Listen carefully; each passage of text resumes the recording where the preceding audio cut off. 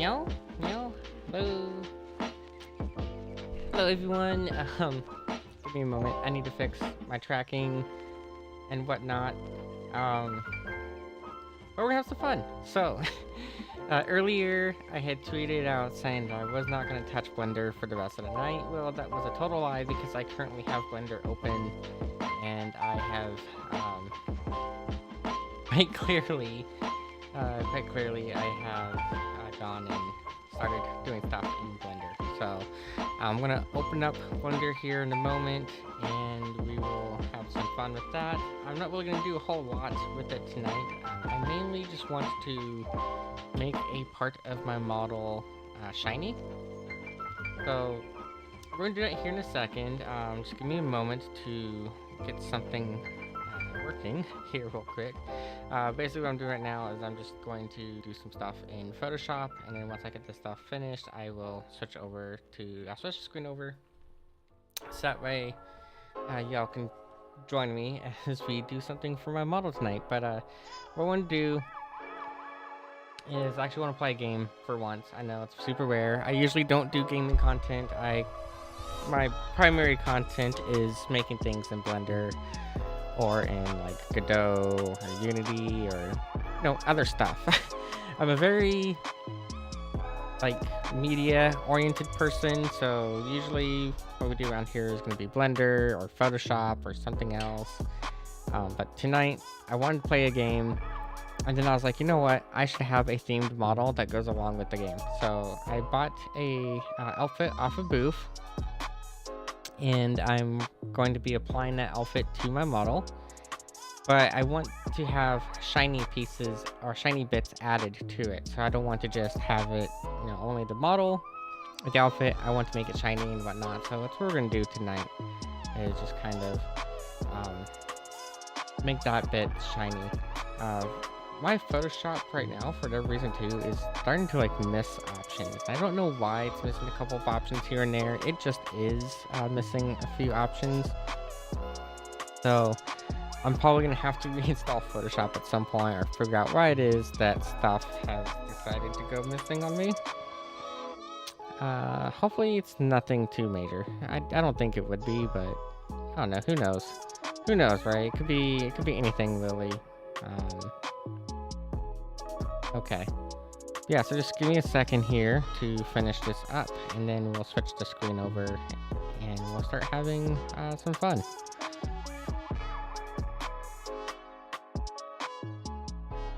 Yeah, for some reason, Photoshop right now is giving me trouble with the content aware fill.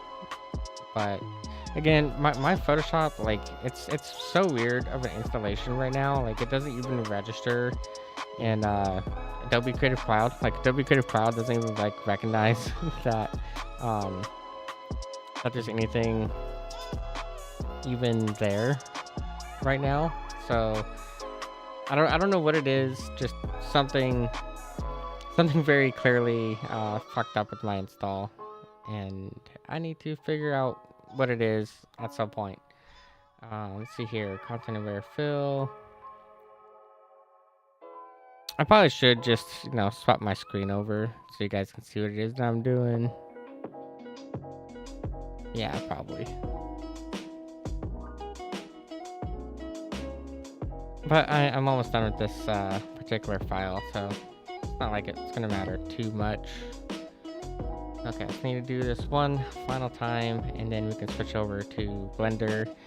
And y'all can make fun of me for saying that I wasn't gonna touch Blender, except I did. So but like I said, I mainly am just trying to make part of my model have some shininess added to it. Nothing really more than that. Okay, and then it's gonna be underscore gloves. Yeah, okay. Well, I think that's actually the whole thing. Let me see. Where is Freeway Studio? Yeah, this should only be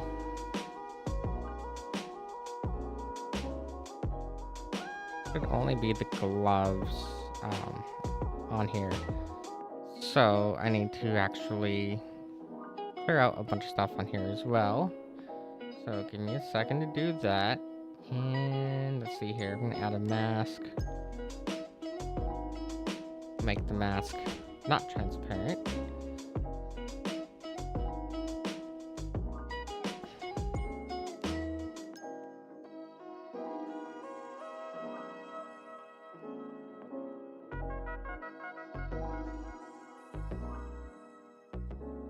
Okay, I want to make that invisible. We'll make this invisible as well. Basically, everything, Control D, should all be quite clearly invisible. Whoa, okay. Yeah, so what I need to do is I need to actually separate these out better. Needs to be separated here.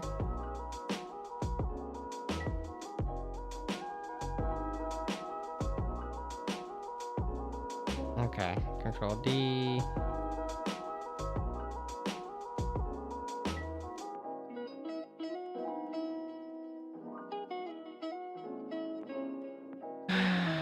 Okay, let's try this again. Export.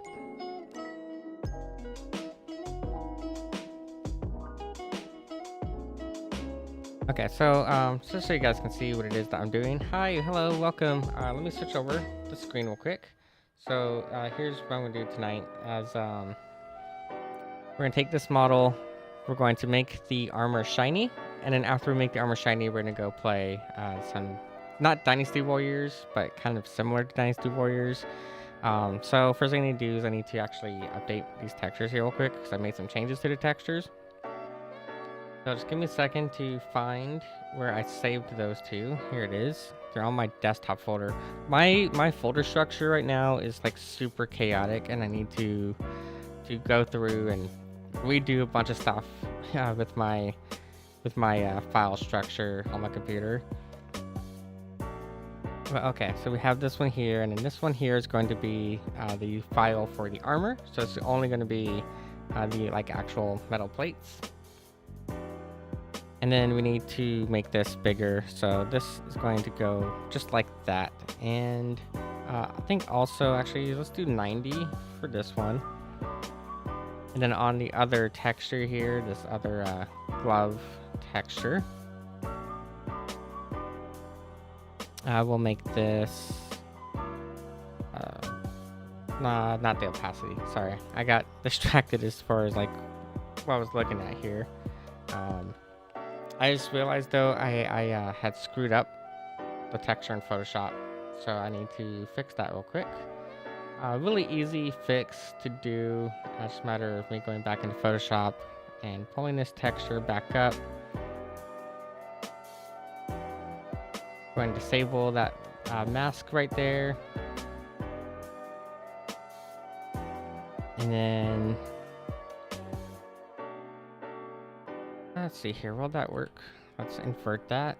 There we go. Wait, no. Why is that still? Okay. These here wouldn't need to be inverted. Only these.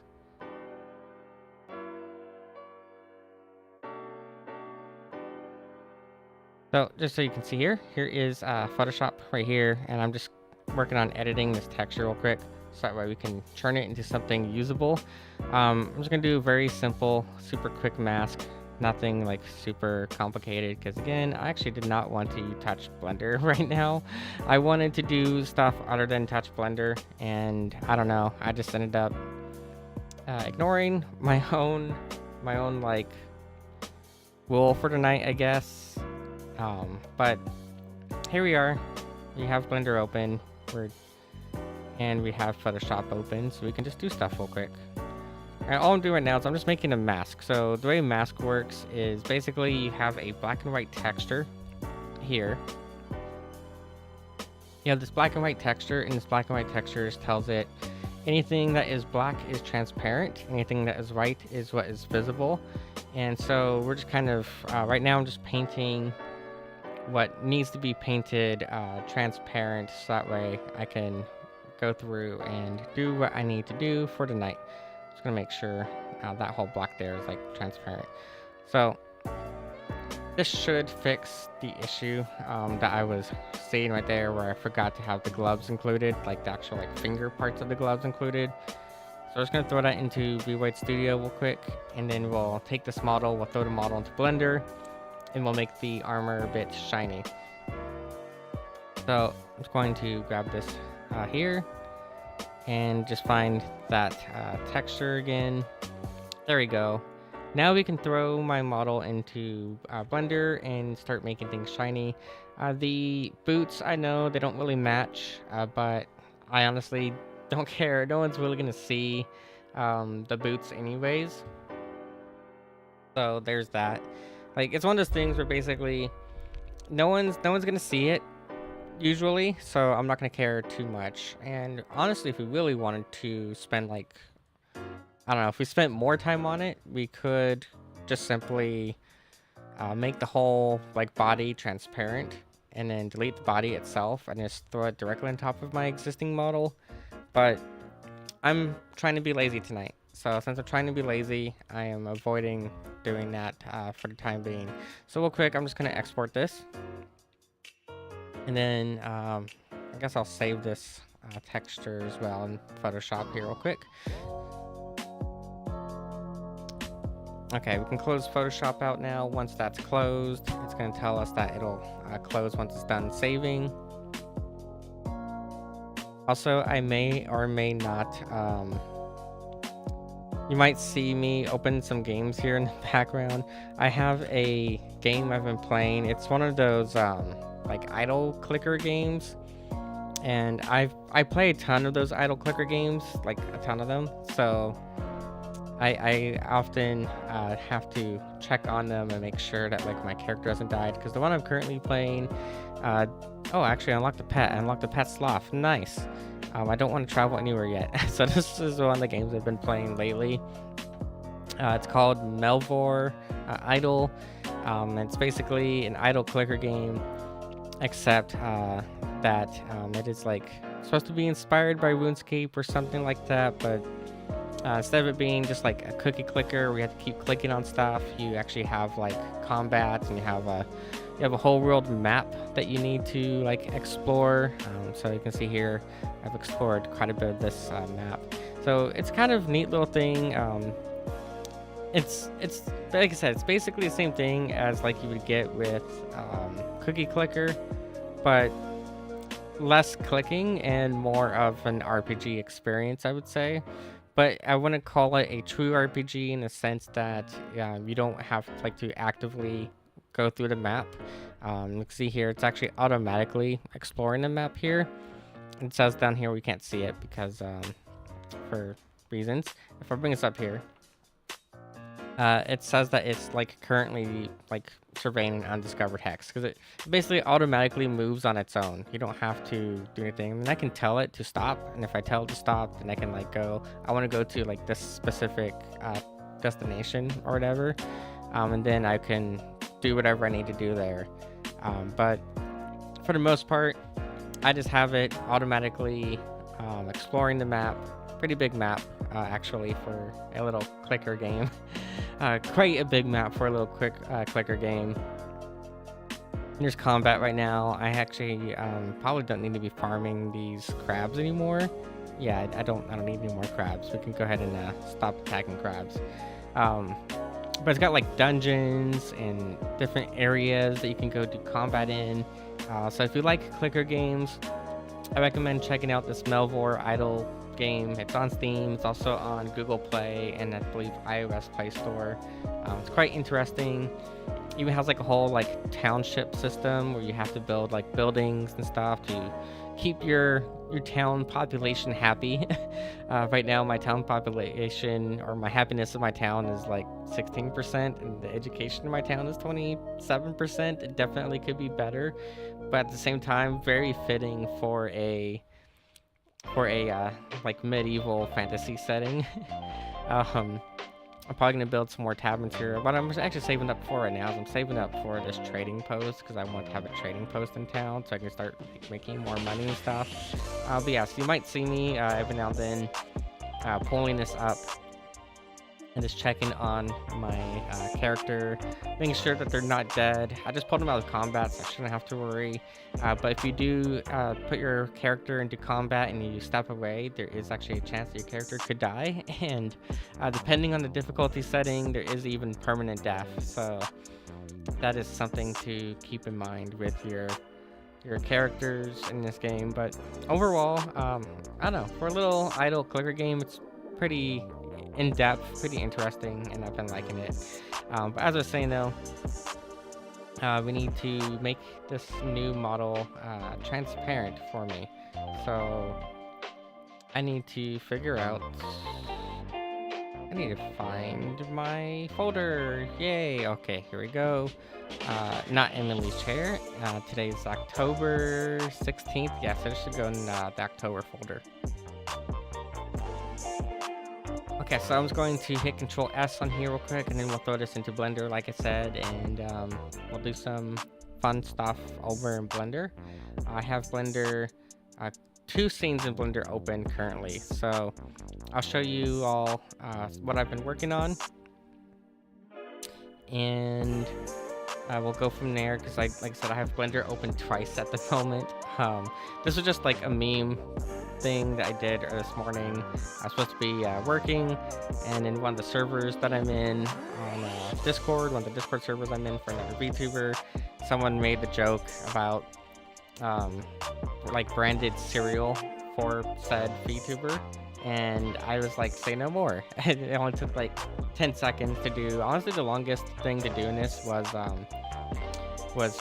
doing the UV map, because I like to make sure that I have like good UV maps when doing stuff, because I used to mod games a ton. I did a lot of video game modding when I was younger, and one of the things I hated most about modding video games was retexturing stuff. I used to do like custom outfits for Terra Online, Blade and Soul, Echo of Soul, a bunch of other like MMOs and stuff. And when you're doing like custom outfits for games, one of the worst things usually is the UV map. So honestly, this morning when I was like playing around here, what took the longest for UV mapping was just UV mapping.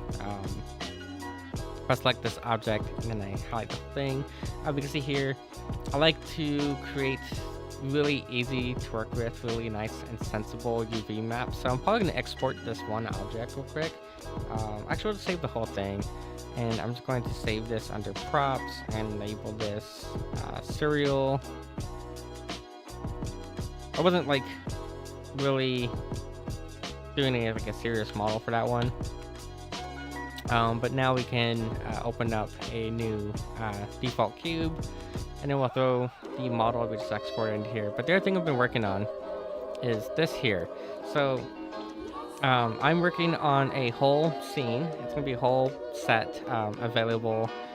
When you go to download it off my booth later, it's probably not going to have these walls here. I'm just putting these here as like a cheap demonstration of the model. But what we worked on the other day was, first off, let me turn off this cube. I want to turn off that chair. So this was something I was working on the other day, and basically it is a gamer desk. You have your 2 shelves here, and when it drops on booth later this week, when it becomes available, I have it set up in a way that is customizable. So if you don't want the top shelves, for example, if you don't want those shelves up top, then you can turn those off. Let me set the... Let me come over here. I'm going to go to our shader editor, and I'm just going to adjust some stuff here real quick. So I'm just going to go to world.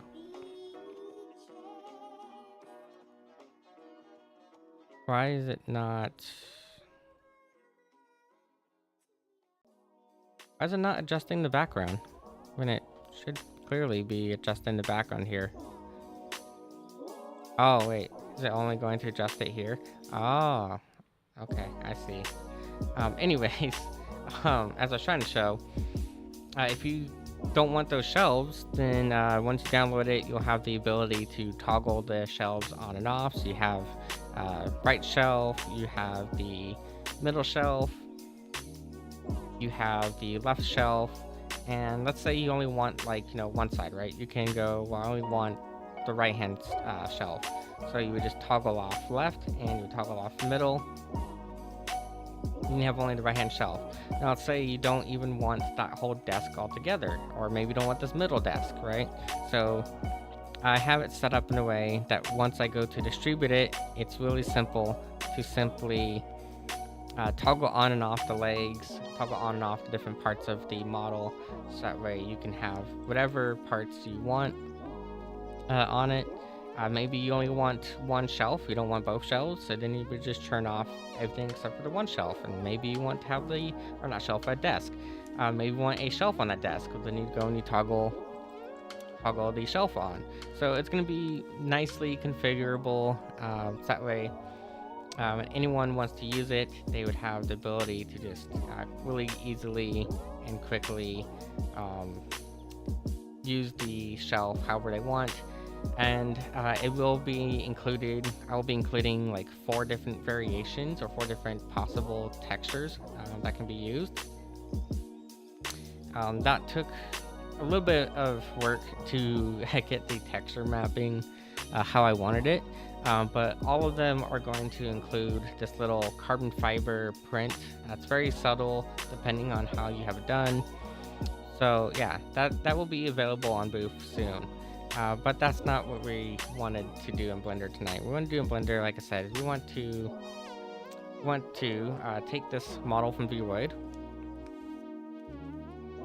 and we want to, let me close out some stuff here. What window here is open? What window is this? Is this InDesign? What window is open? Oh, that is InDesign. Okay, I need that closed. Why is InDesign not closing? Alright, I have way too much Adobe software running at the moment. Because of my job, I literally have to do like every piece of Adobe all at the same time, constantly. So InDesign is currently open in the background, and I need InDesign to be closed, and it's not closing for whatever reason. So let's see here, in task, come on, there it goes. Okay. Anyways, like I was saying though, also I'm going to close this whole window out. Don't need that open right now. But like I said, for tonight, we're gonna keep our time in Blender very brief. I don't want to spend too much time in Blender right now, so I'm going to go over to my character folder. Go into my October 2023. Make sure we are checking this box here that says extract texture images into folder, and make sure that is checked.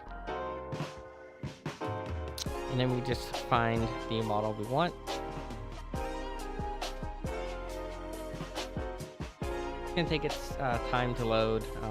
To be fair, I do have like 3 games currently running, so in the background I have a lot going on. Obviously, we're not going to take any time to add any custom physics right now. Maybe we'll do like a little tiny bit of custom physics, but I don't want to spend too much time on that stuff at the moment. I'm going to close that whole area up there so we have only this view of our model.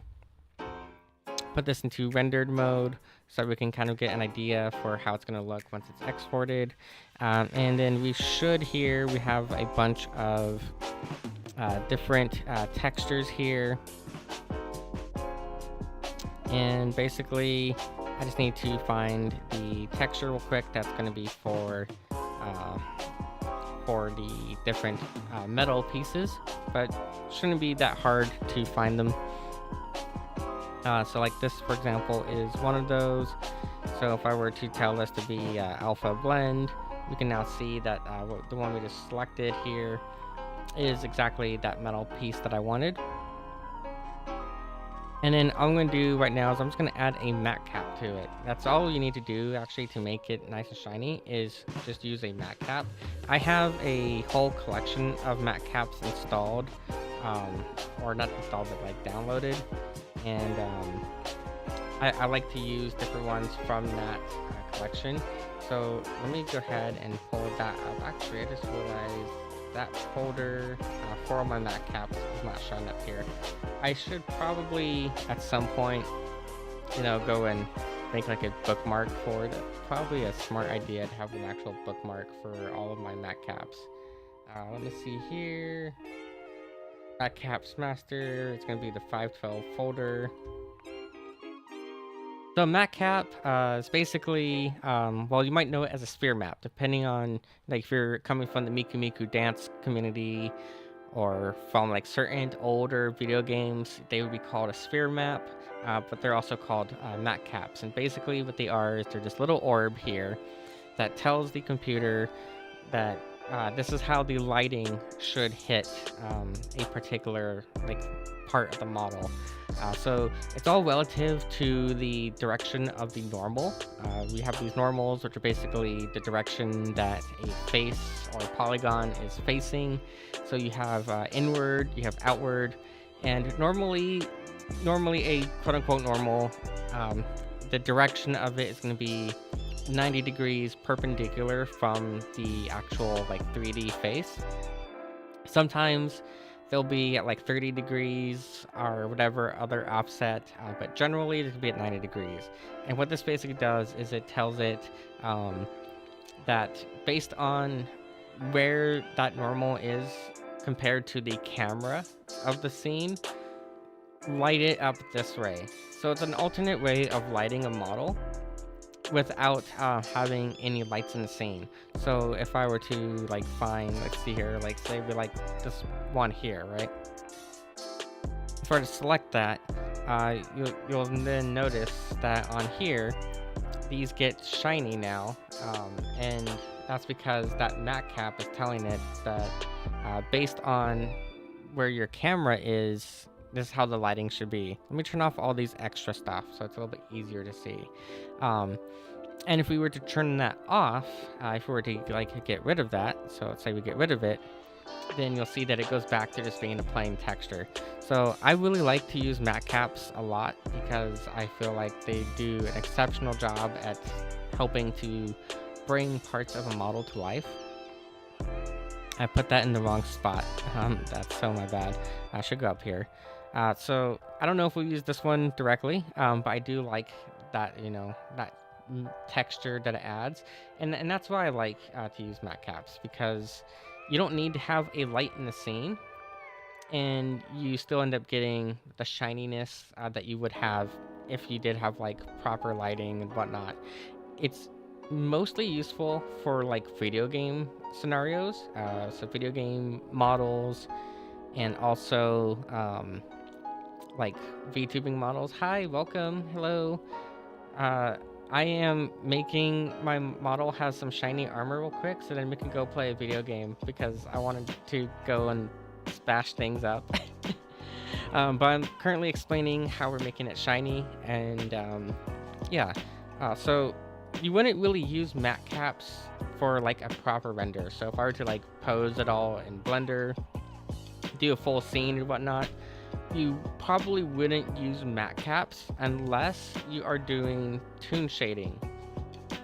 So I guess that's like another thing to consider is what kind of shading are you doing. If you're doing toon shading, you might use a matte cap. If you're doing realistic shading, then you're probably never gonna want to use them because they ignore any lights in the scene. Like even if I were like, we have a light right here, right? We have a light somewhere. Here's the light. And if I were to turn this light off, which it should be off, you'll see that the little shiny bit on the arm still ends up acting as if there's lighting, even though the light's off. That'll actually be even more apparent if I actually move the light over. I'm going to set my light to where I normally like to place it. So I normally like to place it really close to my models, so that way it's easier for me to tell when it's on. And so yeah, so you see here, the light's on. That made it brighter, right? Nice and shiny there, but brighter. However, if I were to turn that light off, the shininess is still there, even though the light isn't on it. So that is why you probably wouldn't use it if you're doing like a proper render. But for video game models and for VTubing models where you don't exactly have a lot of dynamic lights in the scene, if any at all, it's really helpful to use, and that's why I use I use the heck out of them because they are just that useful to me. Real quick, I need to come over here and figure out which texture is which for my body here, because I wasn't fully paying attention to oh, here we go. Nope, that's not it. This is tops. One. Yeah, I need to figure out which model is which. I should have paid more attention. Actually, what we could do, make it easier. Drag this out, and I want to go over here to the UV editor real quick. And I'm just going to look through here. This one is _14, so it should be this one then. So here is our texture. This is our texture for the armor. And you can see the armor is not very shiny right now, but we're gonna make it shiny. Like I said, I personally like that matte cap that we applied to the other bits. So we can apply that here, and now you can see there is shininess. Now, technically, what you would want to also do is do a normal map on here. It would look a lot better if you did normal map it, actually. I don't think I have any plugins. There was a plugin I was wanting to use here on Blender to automatically do normal maps. Unfortunately, I don't think I have that plugin installed right now, so we'll do the normal map a different way. So what I'm going to do for that, I'm going to open up Photoshop, and we'll throw this into Photoshop. I'll show you how to use Photoshop to create a normal map. Real quick, what I need to actually do is I'm probably going to need to yank Photoshop off to the side, so give me a moment here, because I was just doing a bunch of stuff for work, and I don't want any of my work stuff to show up on screen. So I'm just gonna close out the screen real quick, and then I'm going to go to my folder for my character models. And then once I have the texture on screen, I will go and put the screen back on. It's just I don't want any of like the work stuff to show up, because I don't want to like accidentally, dox anyone or anything. And yeah, I try to be privacy minded where I can be. So here's this texture here. This is the texture of the armor. Now, because we're going to be lazy tonight, we're not going to bother separating the straps from the armor. If I was just, killing time, doing it on my own, I would be separating all this out, but we're going to be lazy tonight, so we're not going to bother with that. Now, what we want to do to make a normal map is you want to make sure that you have a 3D button up here. You'll see this little 3D button up here at the top. I think in the newest version, or in the beta for Photoshop 2024, the 3D feature is removed. However, in the older, not yet deprecated or not yet replaced version of Photoshop, you still have a 3D tab.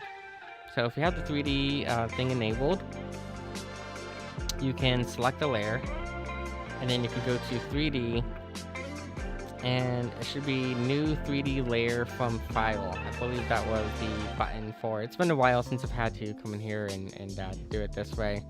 But you would go basically, not from file. Was it under filters, or where was it at? It's under filters. Here it is. Under filters, 3D, generate normal map. That's what we want to do right now. That's the easiest way to do it. The other way to do it is to create a whole 3D object in here, and then there's like a bunch of steps you got to do if you go the 3D object route.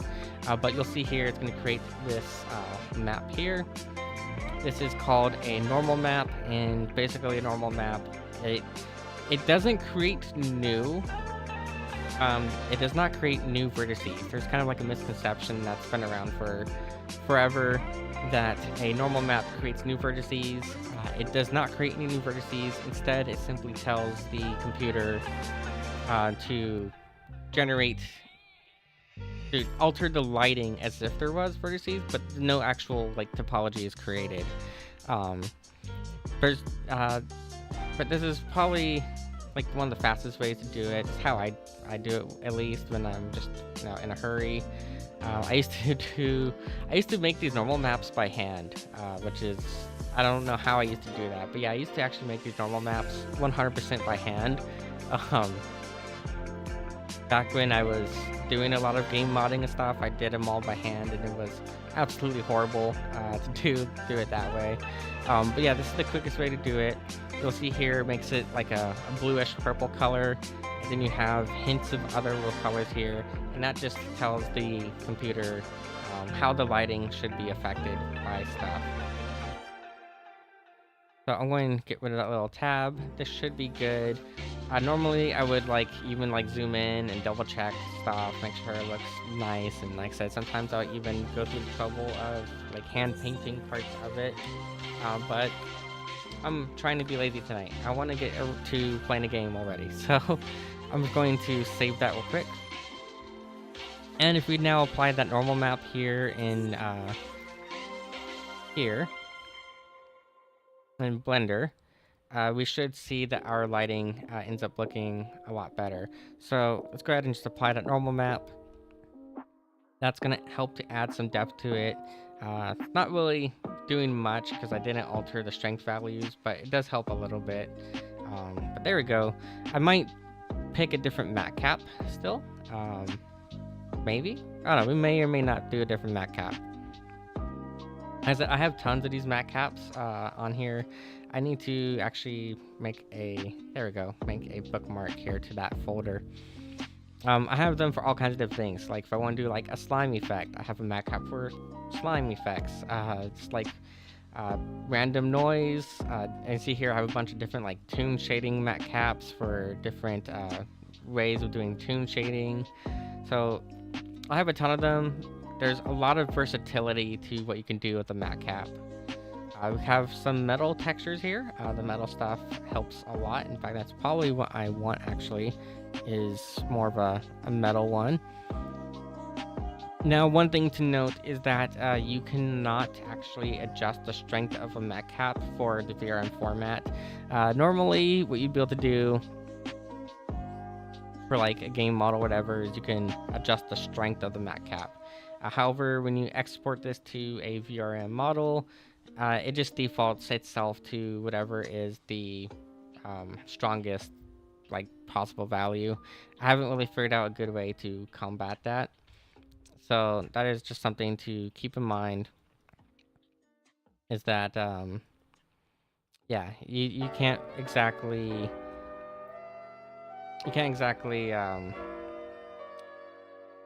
change the strength of it. But I do like to be able to change the strength of it. So depending on what I am throwing this model into, if it's going to be in a format that does allow me to change the strength, then I definitely will go and alter it to however I feel looks best. Real quick, just want to see here that same matte cap applied there. Yeah, that should look good. Honestly, I don't want to spend too much time on it, so I think we're going to call it good there. And I'm not going to bother doing any custom physics or anything tonight, because again, I just wanted to do this super quickly so we could play some games. I'm going to just overwrite the existing model. It should be fine to do so. And then if we open up, where is it? We've got to open up Verudo now. So here is Verudo. Verudo has a really nice little interface here, and I'm just going to tell it to open the characters folder. And then I'm just going to drag and drop our file. Come on, computer, hurry up. You can copy stuff over. Oh, okay, now, as we can see here, actually, we are way too shiny. It definitely has the metal look. You know, no, it definitely looks like metal. But I feel like that is probably a little too shiny for what I want right now. And you can see the normal map at work here. You can see the normal map. You know, it's kind of adding some of that depth where we wanted it. But again, way too shiny. And I really probably should have like masked out the. I should have masked out all of the straps, but again, I'm being lazy, so not gonna bother with that. Let's see here. Yeah, I really wish I could simply adjust the strength of the mat cap, because I feel like that is way too much.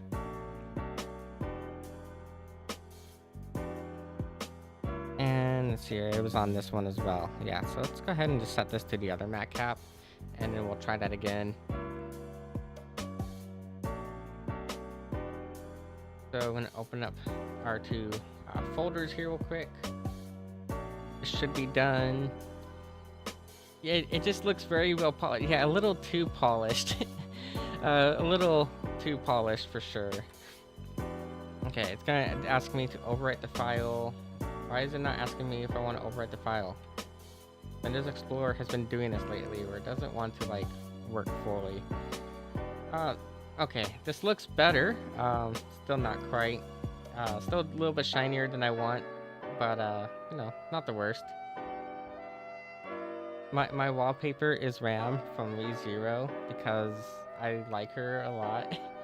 I do not like her sister. I hate Ram, but Ram, for whatever reason, this is like a comfort character to me. So I have a whole shrine dedicated to her, and my whole computer is like dedicated to her right now. My second monitor has like an animated wallpaper and stuff. Yeah, she's my comfort waifu at the moment.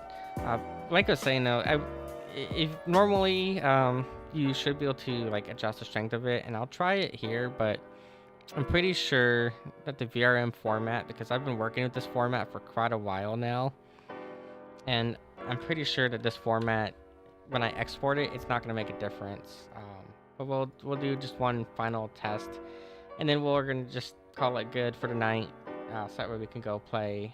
It's gonna be Muso Oroki 3 or Warriors Oroki 3.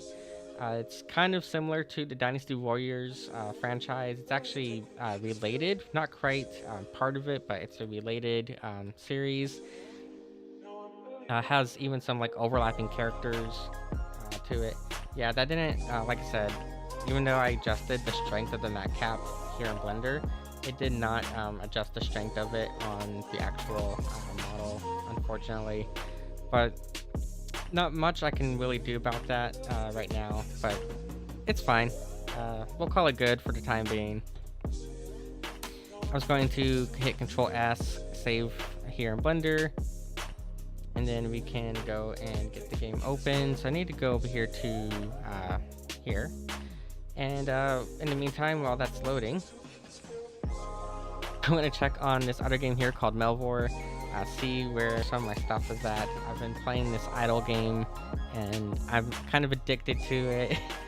I love my little idle clickers, and yeah, I'm like kind of addicted to this particular one. I still don't have enough for my trading post, so I guess I'll call that good and just mute that.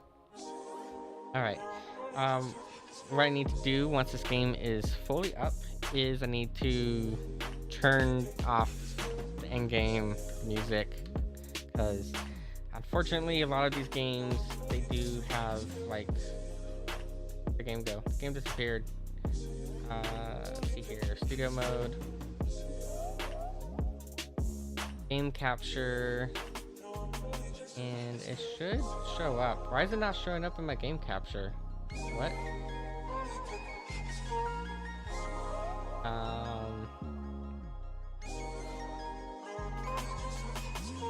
There we go. Okay. Alright, go ahead and close out studio mode. Yeah, first thing I need to do is turn off the in-game music, because a lot of the times games have music that gets you like banned off Twitch and other places, because licensing is a total pain in the ass. I actually have no clue if this game is even playable with mouse and keyboard, so we're gonna find out. Oh, we do have mouse controls. Okay, we have keyboard controls. Looks like standard was, standard looking around, jump is space, okay. Normal attack is J or left click, charge attack is right click, special attack is F, character switch, okay, that's neat, such characters, is E or Q. Guarding is control, but who the fuck ever uses a guard button in games? Like, I don't know about you guys, maybe it's just a skill issue, but I pretty much never block in video games. I don't know why. I just don't know how to block. I just go full send on attacks. So I thought there was a change weapon button, but I'm assuming not, because unlike my favorite game in like the Dynasty Warriors series franchise, this one I don't think has like completely custom character creation. Whereas, yeah, you know, dodge over block. See, dodging is better because you don't need to block if you don't get hit in the first place.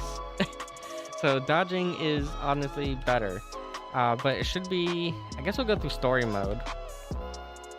And I do actually have a character on here already. I'm not sure how far into the game I was.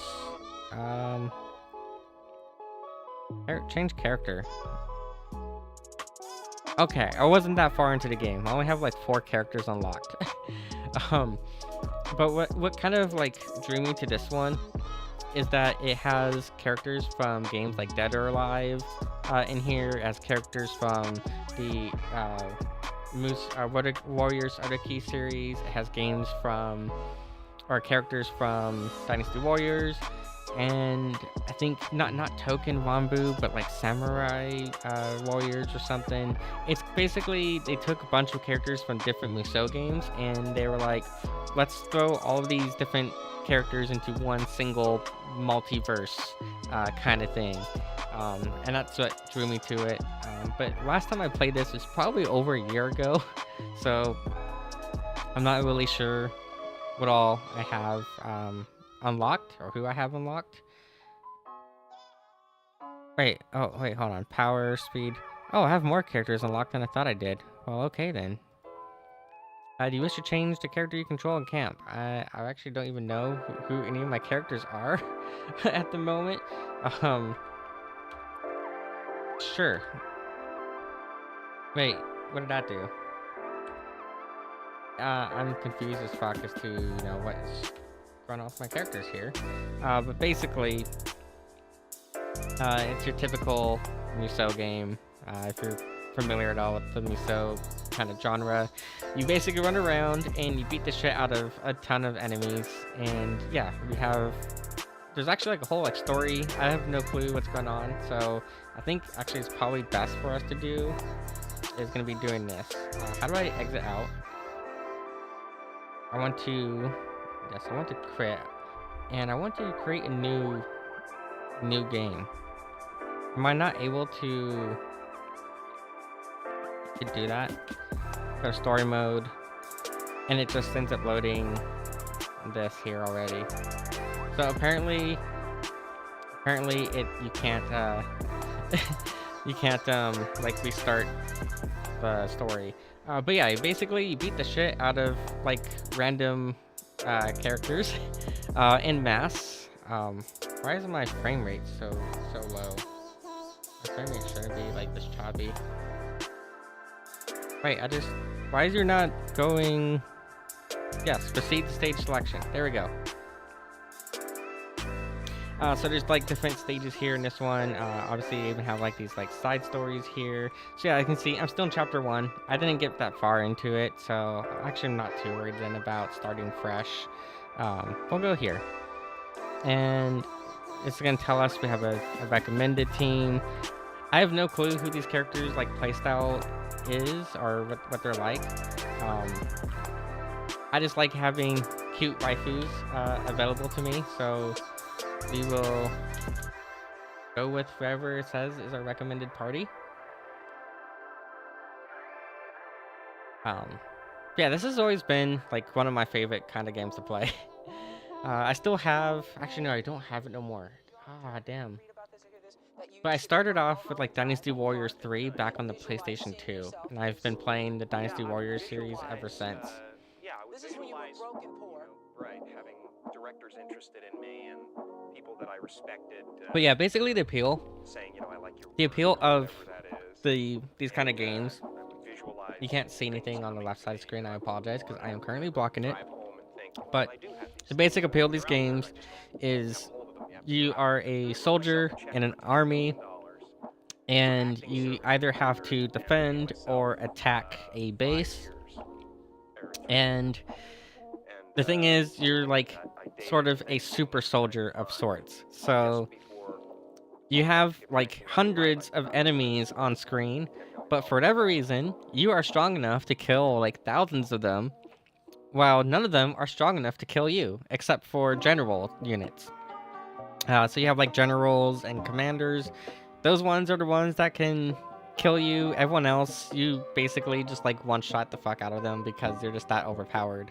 And it's really fun because you don't have to really think shit through at all.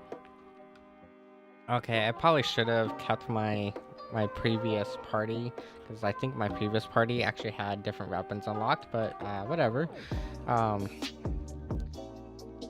I don't know what any of my characters' combos are either, but we'll figure it out. Yeah, you're basically kind of like a super like warrior of sorts, and you have even magic abilities that you can use. My favorite version of this kind of game is the Empire spin-off of Dynasty Warriors, which has you able to like take over actual territory. Why is it so choppy though? I don't know why it's like super choppy. But yeah, basically the goal is to kill as many enemy soldiers as you possibly can. And that's what makes it fun. Is that you literally spend the whole time killing as many enemy soldiers as you can. But yeah, why is it acting so choppy when I go to like move? Yeah, colonization basically, more or less. In a way. Let's see here. Tab. Can I go to options? Display. Oh, this isn't gonna like actually give me options for stuff, is it? It's not going to. Why is it so choppy though? It shouldn't be this choppy at all. If it ends up being too choppy, what I might do is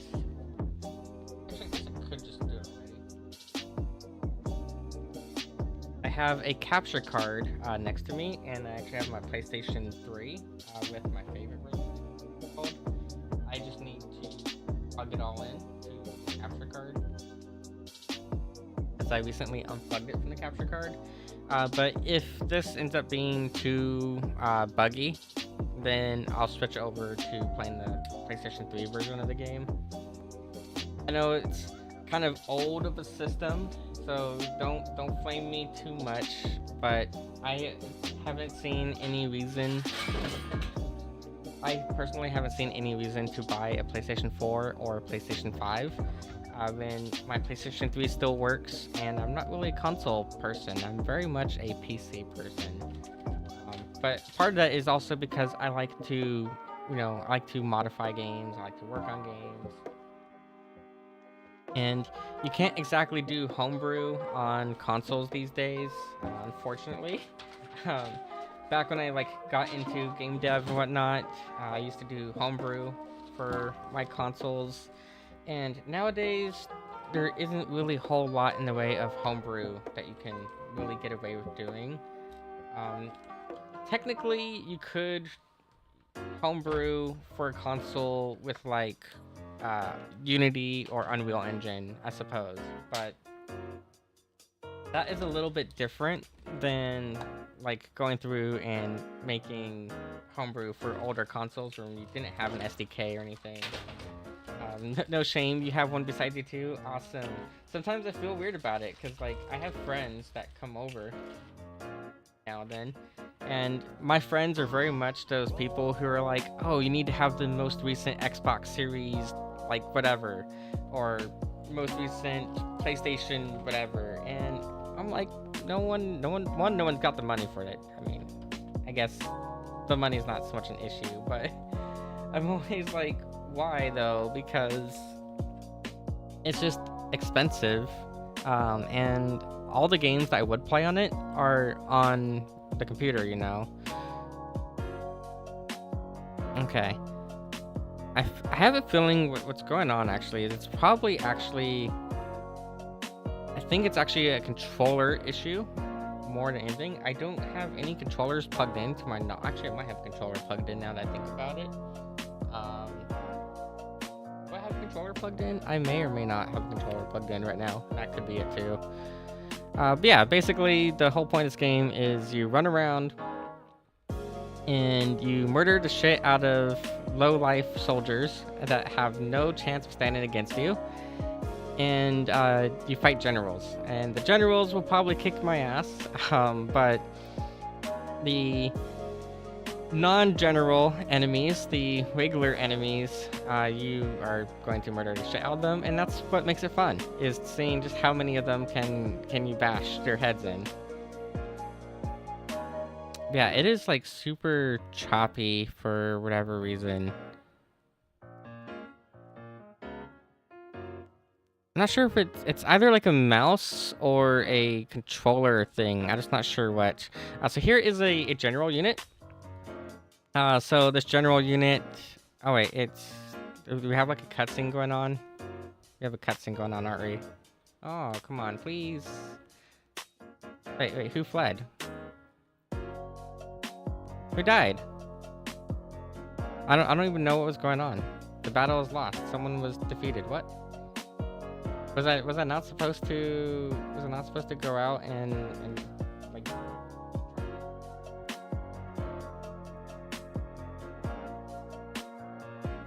So I do actually have a controller plugged in, and I don't think it should be an issue, but it might be what's causing some of that choppiness. What I have plugged in is my sim racing wheel for Assetto Corsa, and I'm not sure if the Assetto Corsa wheel is what's causing the weird jumpiness there. It might be. So give me a second here. I'm going to make sure stuff is either unplugged or just not like gonna interfere with stuff. That's something I want to do on stream too at some point, is like Assetto Corsa or R Factor. Not iRacing, because I can't afford iRacing. iRacing is expensive, but I love playing Assetto. I love playing other similar games. I actually bought Need for Speed the other day. I don't know why I thought Need for Speed has improved over the years, because it has not. But for that reason, I thought to myself, oh, Need for Speed has a new game. Surely it's worth buying and playing as a racing fan. And I wish I could refund it, but unfortunately I had already played more than like 2 hours of Need for Speed, so there's no refunds available. That is a thing. Here. You might hear me dropping a bunch of crap because I need to get over to where all my cables and stuff are at. So you'll see my model kind of freak out as I try to come over here and fuck with cables. Important to make sure that nothing is interfering with the controller. Add it to have my cable.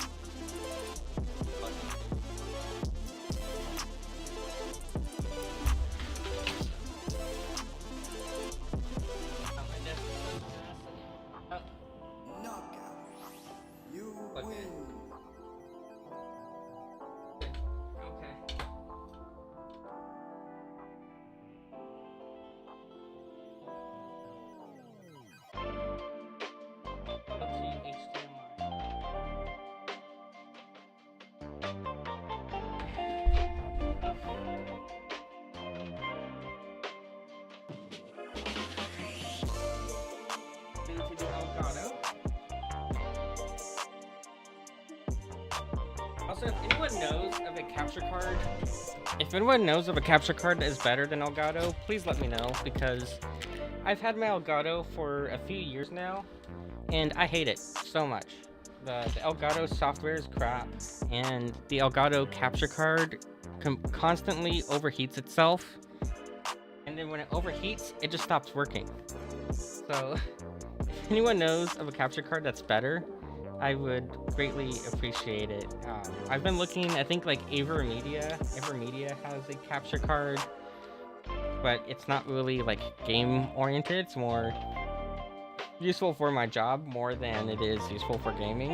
And that could be part of the problem too, is the Elgato that I'm using specifically is the Camlink 4K. It's not the HD60 or whatever, it's the Camlink, which is meant for like DSLRs. So maybe that's why it has its overheating problem. I don't know. But yeah, I need to get something better than the Elgato, because the Elgato just sucks. And their software is terrible. I don't know why it's so bad. Okay, so the here is now set up.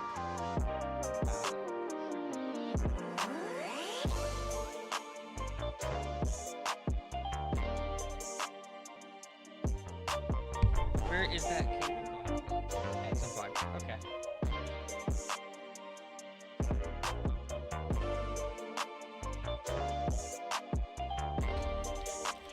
And again, I apologize for all the extra noise in the background.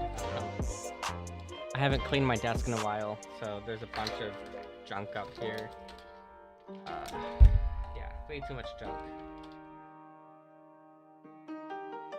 Where is my capture card?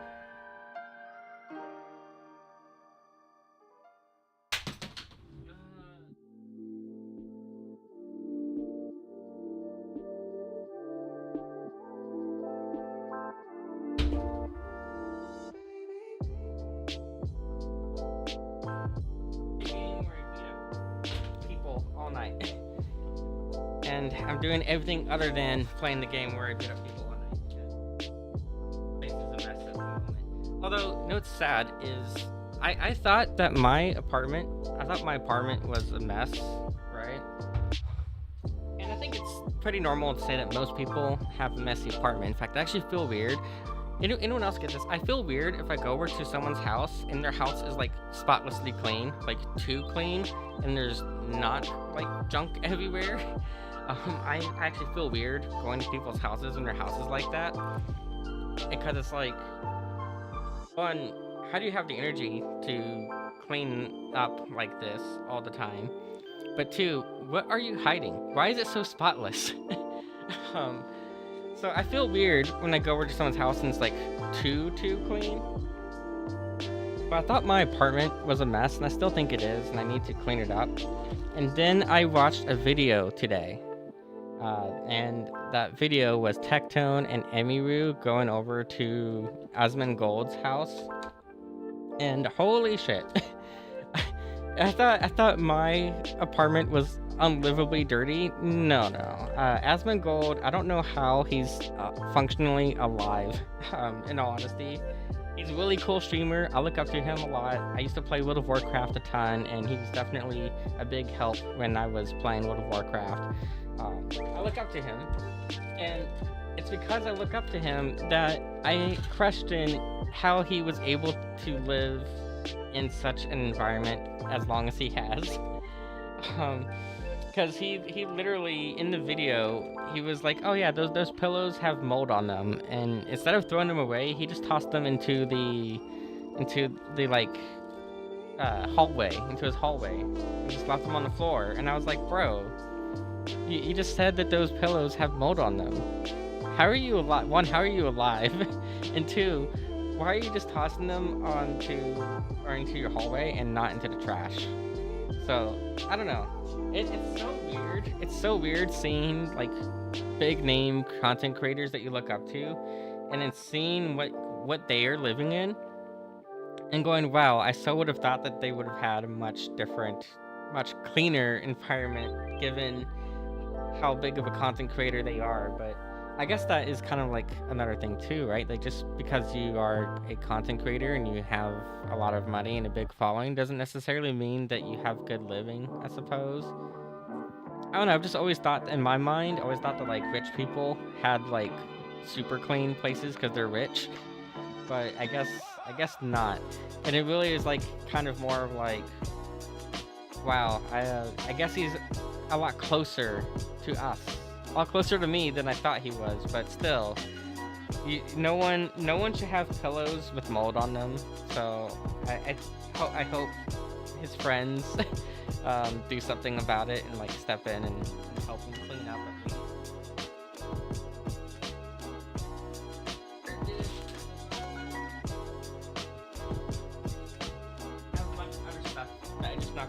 I just knocked over a bunch of model kits, which we need to build model kits on stream too, because we've done model kit streams, and wow, we've done model kit building stream, and I have specifically three model kits I want to build that I'm going to use to make a custom based on my VTuber model, because they have twin tails and stuff, and we're going to paint them on stream. I need to dig out my paints and my air compressor, because I have a whole like setup for painting models. Hopefully by the time we actually get around to building stuff though, I'll have my 3D printer set up so we can do some 3D printed parts for all of those stuff as well. Yeah, I have no clue where the Elgato disappeared to. Huh. I wanted to play the other version of the game because I know it's not going to have any stuttering issues like this one is. Since it's a console game, it's running on the console, it's not going to have the stuttering issues. And I don't think there's anything running in the background that should cause it to happen on the computer. It just is happening. What is this here? That is a Word document. Okay, well, I can leave the Word document open in the background. I don't need to close out Word. I guess I'll close out my idle game. See if that helps. We'll close out this other idle game here. See if that helps. Okay, so those are all closed out. Yeah, I was hoping to find or just plug in the Elgato so that way we can play the same game, just knowing that it's not going to stutter.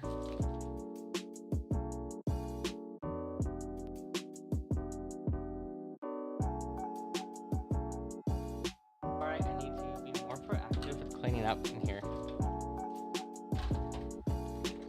A bunch of like audio cables and stuff laying around. I'm just glad. I'm glad I'm a VTuber and not a live stream or IRL cam, webcam. I don't know, cam tuber, flash tuber, whatever the term is. I used to be a flash tuber. That was how I started. I used to wear a different cosplay for every single stream. It was so much effort though, so much effort to put on a whole cosplay, put on all the makeup, put on the rig and everything, and then make sure your whole area is like spotlessly clean, because if it's not spotlessly clean, then people are going to flame you for it because they expect their streamers to look nice and pretty all the time. And once VTubing kind of took off, I was like, I'm so going to start doing this, because now I don't have to get dressed a whole hour at a time. I don't have to take a whole hour to put on a costume and to get ready and whatnot. And you guys don't get to see the mess that is on my desk right now, which is the best part of not being a flash tuber anymore, is that I don't have to worry about my desk being visible and the messiness being everywhere. Plus, I can wear whatever I want and not have to care. Not to say that I won't do cosplay stuff every now and then, because it is fun. It's just most of the time it's nice to simply hit play and not have to worry about wearing a costume and whatnot. In the meantime, while I am trying to find where on the floor my Elgato is, I'm gonna switch the room over here to the studio room, and I'm gonna be making this background free. It's gonna end up on my booth page probably tonight. We're gonna make this background free because I am gonna be doing a whole new environment altogether. This one is only 2D. This was done entirely in Photoshop, and didn't quite come out the way I wanted to. Like, it worked when I was a 2D VTuber, but now that I'm a 3D VTuber and I have the ability to do custom stuff in Unity on my own, I'm working on a cyberpunk-ish / spacey environment that'll be interactive. That's gonna replace this one, so we're gonna make this whole environment free probably tonight, if not by the end of the week. This one will be free, so that way I can give back to the community, give back to the world, and have a newer environment replacing it. And I'll release the Photoshop document for it, because I do still have the PSD. So I'll release the Photoshop file, so that way not only can people download it and use it as their stream background, but then they can go through and they can move whatever layers I had that were movable. I know for sure, like, the figures in the background, those are their own separate layers. All 3 of the posters in the background are separate layers. I'm trying to remember if the couch and stuff on the couch was its own layer, and same for the guitar. I don't remember if those were their own layers or not, but yeah, I'm gonna be making it publicly available, because I like to always give back to the community when I retire something. Every time I retire something for my stream, I like to give it out to people, because it's just a nice thing to do, I feel. And yeah, I don't know. It's kind of like a hand-me-down system, I guess.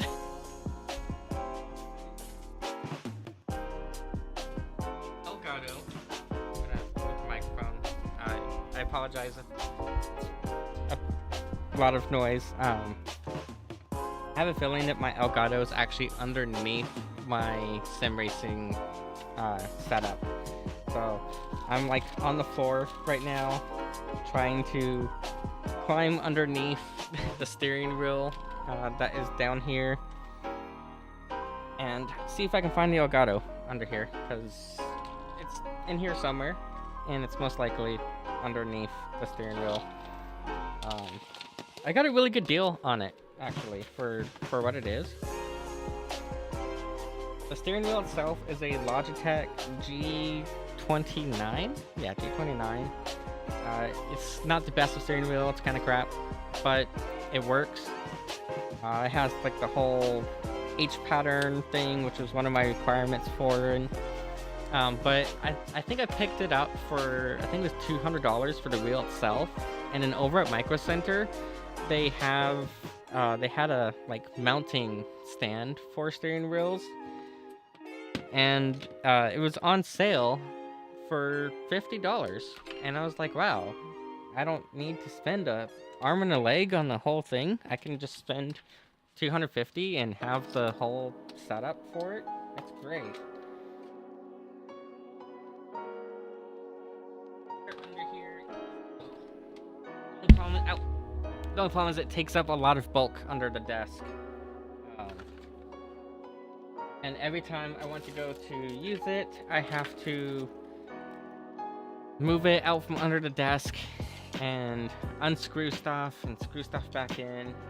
Bit of a pain, but I don't know, for as cheap as it was to get into sim racing, not a bad deal, because most sim racing stuff is super expensive. Okay, this is a hard drive. Why is a hard drive on the floor? That shouldn't be on the floor. See, this is why I'm so glad I switched over to being a virtual waifu. You guys would see the hard drive on the floor and rip me a new one, probably, because what is it doing on the floor, you know? Shit. The caster wheel for my computer fell off. Let's put that back into place.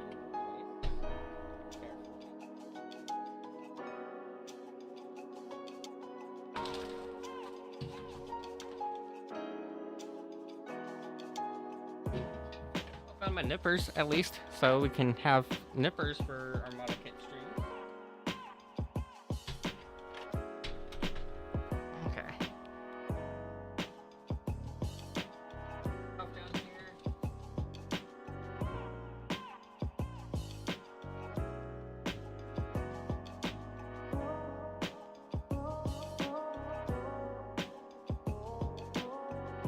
Okay, I'm basically finding everything other than my Elgato down here. Okay. Well, I guess we'll try to play the PC port and see if we can get it stabilized in some way. I just was hoping to just, like I said, I was hoping to just plug in the Elgato and call it good and go on from there. But clearly, the Elgato's nowhere to be found right now.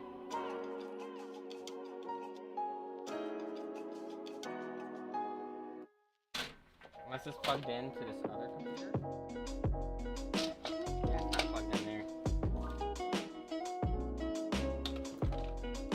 Which I still need to get this other computer running at some point.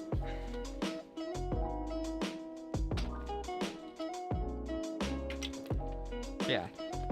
Take all of this monologue as a lesson to be a little bit cleaner with your stuff, because otherwise you'll have a bunch of junk sitting underneath your desk and you have no clue what any of this junk goes to.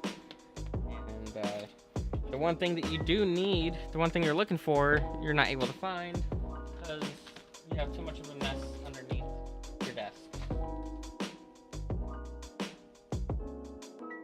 More hard drives. Okay. Yeah, I'm gonna see if this game does have like graphics settings or something. Usually with these PC ports, I'm not too, like, I don't expect them to be decent enough to actually have, like, you know, proper settings. Let's see here, options, display. Yeah, that doesn't give me graphic settings. Graphic settings, windowed, VSync. Not really it. The game only lets me select between 60 and 30 FPS. Okay. Display distance, shadows off, reflections, anti-aliasing, light shafts, effects level. Okay.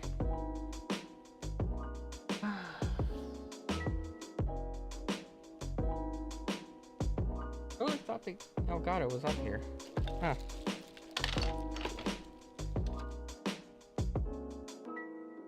I don't know. Worst case, I go and I buy a new one. But like I said, I want to try a different brand for my capture cards. Just because, like, Elgato capture card didn't really work out as well as I wanted it to. But let's see here. So, I did adjust our graphics settings. I'm gonna go to free mode real quick, and we're just gonna pick a random battle. I have no clue what battle this is, but I turned down the like 3 settings that this game has. It only has like 3 settings. I turned them down, and we'll see if that has any effect on whether or not it's playable.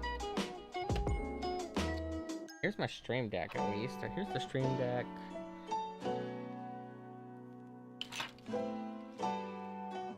Yeah, where did the actual like capture card go? Okay, well, we unplugged our controller for the racing sims.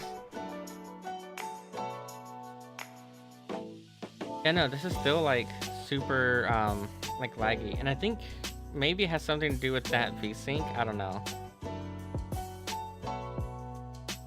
Anyways, like I said, the whole like appeal of these games is beat the shit out of everything, essentially. What I really like is the Empires spinoff. With the Empire spinoff, you get to have like a whole empire, which is really like interesting. So I like having all the like diplomatic options and stuff available to me.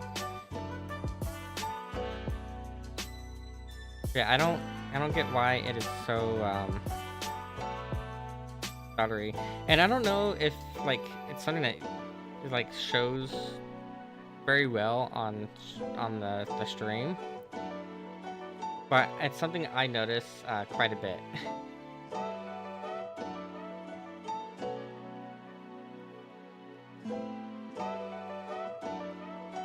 Oh, there we go. See, basically you walk up to a group of enemies and you say fuck you, and everyone blows up because you have magic and they don't. I don't know why I am completely ignoring the whole other side of the map when I should actually be running to the northwest, not to the south. But oh well, we will just come down here and attack this chick.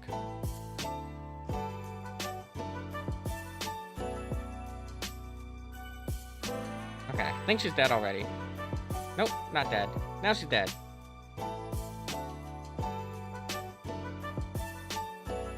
Okay, yeah, the stuttering is like super annoying to me. Holy crap, why is it so bad?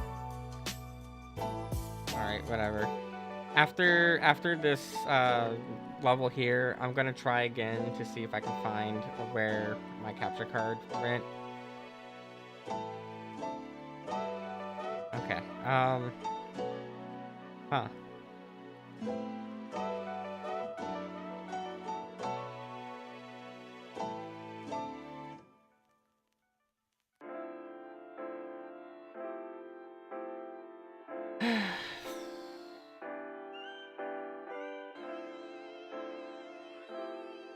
Yeah, it's kind of like trying to like figure out how to like describe it, but it's like the camera wants to jump around, like there's like a delay, like trying to think, like, you know, as you're walking around, it takes like every like 5 steps it's like jumping between versus being like smoothly following you.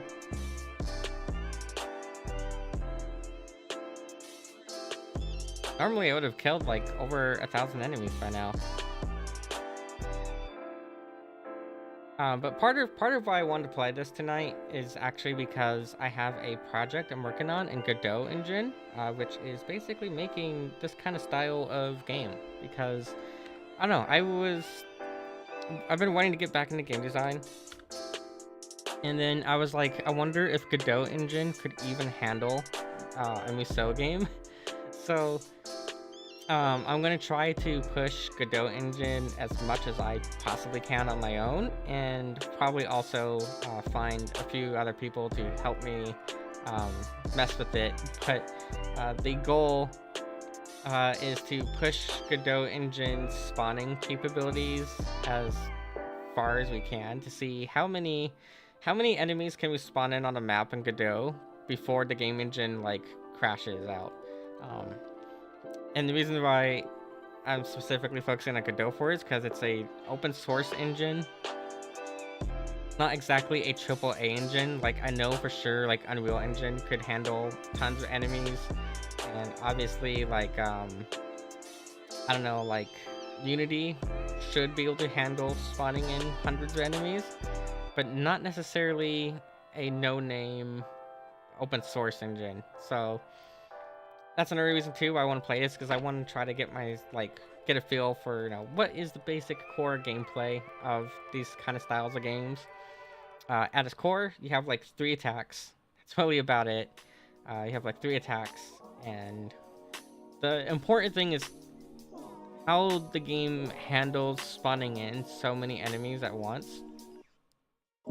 And that's why I want to try to push that open source engine to see if the engine can even handle something like it. And if it can, then great. If it can't, then oh well. But I would like to think that it had.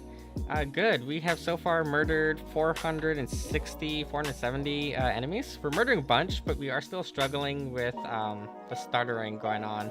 I couldn't find where my capture card went. So I'm a little upset about that because I would rather switch over to the PlayStation knowing that the PlayStation won't be stuttery. It's so weird that's stuttery though, because like my computer should not have any stutter at all. Like I don't get why it's even a problem with my computer, because it really shouldn't be a problem. I'm getting like fucking ran over by horses, damn it. All these people on the horses keep like knocking me to the ground.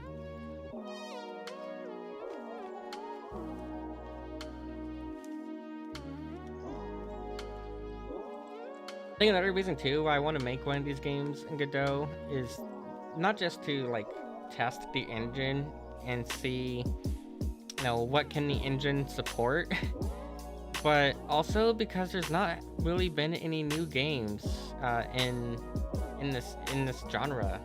It doesn't look stuttery to you? I don't know, maybe it's just a me thing, because it feels stuttery to me.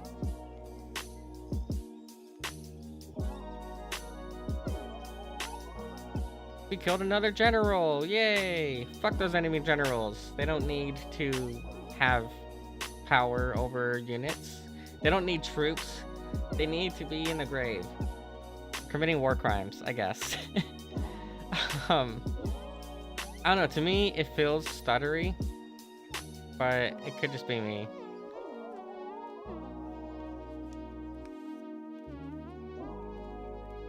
Why are these enemies dying so damn quickly? Normally these enemies are such a challenge. I wonder if I didn't set the difficulty to like my usual like difficulty setting for it. But I think that's another reason too, like I said, why I kind of want to make this kind of game using Godot, is because there hasn't been any new games really in the last like 4 or 5 years that have this kind of gameplay. And all of the ones that are on the PC are actually ports from PlayStation games. So I would like to have something, you know, designed for PC that has the gameplay, and that I don't know, try to figure out a way to be more innovative with it.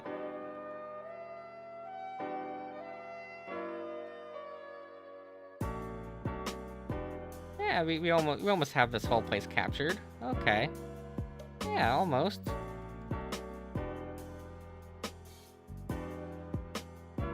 Like I said, this is the appeal of it. The appeal of it is basically, you know, commit war crimes, essentially, and leave none alive, or leave as little as you possibly can alive, and beat the shit out of everyone. Some people might find it boring, but I just find it, like, calming in a way. I don't know if I'd say calming, but, like, the repetitiveness of it and how simplistic it is to me just makes it fun to play over and over and over again.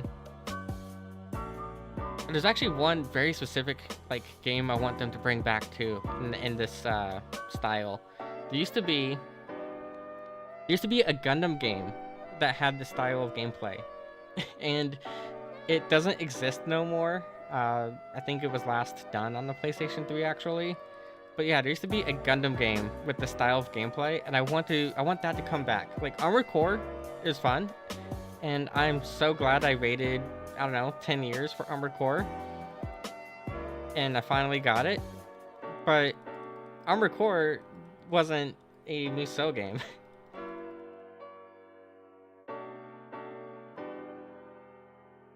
Alright, let's go kill the big bad. He's gonna be this way. The gates are open! Yay! The gates are open. We're gonna go kick someone's ass.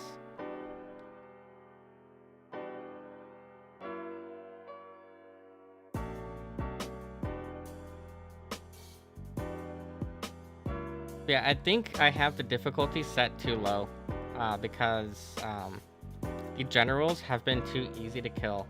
So after this match, I'm gonna go through and I'm gonna reset the difficulty to be a higher difficulty level, just to have a little bit of a challenge and make it a little bit funner to play. Where's he at? There he is. I don't know if this is the big bad, but I want to kick his ass anyways. Nope, was not the big bad. He was someone else.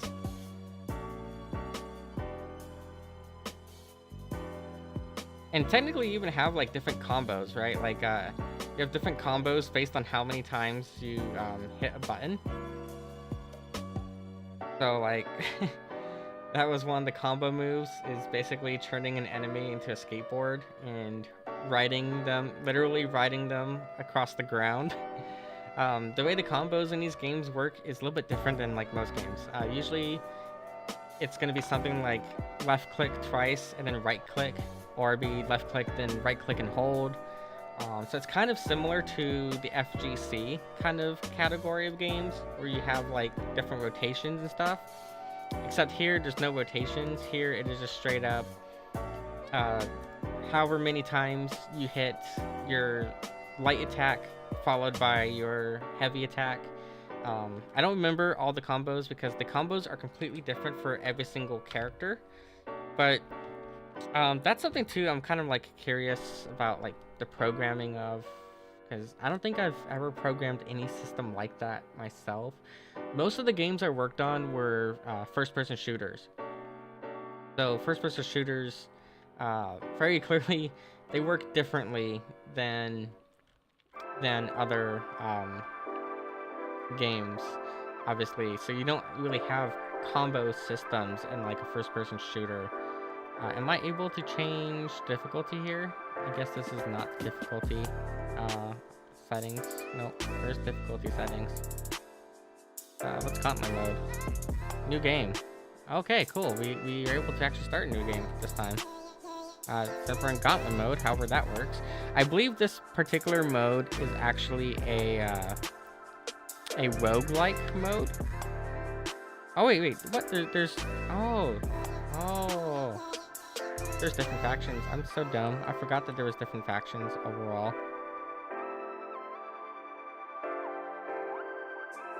Here we go. Yay, we can make a whole team of cute waifus. We're gonna find all the waifus, and we're gonna put all the waifus into our roster. Even if they are absolutely terrible to play as, we're gonna put them in our roster anyways. So as you see here, let me move my character model. Not character model, my VTuber model. I guess technically a character model, but that's not quite a character model. But you see here, on the left side, this shows all the different franchises that are in this particular game. So we have here, we have Wei, Ru, Shu, and Jin. Those are from Dynasty Warriors. So these are all Dynasty Warriors characters here. Then you have Samurai Warriors, which is another game in the genre. So we have 3 sets of characters from that game. And then we have these 2 other ones, which are other franchises entirely. So we have, like, Ayane is from, she's from Dead or Alive. So that was kind of like something that drew me into this one, was like, oh, I can have all these characters from all these different games. But my favorite version of this game is, like I said, it's the Empires spin-off, which allow you to completely do original characters from scratch, which is another reason too why I wanted to find the capture card, because I want to look at how that system was done, or when I go to recreate the system. But yeah, I'm not sure. That's another thing too that I want to test with Godot, is by making this kind of game in Godot engine, because Godot has 2 different scripting methods. So with Godot, you can do either C# or you can do GD script, and I wonder how fast GD script can iterate through things like, like I said, like spawning a bunch of stuff. Like, is it better to just use C# versus Godot script? I'm not really sure yet. That's something that I want to kind of take a look at and see. Party name. Can I type? It's not letting me type. Oh, okay. It's not gonna let me type. How do I go back then? Oh, K is to delete. Okay. Wait, K is not deleting though. Q. Okay, I want to select. I don't know what to name the party, so we're just gonna name it Emily because I am unoriginal as fuck. So we're just gonna name it Emily for our party. I want to delete this character. There we go. And where's L? Where's L? There's L. Okay, and then how do I confirm? I want to confirm by coming over here. Wait, why is it not letting me? Just E? I mean, we could just name the whole thing E. Be like back in with like arcade games where you would no, damn it. No, go back.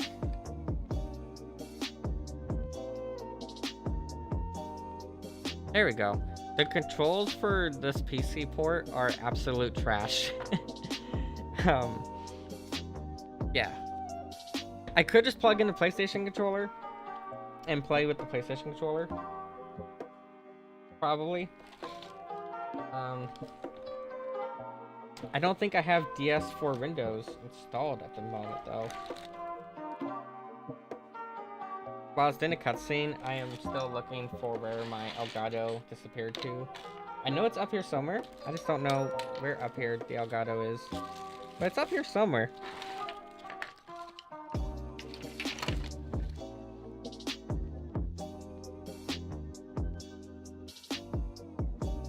Whatever. I'm giving up on trying to find the Elgato for now. My knees are starting to hurt, so I need to get up. Hi, Shizu. Hi, welcome. Wait a second. Getting up really hurts, so give me a moment. I really shouldn't have been on my knees this long.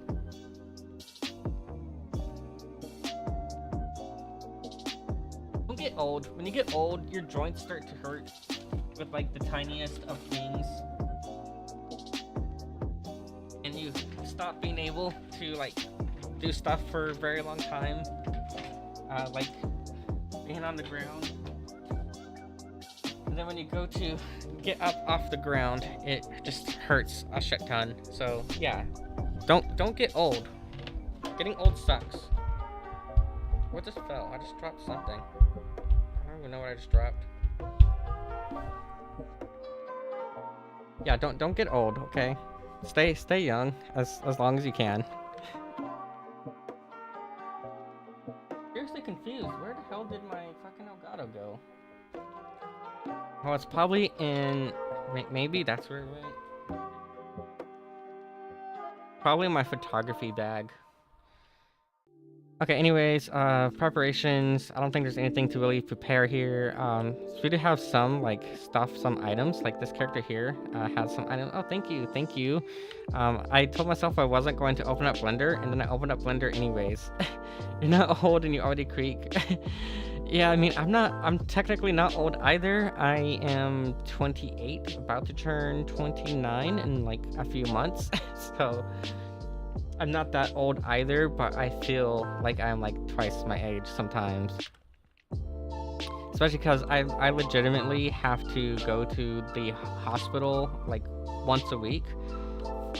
For the last, I don't know how many years. Since 2019.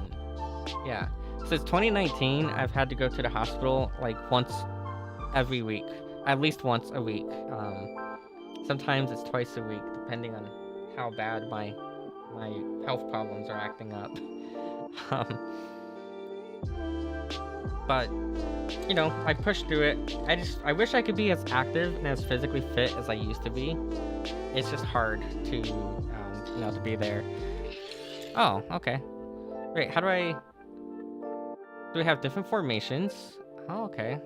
This is my first time playing this mode, so I actually have no clue how this mode works, other than it is like a roguelike kind of mode. So we have here different formations. No. I want you guys over here next to me. Why is that mystic person just running off on their own? Fuck, they're gonna get everyone killed because they want to run off on their own, damn it. Okay, I need to find a character that like better fits my playstyle. I prefer having a little bit more range, but it's fine. I think there was a button to switch characters. Oh, there's a button to switch characters. Okay. Here we go. Oh, wait, yeah, and if you look here on the map, there's actually even some, like, chest icons on the map. So, where is that chest then? Is it back here? Are we able to go back here this way? Nope, we can't go back this direction. We're missing out on loot. I don't like missing out on loot, but we're missing out on loot, damn it. Okay, we're gonna have to go all the way around and find the loot on the other side, maybe. Try and kill this chick. Okay, here's an enemy general, and we're going to, you know, murder his ass. So I'm assuming that as you go along in this mode, these like different gates will open up based on how many enemies you kill or how many generals you kill. Probably that was not the button I wanted to press. I thought I was pressing a different button, and I hit the character switch button on accident when I was trying to use my special attack. Well, if I had known that like every character would be out all at once, I probably would have picked different characters for the party lineup. To be honest, I didn't realize that like you're putting together like a whole team of 5 that's gonna be out simultaneously, and I'm getting my ass kicked over here, and I just got defeated hard as fuck. Yeah, I should have paid more attention to like what the mode actually was.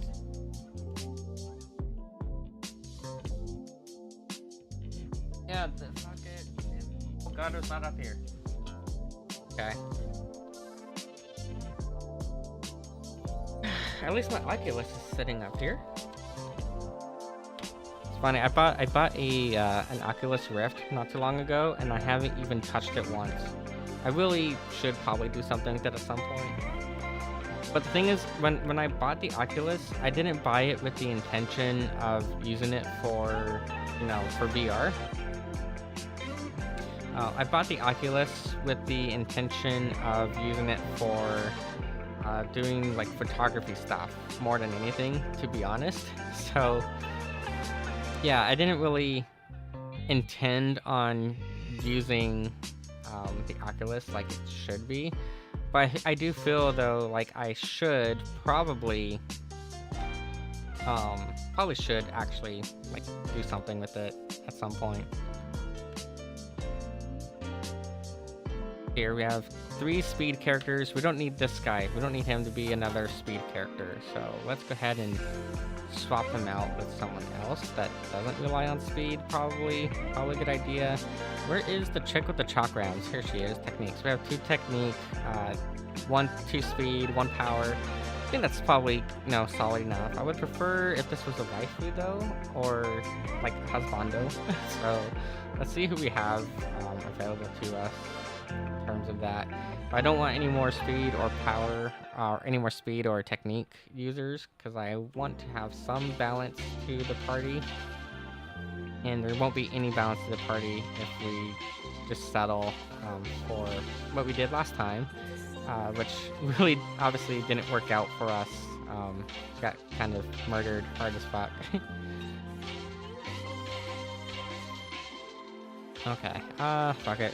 I think we'll just, wait, what is this? Oh, she uses fans. Fan users always suck in these games. That's just how it is. Okay, we'll go with this dude. He's level 81, so clearly he'll be a good, like, level offset because he's so damn, like, high up in level compared to everyone else. So hopefully with him being level 81, that balances out the team, and then everything ends up good. Okay, let's try this again. Gonna go with E. I don't know. I don't really know what to name the party, so we're just gonna name it that. Okay, let's see this time. Now we know how this mode works, though, sort of. So we'll hopefully won't lose everyone this time. I would like to skip the cutscene, and it's not letting me skip the cutscene no matter what. Oh, there we go. Spacebar skip. Yes, skip the tutorial.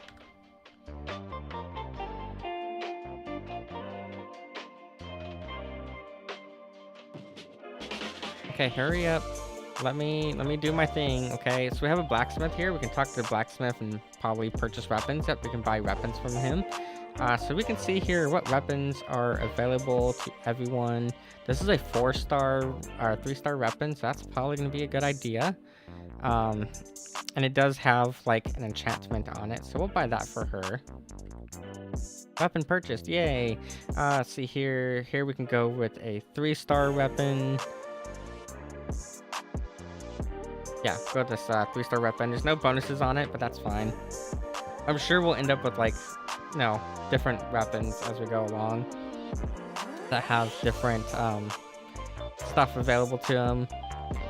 I don't remember putting this guy in the party, but I guess he is in the party. I don't remember putting him in the party.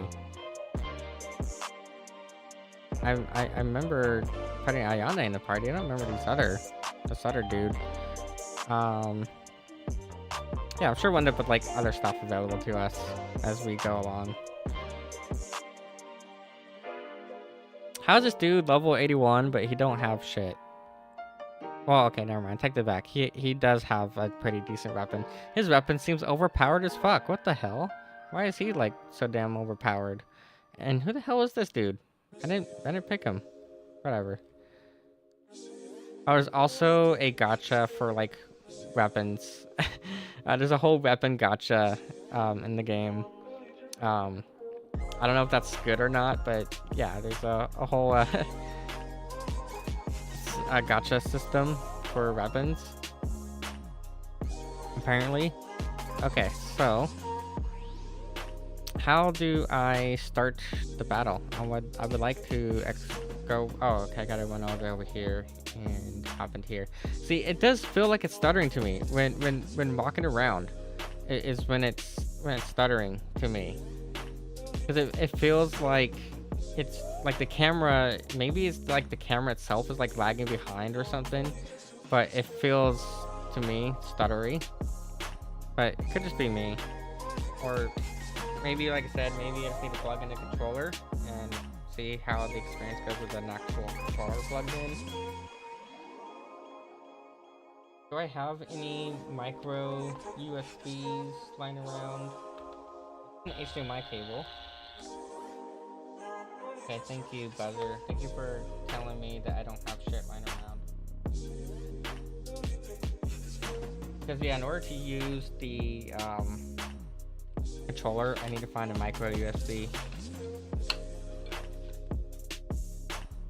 There's probably a micro USB on the floor. I probably knocked it over earlier. Okay. Yes, proceed to stage selection. That's what we want. We want to select our stage. We want to go into the stage, and we want to fight battles.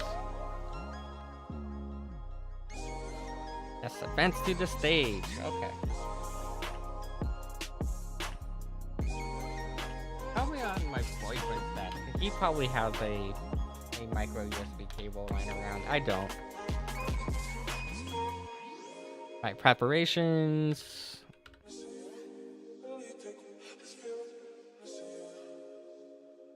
Okay, I want to make sure that everyone has something equipped. So this is one thing too. When I start working on the clone of sorts that I want to do, I want to figure out a way to have a better, more intuitive like inventory system, because I always felt like these games just didn't have that good of an inventory system. It's such a pain in the ass to have to like constantly click out and then select one item at a time. So what I'm thinking would probably be a good idea for it would be simply to have like a button that says apply items to all, or apply all available items to the whole party, or some sort of other like method of making it easier. Maybe instead of having to like click through everyone here, right? Like instead of doing this, maybe have an inventory thing. I'm just going to pull up my whiteboard real quick. I have a virtual whiteboard because of course I do. Who doesn't have a virtual whiteboard? Yeah, because maybe, where is it at? Studio mode. So, pretty much, let's see here. I probably should bring this into a more like 16:9 format, but whatever. Maybe what we do is, oh, I need this all to be different colors too. Make this that color, whatever. So probably what might work well is having like a whole inventory, I don't know, system here, right? So maybe this here is where you can have all your inventory at. And then we'll draw like another box here. And then this here would probably be, I don't know, make this item stats or something. You know, whatever item you have selected probably show up here. And then I think it should be as simple as having a button that is like maybe equip to all. So we have like an equip to all button. I haven't used this view in Figma in so long. I am not used to it. I'm so much more used to my view looking like this. I haven't used the whiteboard mode in forever. But I think you should have like an equip to all button or an equip to just like a regular, I don't know, just like an equip. This is called Figma. Figma is what I use to do all of my texturing. So I do a bunch of texturing here in Figma.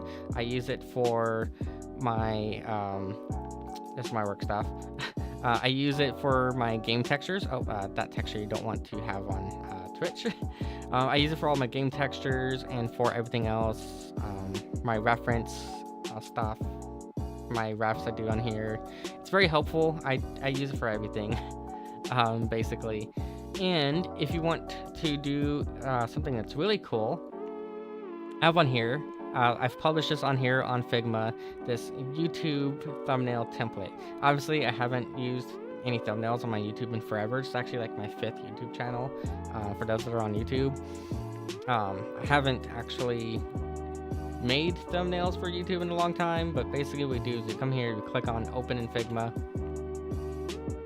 and what I did here, so like I said, this is published, so anyone can use it, and you can see here, it shows here, this is how it's going to look right here, in that thumbnail.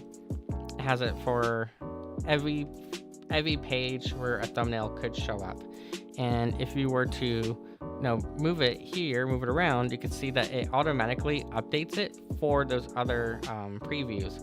So this is one of the best uses of Figma, is being able to drag stuff around and see right here what it's going to look like in real time on YouTube for mobile, for the front page, for the watch page, and for the search page. That way this is what my thumbnail is going to look like.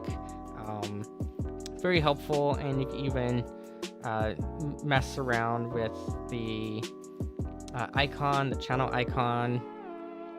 And also, if you click in here, you can type in a channel name as well as a title, and it'll update it across all of it, so that way you can preview also how long does your title need to be.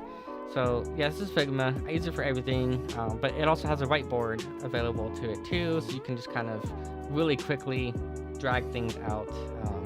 It's very helpful for like doing game stuff. I actually, like I said, I haven't used the whiteboard mode in forever, so it's kind of like jarring to me actually. I'll go into this mode. This is the main mode that I like to work in. So I'm just going to create like a quick frame, 1920 by 1080. And yeah, so like I said, if I compare, this is the inventory system here. The inventory system here, it's crap, because you have to select the character, and then after you select the character, this is what I don't like about it. Okay, so for your inventory in this game, you select the character, and then you have to select the item of the character that you want to change. like this, and then it gives you like the stats and everything of it. But then you have to go and like, click whatever weapon it is you want. I feel like this here is very unintuitive, especially considering that according to Steam, this game came out in 2019, I think. So for a modern day game, this is trash. You shouldn't have an inventory system like this. So that's why I'm thinking, what I would like to do is draw out here. I would like to have, maybe we have a character selection over here, and then you can have a grid. So this here should be like a grid for like all the items. So you can drag out like little smaller boxes in here and make them whatever color you want. I don't know, probably make them this color. And then, yeah, it's very similar to that, yeah. Okay, I'm telling it to copy and paste. Why is it not copy and pasting? Control C, Control V, there we go. So yeah, this should be like a grid maybe, to, have your inventory be as like a grid. And then over here is where you should have a display for, the stats of the weapon, stats of whatever weapon or item it is. I think personally, that clicking on it should highlight it, right? So like clicking on it should highlight it, and I think maybe double clicking should be how you equip it to whatever character. But there should also be like maybe a inventory preset button or some sort of button that applies that equipment to everyone, because as you can see here, all these characters, they have the same exact items. They all have the dragon sling, they all have the charm of electricity, but I had to come in here and I had to specifically, hit enter to select that item. I feel like that's too archaic, so because I want to do a similar game, this is kind of what I'm thinking at base. I mean, I'm still gonna have to like refine how this looks later and make it look a lot nicer than this. But yeah, I just feel like if you're going to have a character selection, character select should be right here on the left. You should have a grid, a thumbnail grid that shows like a sword 1, sword 2, sword 3, or whatever. And then as you mouse over them, that should change the stat view over here. And then, select whatever items you want. Then have like a button that applies it to everyone, maybe. I don't know. I'll have to put some more thought into it. But at a base level, that's what I'm thinking, because this to me seems way too archaic of an inventory system. Yeah.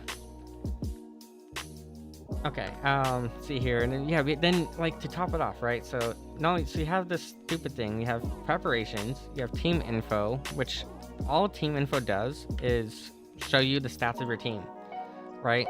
But you shouldn't need a whole separate window to show you the stats of your team when your stats are right here. So I feel like it's redundant having a whole extra menu to show you what you already have right here.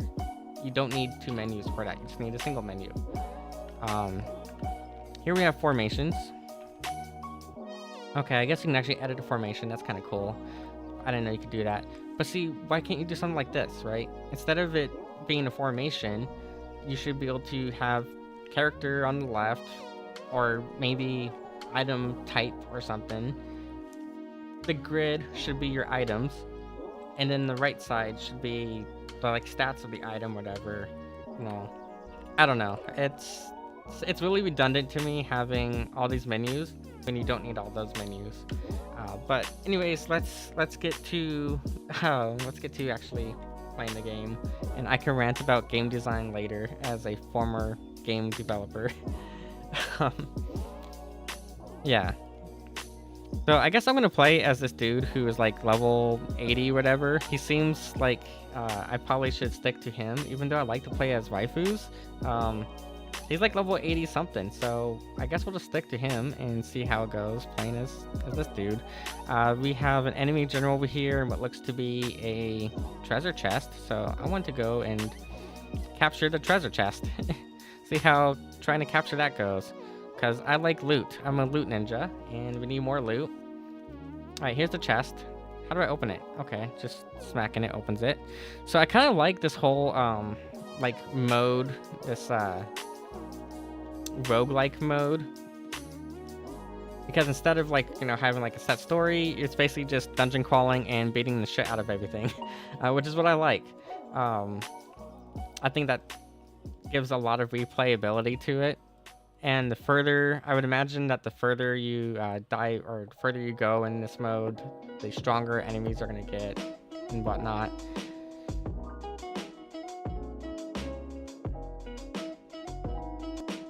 That enemy just like showed up and like instantly died. I feel kind of bad for him. He died so damn quick. He didn't deserve that quick of a death, but that's just what he gets. So I don't know what we're supposed to do here. Oh, wait, what did I just click? Oh, what? That was kind of cool, except that wasn't like directed at any of the enemies at all. I don't know, would you guys like be interested in like an actual like game dev and like doing game dev streams? Because I know I do a lot of like Blender stuff. I do a lot of the modeling on I think the thing you just like is beating the hell out of things. So just, well, yeah, because you know you get really stressed at work. You know, as an adult who works full time, you get really stressed, especially when you have like big projects at work. And you know, what do you do when you're stressed? Well, when you're stressed, you go and beat the shit out of stuff. So, because it's better to beat the shit out of something virtual than to beat the shit out of something that is not virtual, in my opinion. And going to the gun range is expensive. I haven't bought ammo in like 2 years because it's so damn expensive going to a gun range. So like, the natural solution is to beat up stuff virtually. But yeah, I know most of what I do, most of my content is still gonna stay Blender oriented, doing a lot of Blender stuff. But I'm thinking of maybe, you know, incorporating maybe some programming here and there. I just feel like trying to do programming on stream is boring to people because it's a lot of typing, and that's really all you're doing when you're programming, just typing and typing and typing. So I don't know if there'd be even like any interest in like explaining how to program like a first-person shooter and go like, this is how you do like the different weapons, how you program a shotgun, this is how you program a machine gun or whatever, stuff like that. Also gonna start incorporating more physical stuff, because like I've mentioned, I am buying a 3D printer soon, so I want to do some stuff where we actually make practical stuff, and kind of share more of my model making hobby as well, because I love making miniatures. Miniatures are really great for photography and for film, and they're just really fun to make. So I want to try to start doing more stuff like that. But I don't know, I just feel though like the programming aspect itself would be boring, because like I said, programming is just a lot of typing. Whoa, where did all these enemies come from? What the fuck? So many enemies just like popped in out of nowhere. You're not supposed to all show up randomly. You're not supposed to just pop in. Sounds like an awesome idea, to be honest. Yeah, I think so. Like, I guess part of the thing too is I don't really do all this for sake of like content like other people do. Because honestly, I don't see myself ever becoming a full-time content creator or like trying to do full-time content creation. I'm at such a point in my life right now where the only way I'd be able to do like full-time content or treat content like a job the way other content creators do is if it could replace my salary, which there's no way content's going to replace my current salary.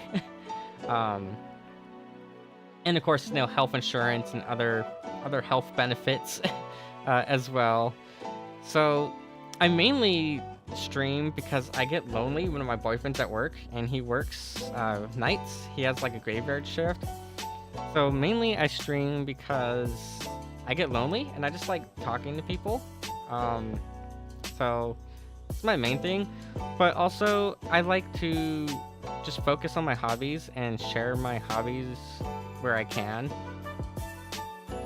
So I think going forward, I'm not going to be like trying to do like Blender at all times. I just want to do stuff that I enjoy and share what I enjoy doing more than anything. Oh, I see what those little portals are. Those little portals revive fallen allies, I think. I was wondering what those portals were. Yeah, apparently those portals revive my fallen allies, which is probably going to be quite often considering a lot of my current my party members right now are like level 1, so they're all weak as fuck.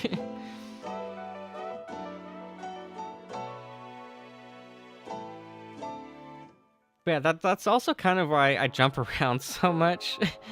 I easily go from playing the game like you saw to opening up Figma and starting to prototype out how a game system for inventory should look, because I don't know, part of it's ADHD brain and part of it is just that my content isn't expressly playing games. In fact, playing games is rare for me, to be honest. I play with Mahjong a lot though. Ow, fuck, I got my ass kicked again. I didn't even realize my character changed.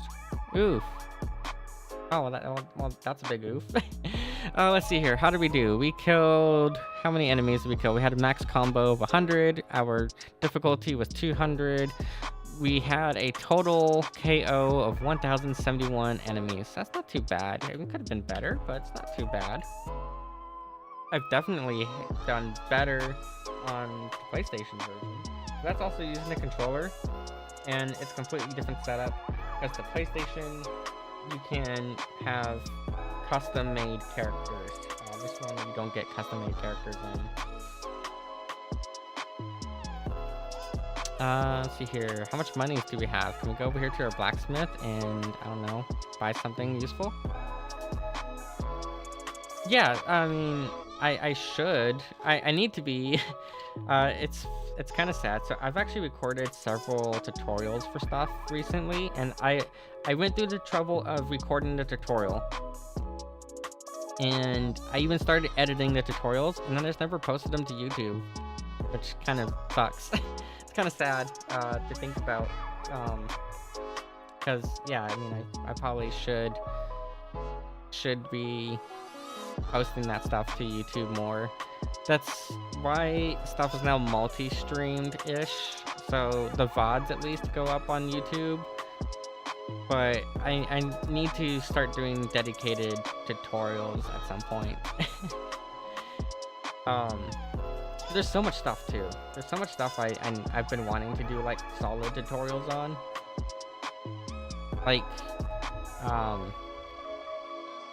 Like using a MIDI controller to play games, for example. I sometimes find myself making like a mini tutorial because friends ask me how to do stuff, and so I'll go and I'll record like a miniature tutorial just to show them how to do it, and then I don't know, I'm like, probably should put those on YouTube. I need to figure out what my goal is for YouTube, to be honest, because I haven't really thought about YouTube in a long time. I tried being a content creator on YouTube many years ago. My old original YouTube channel is still up. It has like 80 plus videos on my original YouTube channel. So there's a lot of videos on that old channel, but I never did anything with it. Never got more than like, I don't know, I think some of the videos got like maybe 20,000 views at most on some of those old videos. I didn't know what I was doing back then. I had no sense of content back then.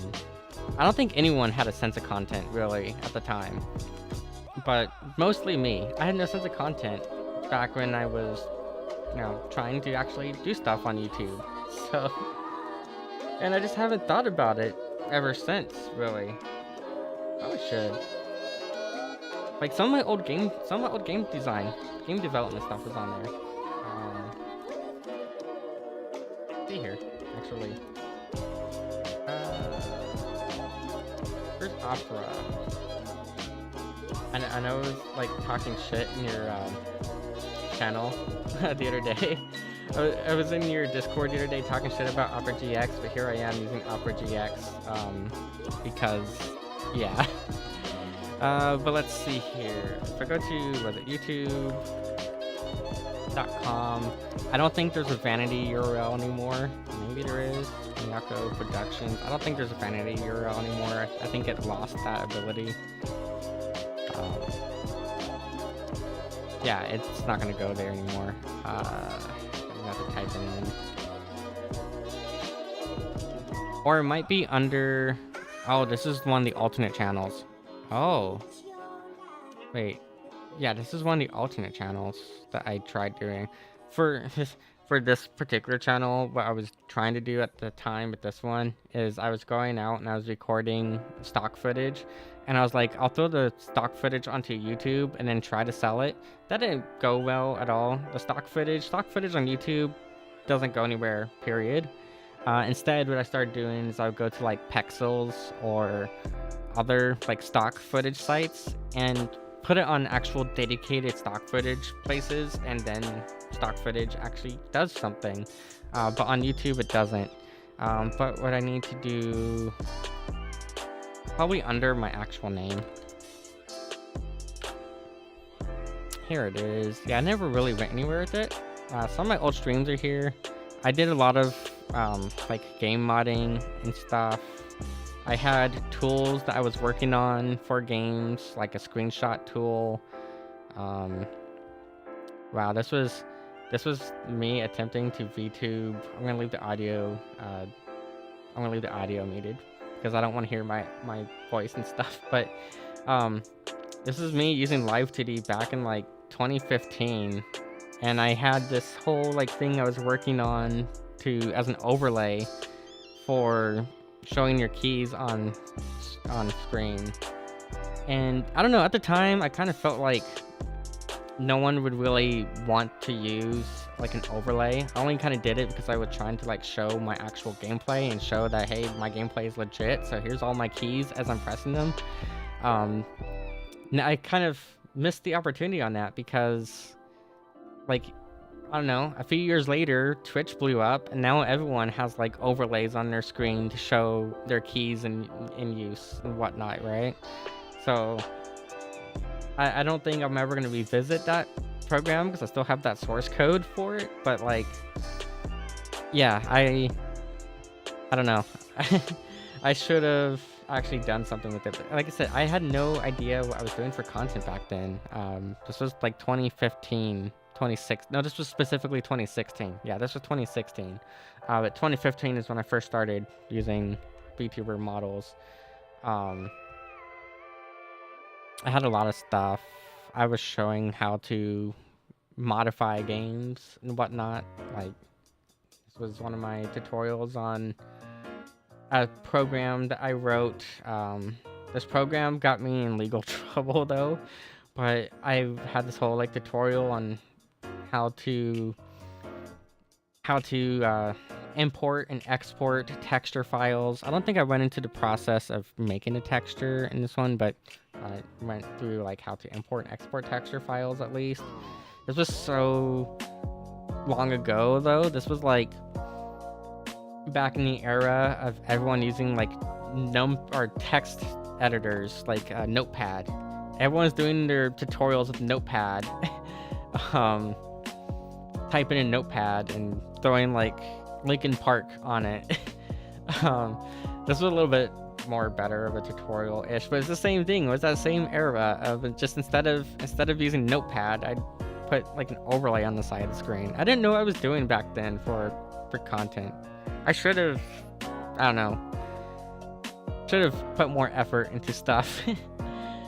Maybe one day, maybe I'll restart. Probably not restart the specific channel, but start up something where I do actual game dev and game modding tutorials again. But he's here, like this here, these Revenge of the Cats Ethernet. That was a game that I was working on 10 years ago. I was the lead programmer on this game. It's unfortunately the very game that is why I left game development, actually. There's a whole story involved with that game in particular and why it caused me to leave game development way back when I was younger.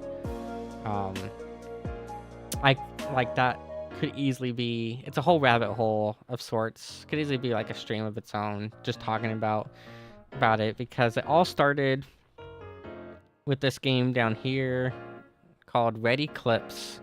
For whatever reason, it's not loading in more videos, but there was this game called Ready Clips, little tiny thumbnail of the game back here, and I was contributing to that game. It was an open source first-person shooter. I found the game in its like 1.0 stage, and back then my hobby was to like find different games and just start writing code for them and start contributing to their projects. Back when open source games were more open to that kind of stuff. So back then I would go on like Desura, which was ModDB's version of Steam Launcher. It was called Desura, and I'd find games on Desura and I would download them, and then I would, if they were open source, I would peek into the source code and I would start writing up code for the games. Start making mods to see, what all can I do modding wise, what kind of potential is there for this game. And I would start doing all kinds of cool stuff with them. And then I would go into the forums and I would start posting what I was doing on the forums and start becoming like buddy with the developers as best I could, until I would get an opportunity to be on the team officially, and then I would make a lot more contributions. I did artwork, I did mapping, I did programming, I did it all basically. But what happened was there's this game called Ready Clips here, and here's more videos of that game in particular, and I did like cool things with it. Like, the game did not have iron sights, for example. Iron sights weren't a thing in this game. So I had... Why is the quality so damn low? Holy shit. Really only 240p? Wow. But I had wrote some code to do iron sights for this game.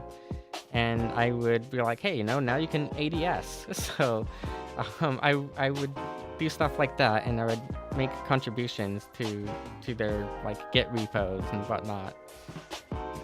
But that game introduced me to a former friend, and we found this game called Revenge of the Cats Ethernet, and didn't really do much with it at first because of the particular engine that it was on. It didn't like to run on Linux very well. It was very much a Windows-oriented game, and I was a full-time Linux user back then, so like, it had to run well on Linux for me to actually like be able to do stuff with it. But anyways, we started off making contributions to Ready Clips. Went from Ready Clips to Revenge of the Cats, then decided let's make our own game. So we tried making our own game entirely, which here was like a pretty shitty clip of what we were trying to do. But we were trying to be innovative, and we were like, what if we had a map where everyone's basically in free fall, and the game was insta-gib only, so you only had one shot. I guess like a good way of describing it is kind of similar to what's it called? Fucking the game on Steam was part of the old Half-Life anthology, Ricochet. It's basically kind of like Ricochet, essentially. You had these platforms you had to land on, and you would shoot at each other while you're jumping from platform to platform. Anyways, we ran into a lot of issues trying to develop our own game from scratch with that kind of like style, and decided, let's go back and revisit this Revenge of the Cats game. So I revisited it, and I immediately got straight to modding stuff. So first things I did was I discovered that we could do a third-person view camera in it, and we made I made this like skateboarding thing, because the whole thing about Revenge of the Cats Ethernet is that it was inspired by Tribes, and Tribes had like a sliding mechanic.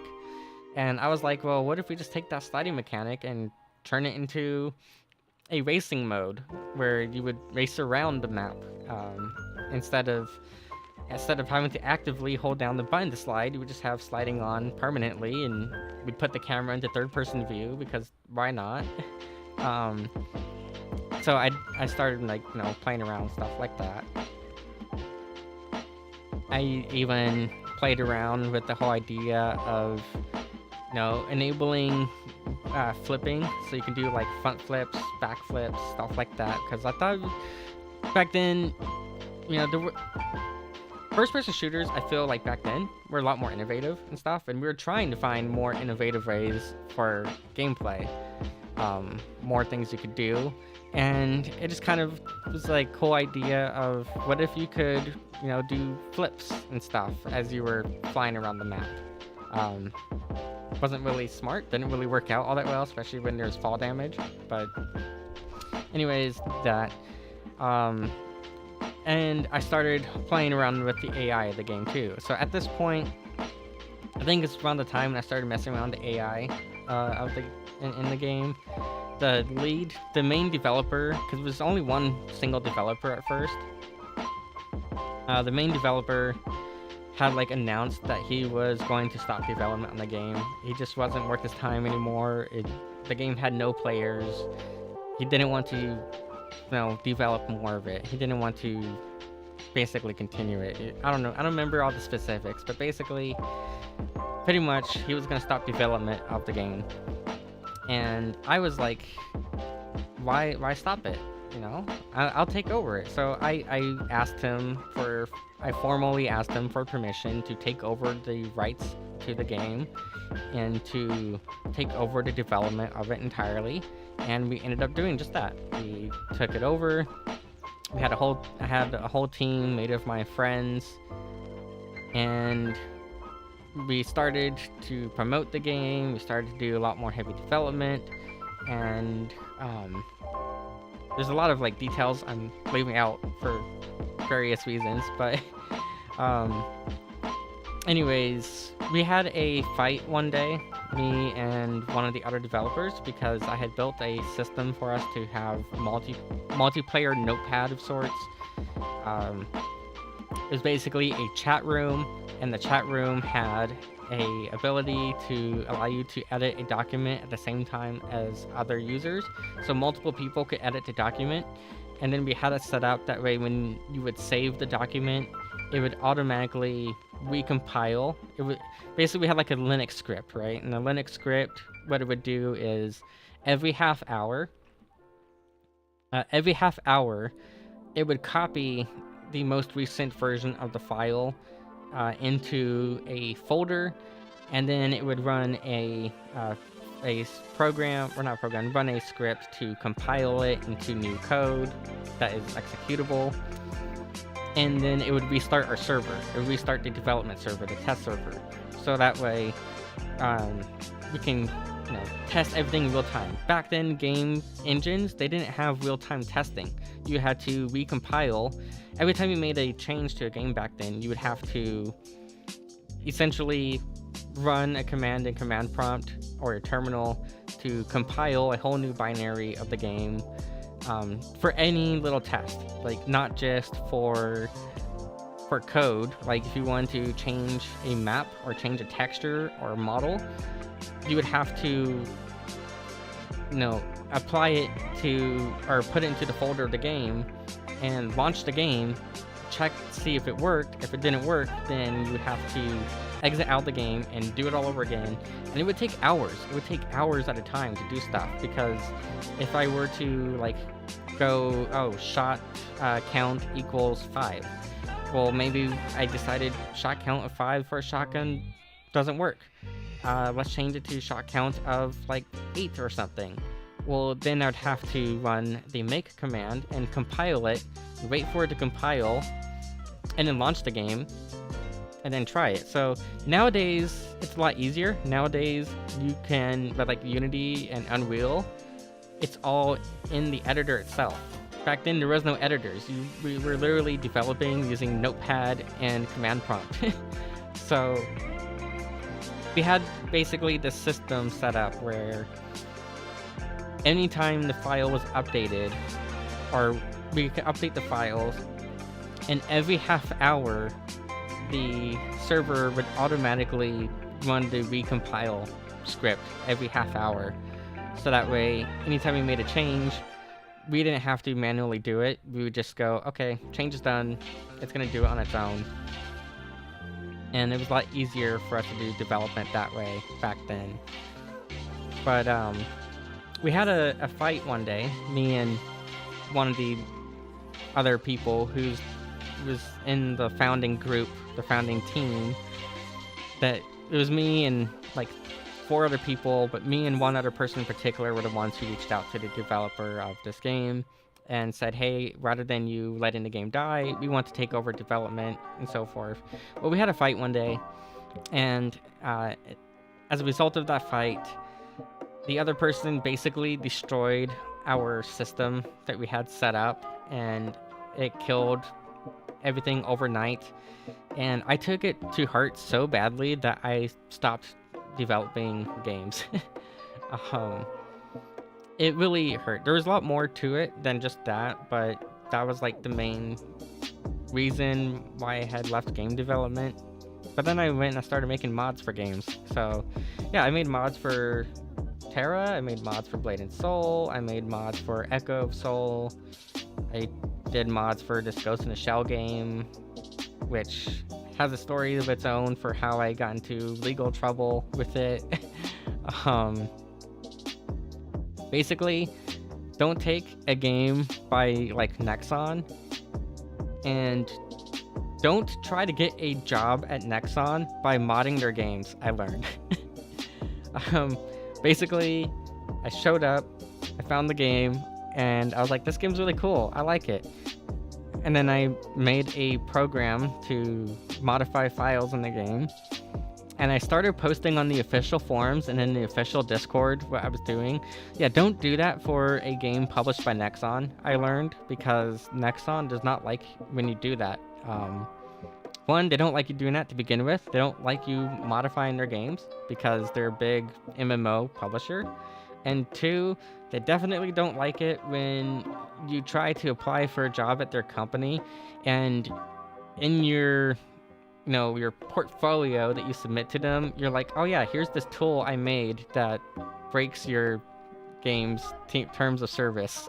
So yeah, basically don't break the terms of service of a game and then try to use that breaking of the terms of service as a this is why you should hire me kind of thing, because that did not work out at all well for me. That ended up leading to trouble.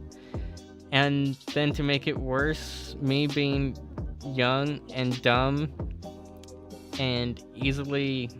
I had no temper back then. I used to be such an angry person. I'm not an angry person anymore. I used to be such an angry person though.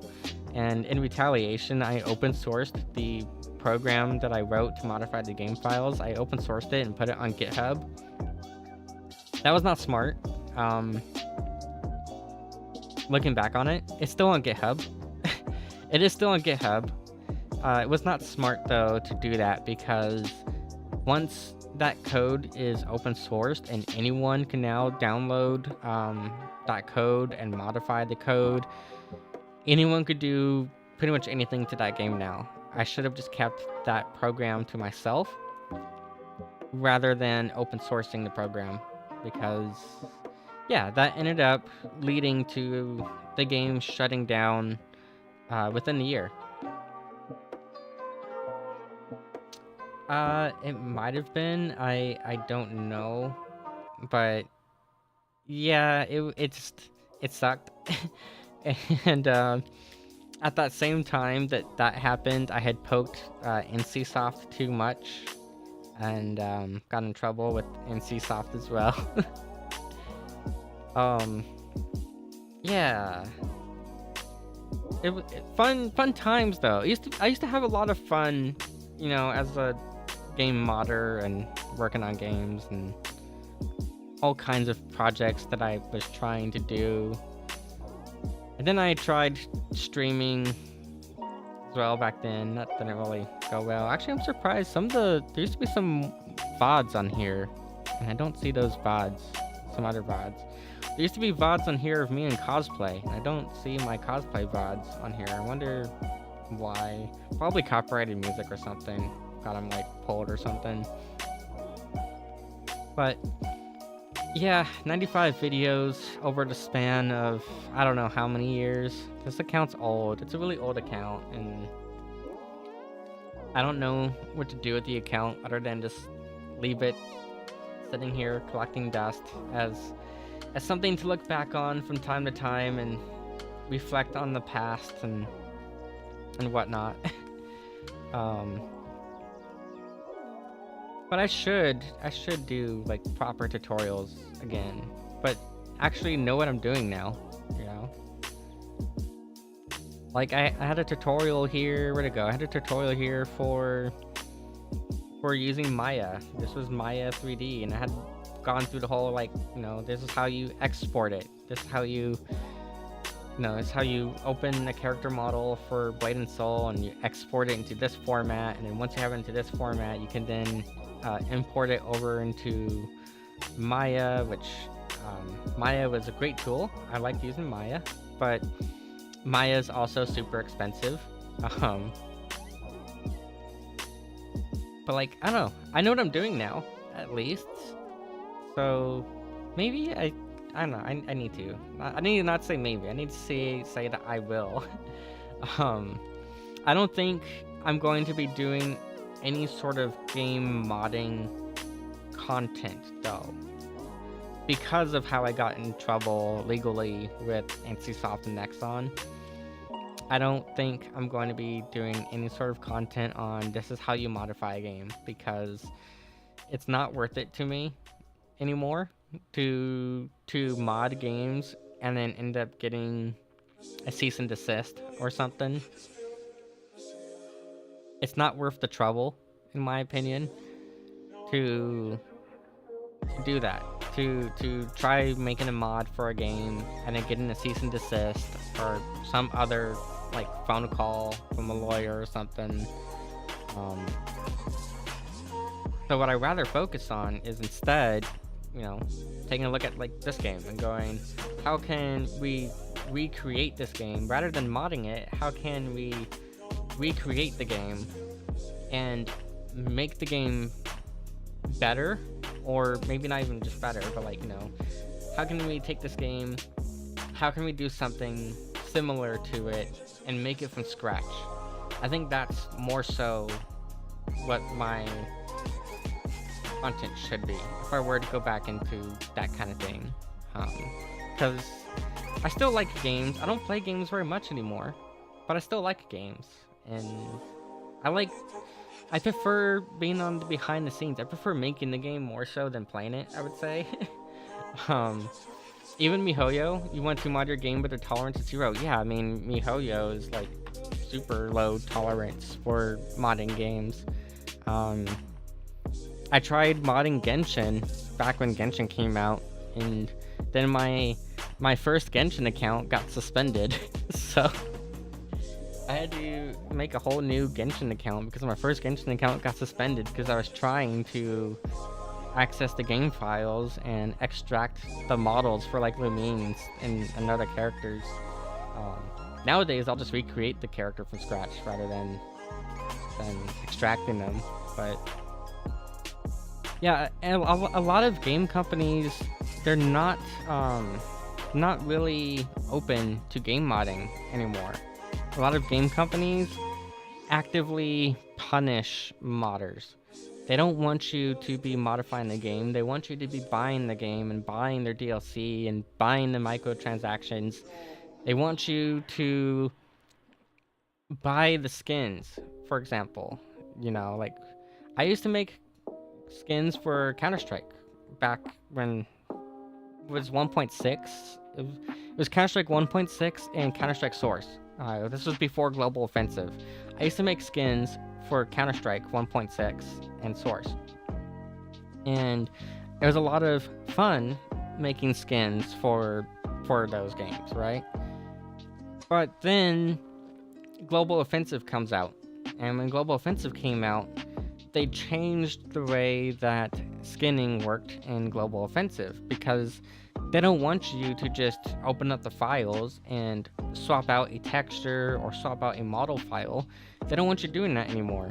What they want you to do is go buy the loot box and then get a skin from the loot box and then go onto the marketplace and either sell it or buy a different skin off the marketplace. They don't want you to just simply open up the folder and swap out those files anymore. They much rather make money off monetizing the skins versus allowing anyone to just openly make whatever skin they want and toss it into the game files.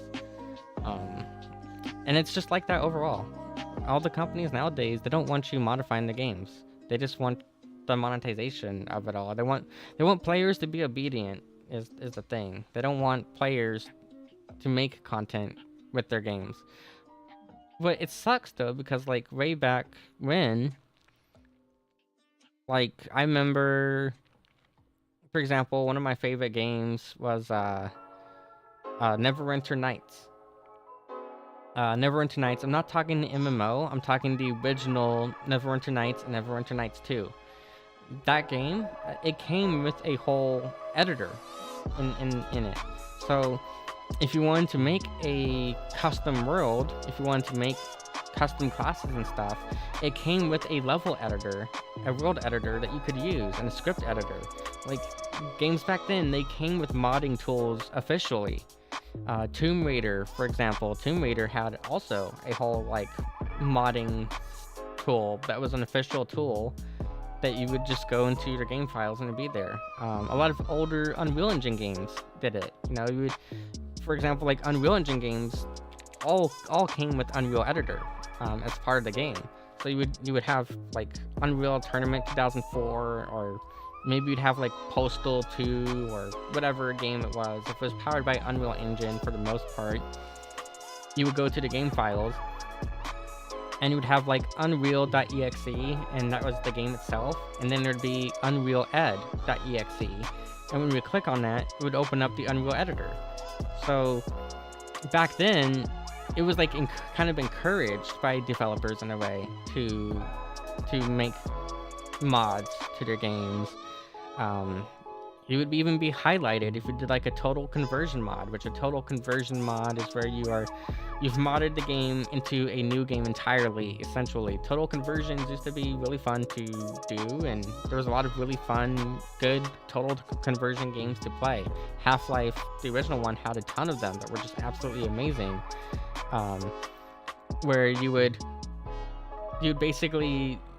mod the game to where there was nothing of the original game outside of the base code, pretty much. So you'd have completely new maps, completely new models, completely new everything. You basically created a whole new game, and that's why it was called Total Conversion. And I remember like PC Mag and others would highlight you if you did like a really cool Total Conversion mod back then. But you don't get that nowadays. Nowadays, if I were to like download fucking Call of Duty Warzone or whatever is the newest Call of Duty, and then start making a map for it or a custom skin, then Activision's going to try to sue my ass. Well, they'll probably give me a cease and desist first and then sue me if I don't cease and desist. But they don't want you to mod their games anymore. They don't want to include editors. They don't want to be cool, I guess would be the way to put it. It sucks because growing up in that era, that was what got me into programming and modeling and stuff, was the fact that I knew back then I couldn't make an engine on my own, but I knew how to take engines and add on to those engines or change content in the engines. It's not something that I can really do nowadays. So I would not make modding a game part of my content just because of that. And I just don't want to deal with getting another cease and desist. Yes and no, but see, the workshop is somewhat different, right? Because not every game has a Steam Workshop. For one, like this game I'm playing right now does not have a Steam Workshop. You know, if I were to pull up Steam and go to like whatever game it is I'm playing right now, which is this one here, there's no Steam Workshop. There's a community hub, but there's no Steam Workshop for it. So not every game has that. Games that do have it are cool because you can, you know, do whatever you want with it.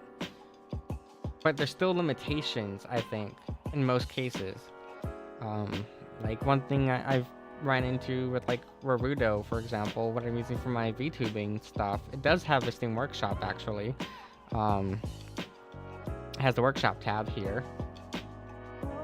And I have not started uploading stuff to the workshop. I probably should start adding stuff here because I've been making a lot of stuff for Naruto specifically.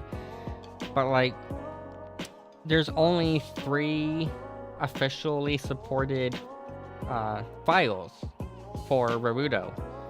So with Naruto, you have characters, environments, and props. Those are the only 3 things officially supported by the SDK. There is plugins also, but plugins are not officially supported by the SDK. So in order to do a plugin, you have to do a lot of extra stuff that isn't officially supported in order to get it to work, and therefore it could break easily.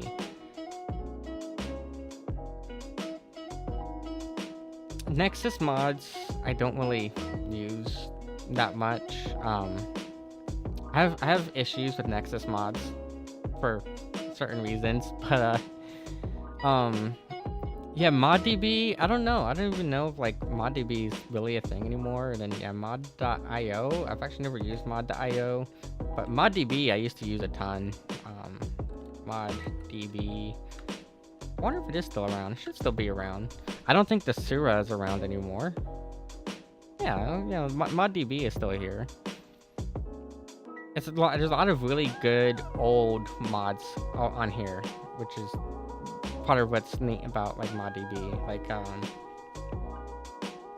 for example, what was the name of it? I'm trying to remember the name of it. Like Poke 646 should be on here, for example. This was one of my favorite total conversion mods for Half-Life. This was like one of my favorite mods for Half-Life. I learned a really cool mapping trick for Half-Life engine specifically, but I learned a really cool mapping trick overall because of this specific Half-Life mod. If they did something that was super cool in it. You know what? Here, I'm going to change the stream information because at this point we're not playing the game. So I'm going to switch this over to just chatting.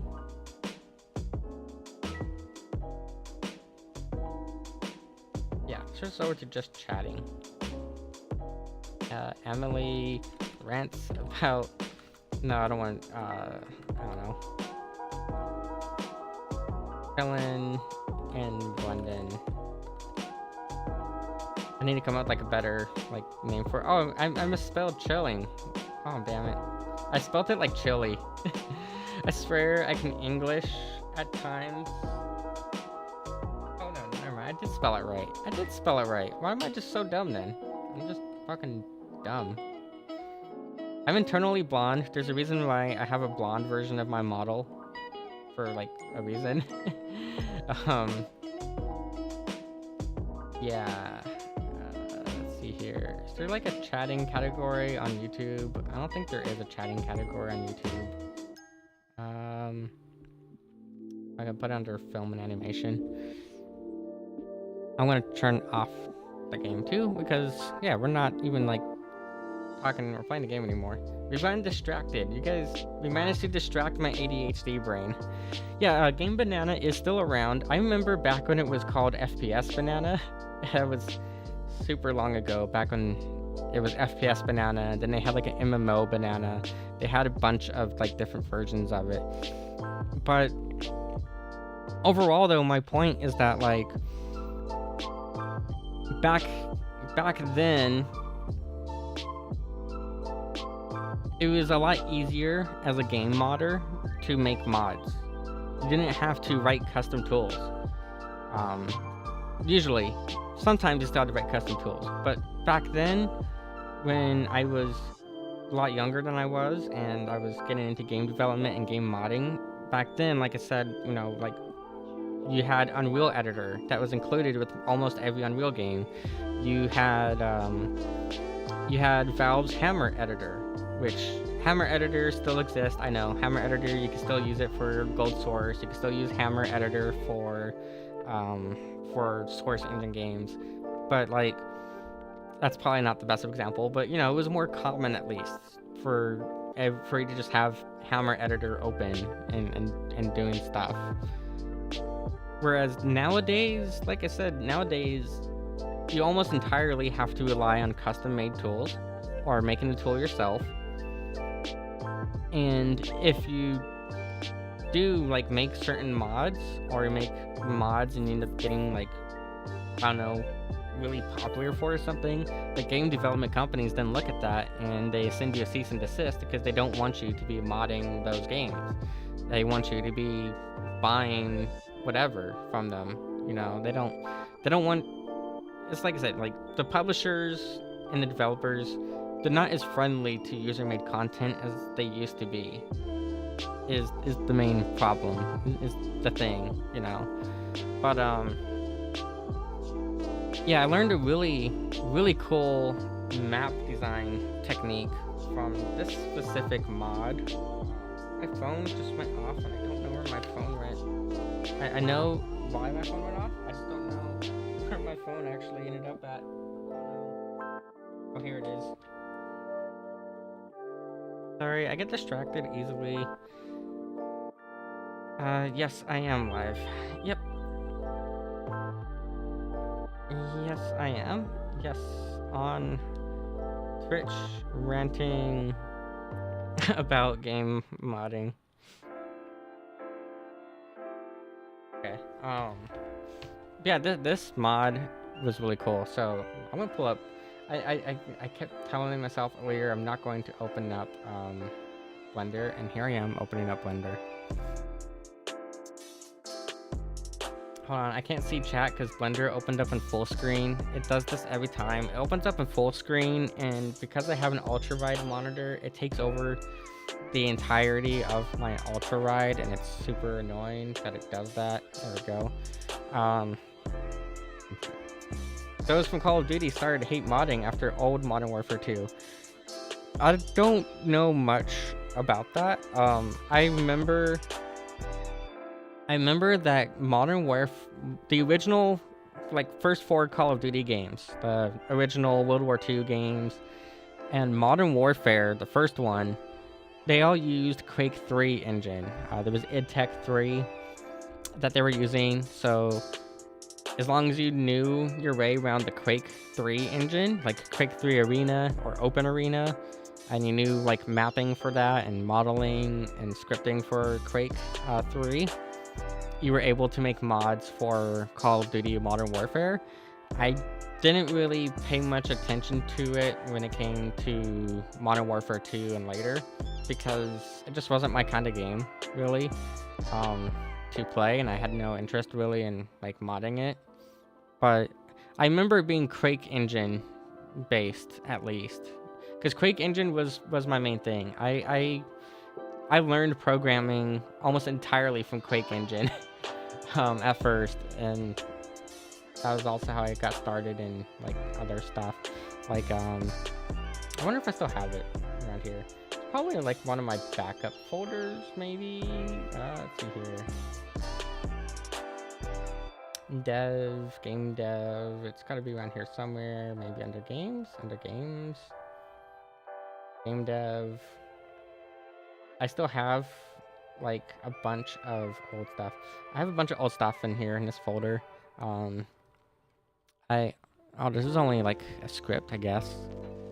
I tried making a visual novel a long time ago. I used to do translation patches for visual novels. Those were fun to make.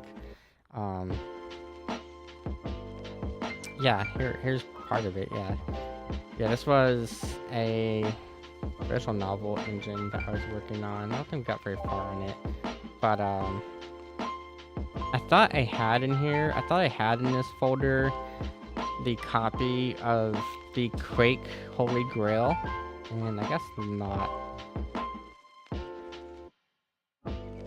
Oh yeah, I tried. Here's a funny one. This was this folder here in particular. Nothing really happened with it. Didn't really do much with it. But I had this folder here called Overwatch. When Overwatch came out the first time, I tried to recreate Overwatch using Quake engine. But I thought I had in here a file that was how I learned programming. And I don't see it in here anymore. I don't know, it's probably on a different hard drive somewhere, maybe.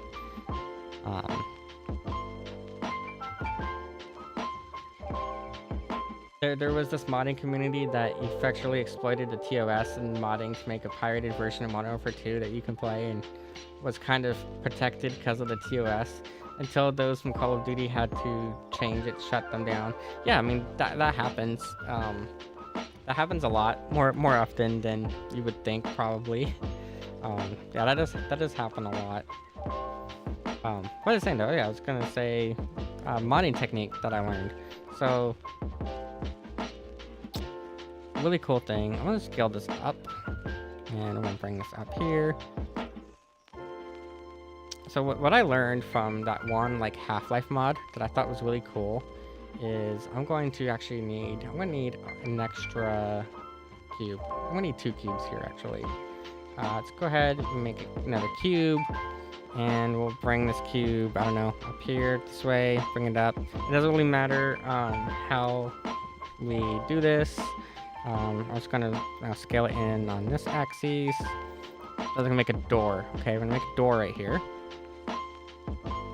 And then I'm going to add a modifier to this cube. Run an array modifier. And set it to constant.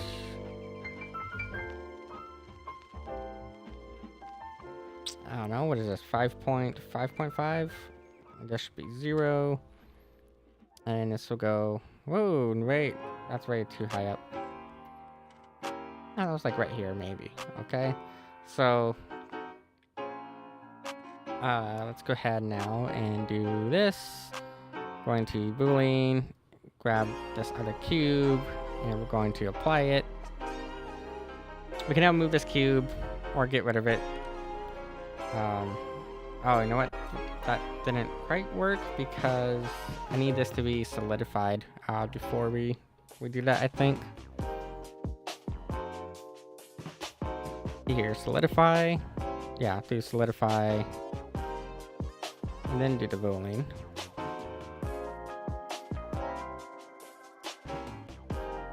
Huh, that is not working as intended for that.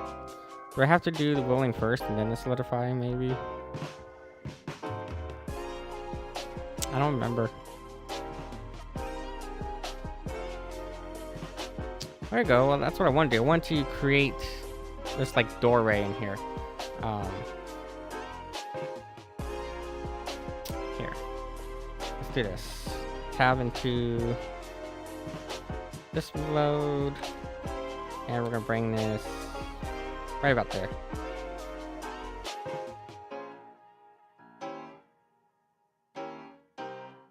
Okay. Oh, wait, but that didn't work though. But that's still like assuming that Z.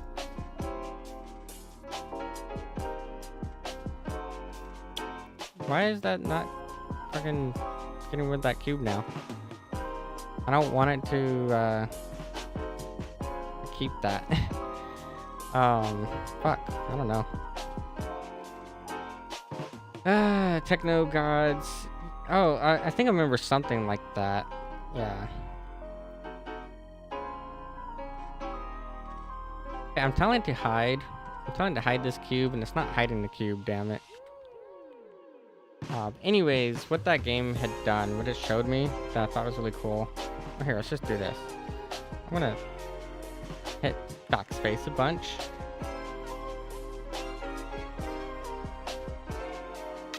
And do this super quickly because we can. Oh, I mean, that's what it was. I had applied that original boolean probably. Anyways, I'm going to tab in here. We're going to grab a face. We're going to delete the face. There we go. Face is gone. Yay, face is gone. All right. Now you can add a solidify to it. That's going to create a room basically. So what the solidify does is it creates like a room. No, it adds you know, stuff here, right? And what I thought was really cool that what that game had done, and it taught me a really cool technique that I've used actually in other like game projects that I tried working on. I'm going to bring this up here, and we're just going to scale this down on the z-axis. I don't know, maybe about here, and then we can scale it down or scale it up on the y. Yeah.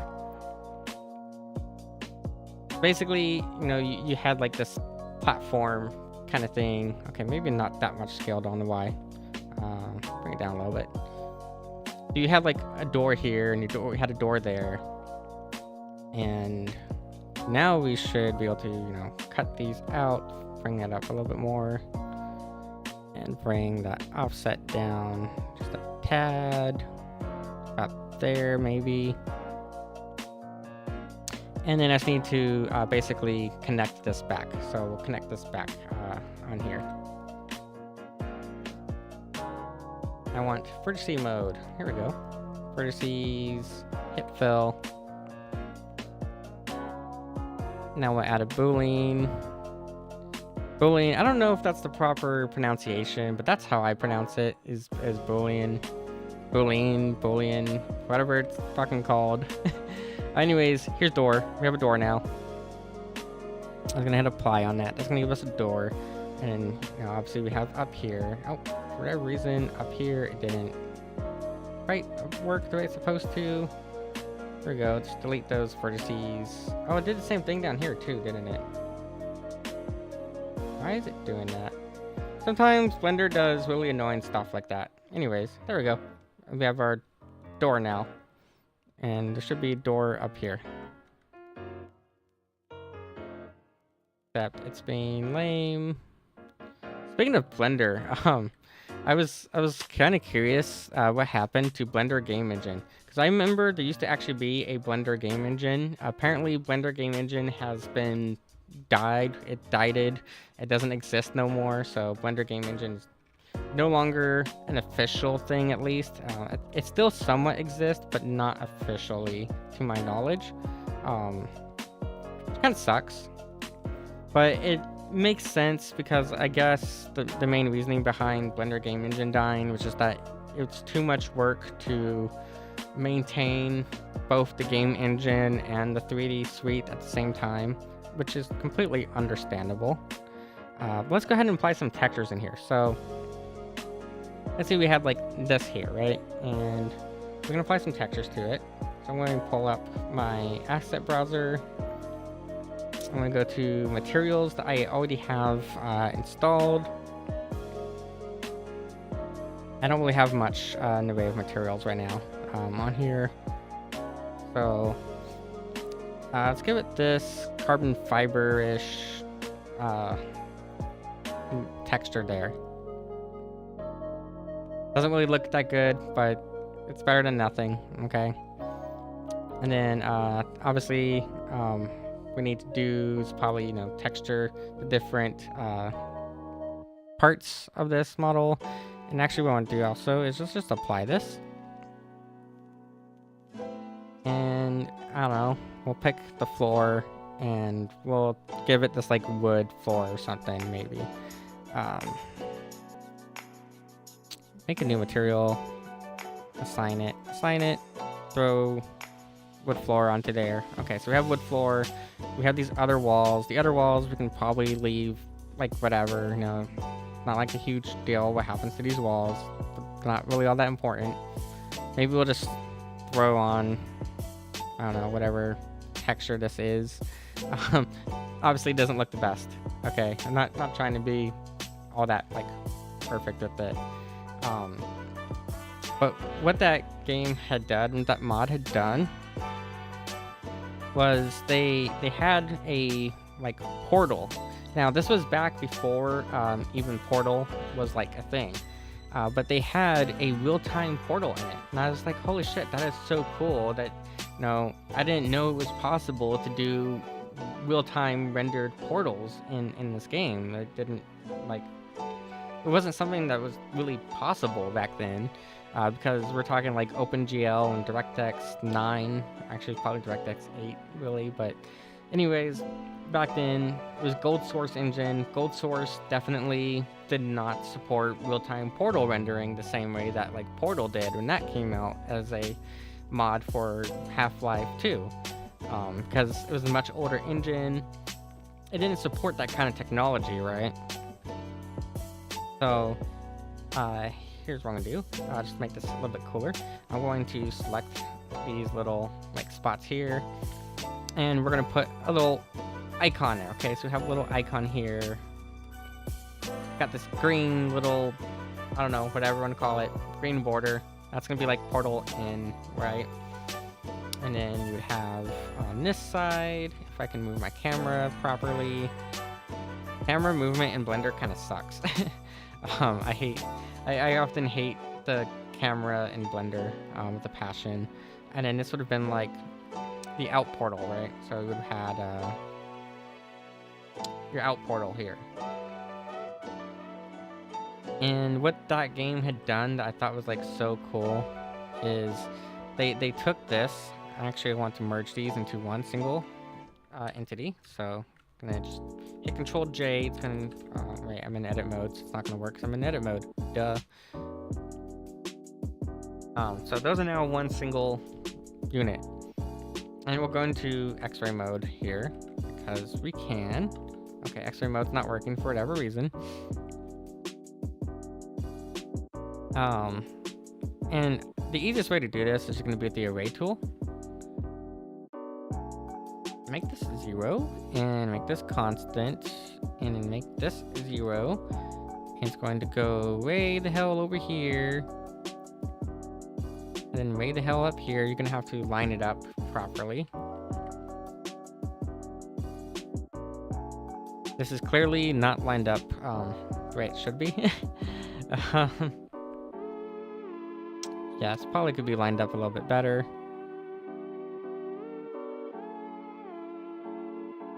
And actually bring this in. Oh, not that much in.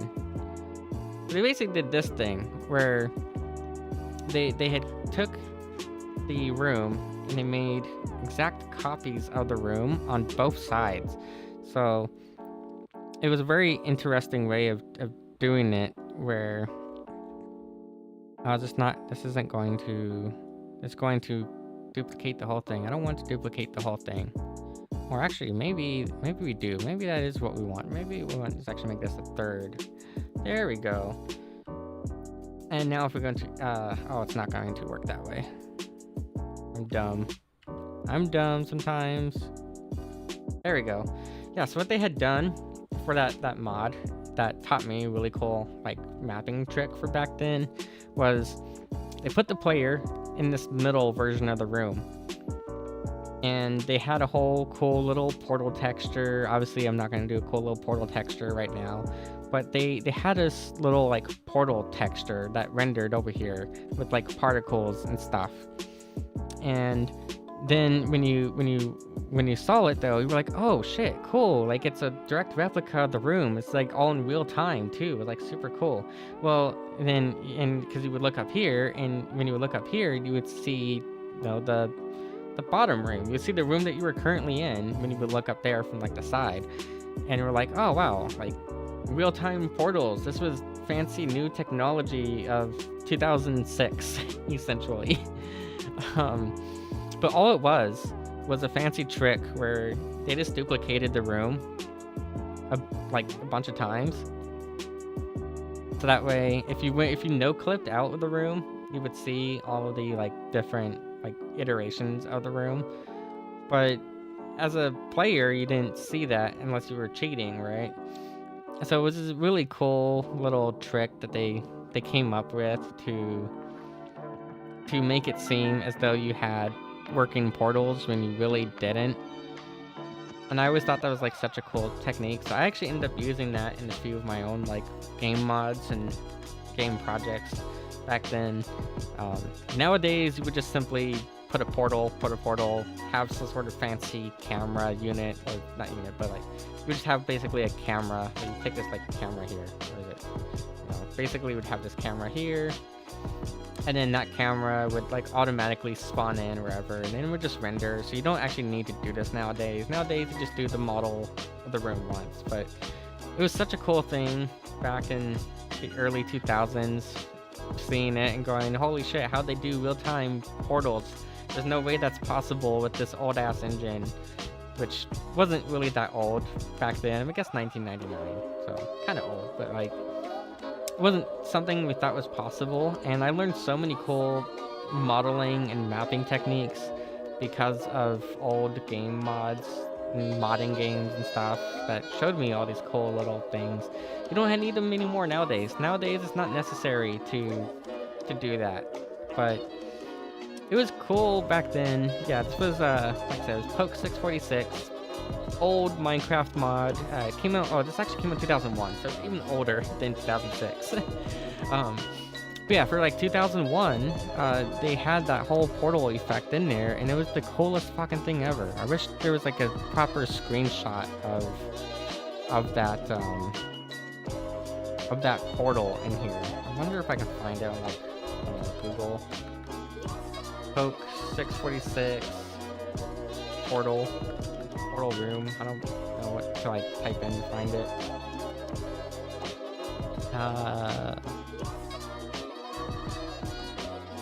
Yeah, I'm probably better off just like installing Half-Life and then downloading this mod and trying to find it. But it was such a cool like thing to learn from modding back then that you don't see that kind of stuff anymore, because no one's really modding a lot of games. Like, yeah, like Elden Ring is gonna have mods. Armored Core has mods, you know, but we're really at the mercy of developers now, where if a developer doesn't like you, they'll just send you a cease and desist. So I think it's better to just make your own stuff from scratch at this point. Plus I've missed it. I really miss doing stuff. Yeah, I used to make my own like Half-Life mods and Counter-Strike mods and whatnot. I remember once, funny story. So, back when I was in the 4th grade, yeah, I was in the 4th grade, and we had to put on a play because, you know, it's an elementary school and they want their kids to put on plays and other stuff for whatever fucking reason. Whoever's idea it is to go, let's take all these kids and put them on the spotlight and make them perform like it's a theater, when they probably don't want anything to do with being on stage in front of a bunch of parents that are going to be watching them, especially their own parents. They're going to be nervous as fuck and whatever, you know? It's kids. They don't want to be on the spotlight. No kid, well, I mean, some kids might enjoy being on the spotlight, but most of the time, kids don't want to be on the spotlight. They don't want to do plays and stuff. But I remember it was 4th grade, and we had to put on a play for my class, I don't remember what specific play it was, but it involved Egypt. It involved like Caesar and Cleopatra, stuff like that. And we had to, we had to like come up as a classroom, as a class. We had to like figure out like how are we going to design the set, like what should our set look like. And they weren't really, it was little kids. I think the teacher was mostly expecting just like verbal feedback from the kids. They weren't expecting like much. Maybe some sketches or something from the kids who liked to draw. Well, at the time, I was using Valve Hammer Editor to make Half-Life maps. So, I had made a map, so to speak, where I basically drew out a long fucking rectangular stage, and then I had used the tools in Hammer Editor to make like 3 different areas of the stage. And then I used the built-in textures from Half-Life, because Half-Life, we're using Hammer Editor, it's already using all the stuff in Half-Life, because it's directly like connected to Half-Life. So I used like the desert textures to like make the desert background on one side, and then on another side I had used some other textures from Half-Life to do like another area, and then I did like the third area. And then I remembered using the prefabs that were built into Hammer Editor. Like there's you click on like prefabs, and then you click on like ladder or cart or other stuff, and it would spawn in a cart, it would spawn in like different stuff. And I basically made or prototyped out the whole like stage for our 4th grade play using Valve Hammer Editor and a bunch of like textures and prefabs for Half-Life. And everyone was like super surprised about it, and I was like, what? Like I thought that was like a normal thing for kids being creative. Apparently not. Apparently back in the early 2000s, computers were still too new, and I was seen as that odd kid because I was the kid who knew how to do computer stuff, and no one else knew how to do computer stuff because computer literacy wasn't even a thing yet. We're talking like Windows XP barely came out,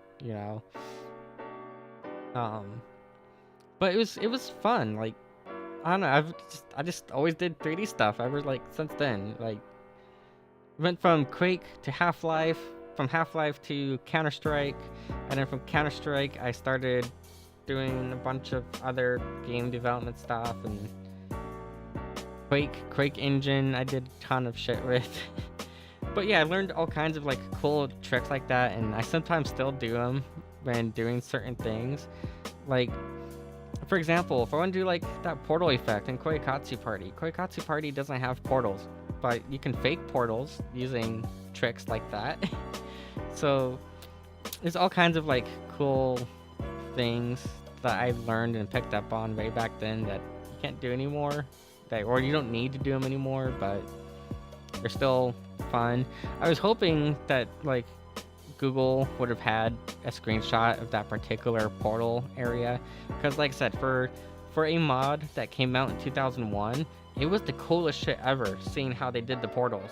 Like it really was like, wow, this is super interesting, super cool. There's no way that they had this done.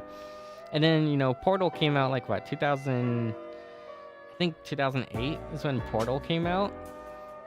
And that was even cooler because in Portal, I was like, whoa, this is like actual, like legitimately in real time, like real time portals. But for 2001, it was really cool seeing that portal effect being done. Yeah. And yeah, this was how they did it back then. And I did something similar once for a game. So there was one time when I was trying to make a horror game, kind of like Phasmophobia, but this was way before Phasmophobia and stuff like that was a thing. Way before the Backrooms was a thing. I should I should have actually finished this project. I ended up not finishing this project because of that very incident that I mentioned, because it was a joint project between me and the other person that I had a fight with. But one of the things that person wanted to do is they wanted to make a psychological horror game. And I wasn't one to really care for the horror genre. I don't like scary things, but I like eerie things. Eerie is different than scary, I would say. Um, I feel like eeriness is different than scariness. So we had came up with this whole thing. In fact, I wonder if I still have the files for it, actually. Here's all of my mech caps. Here's all the mech caps for mech cappy stuff. All my spear maps. I wonder if I actually still have it in here. Nope, not in that folder. It should be under games, game dev maybe. No, wait, actually maybe under maps. Radiant. Fuck, I'm gonna have to like I don't know what it would have been called. Fuck, I don't remember. But anyways, we had a project we were working on for a psychological horror game, and the premise of it was gonna be that we wanted to do this thing where we had players spawn in. Let me pull up Figma. It's easier for me to draw shit out sometimes. Okay, make a new page. And I don't know, we'll just drag this out however big. There we go. But we had this idea where we'd have a town. We wanted to have a town. And I'm gonna just do the town as a star. Okay, so we have a star here. And let's make it a color. So we had this idea of having like a town here, and then back with the engine that we were using an engine called Dark Places, which is a modern version of Quake 1. It's very it was updated for the time. I don't think it's updated to current day standards, but it was updated for the time that we were using it, which was back in 2010. So it was like a modern version of Quake, but it had a issue. Not so much an issue, but Quake itself had an issue where if a player went to, there was like a physical cap. There was a physical cap for distance that a map could be. I don't remember how many units it was, right? But let's say it was like, I don't know, 5,000 Quake units. And put this right there. It was like, I don't know, like 5,000 Quake units or something. 500. Nope, nah, definitely not that big. 128. So you have like 5,000 units in both directions. If a player had walked to the border of 5,000 units, then the way that Quake engine worked is it would just basically teleport the player to the other side of the map. So our idea was that we'd have this one big gigantic map that a player would spawn in, and we were going to purposely spawn in the players at the edge of the map. So that way, no matter what direction a player walked in, they would end up here at the town. So this would have all been like grass. You would spawn in like grass or whatever. Basically spawn in like a field. And whatever direction a player would have walked in, they would have teleported, or they would have ended up at the town no matter what, essentially. And they would have got here to the town. Just gonna bring this out like that, I guess, for now. So they got here to the town, and they would have found the town pretty much empty. Our whole idea was it was gonna be one big liminal space. There wasn't going to be a single actual monster in the game. We were going to do a lot of sound design to make it seem like there was monsters in the game, but there was not going to be a single monster in the game. It was only going to be the player or players. I think our end goal was like 4-player to 8-player people on the map. But basically, we wanted to go with the whole idea of the real monster is your own head. So we had came up with having a inventory system, and players would be able to pick up things like, you'd pick up like a bottle off the ground. You could pick up a flashlight, pick up other stuff. And we had an idea where, like, every now and then, an item would just simply disappear from the inventory. I was like, oh, the item's not in my inventory when I put it in my inventory. I'm pretty sure I put it in my inventory, but the item's not in my inventory no more. And then, like, randomly, a few minutes later, or however long it would be, then suddenly that item would be back in your inventory. But maybe it's back in and it's a different color now. But we had this whole, like, thing planned out to basically try to psychologically mindfuck the players who were playing into thinking that something was there and there really wasn't. So we wanted to have, like, a corridor that you, like, as you're walking down, like, a corridor or something, then you might hear some sounds that sound like something's behind you, but then you turn around and nothing's there. And one of the things that we had done, or that I had done, was I had prototyped out this whole thing where we had a hallway here, and I'm gonna need to draw some squares. So let me draw some squares. So we had squares, we had rooms. I'm gonna make these rooms kind of like a blue color. So we can make those rooms blue. Actually, I'm gonna make them probably different colors, just to kind of signify what's actually going on here. What we had done, or what I was prototyping for us to have done. So we had like a 9 or 3x3 grid of rooms. So we had here this 3x3 grid. And actually, let's go ahead and grab all these. We're going to add a stroke to them. We had this 3x3 grid of rooms, and then we had this here. And one of the things that we wanted to do with it, and I remember very specifically how I did it. So a player would probably, be walking down this corridor. And what might happen is they might end up, walking past this line here. We're just going to draw a line. And when they would walk past this line, we would play an audio clip. There was like a little trigger here that would play an audio clip. Now, what the player didn't realize is it's not just the audio clip that played. This is a representation of what a trigger would look like. I'm just going to make it, I don't know, green, yellow, whatever. So anyways, player would walk past this little spot, and it would play an audio clip. And it was going to be designed in a way that, it would sound like it's something behind you. So then the player would turn around, right? You would think, okay, something's behind me. Maybe I need to go and look behind me, see what it is that's behind me.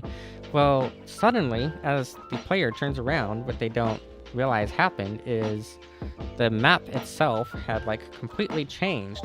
And now the player is standing in the middle of a 4-way cross-section,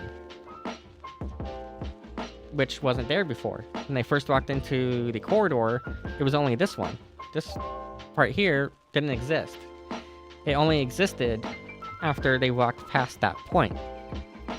But then they would turn around, and they would be like, whoa, well now there's a 4-way intersection here.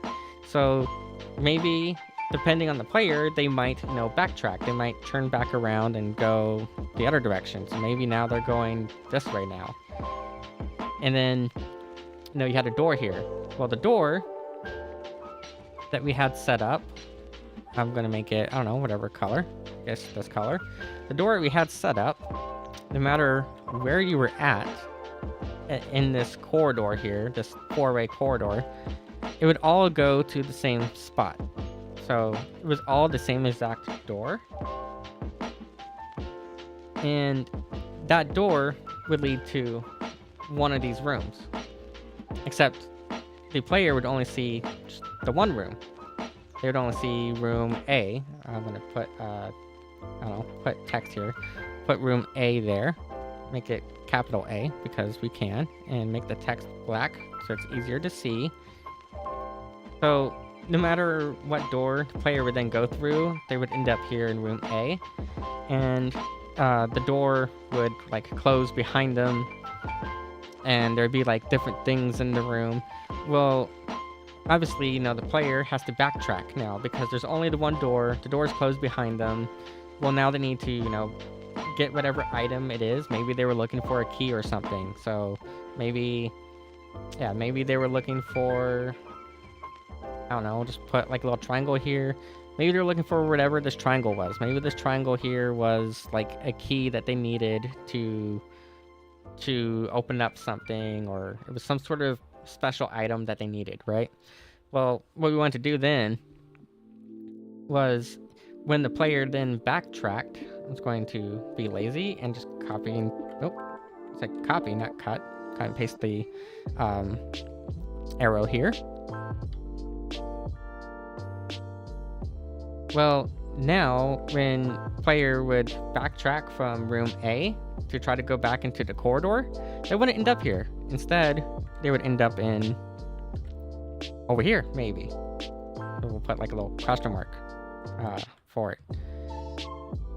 And basically, we had this whole like system where the player would constantly, you know, end up in a different room, but each version of the room that they would end up in would be slightly different variations of it. So maybe this one has a mirror on like the left wall, but when they end up in here, when they end up back in here in the same room, well, now there's no mirror there. Maybe there's something else, or maybe there's an extra door or something, and we basically would, you know, bounce the player around until eventually they would get back to the corridor, except it would be the original corridor from the very beginning that they were going through.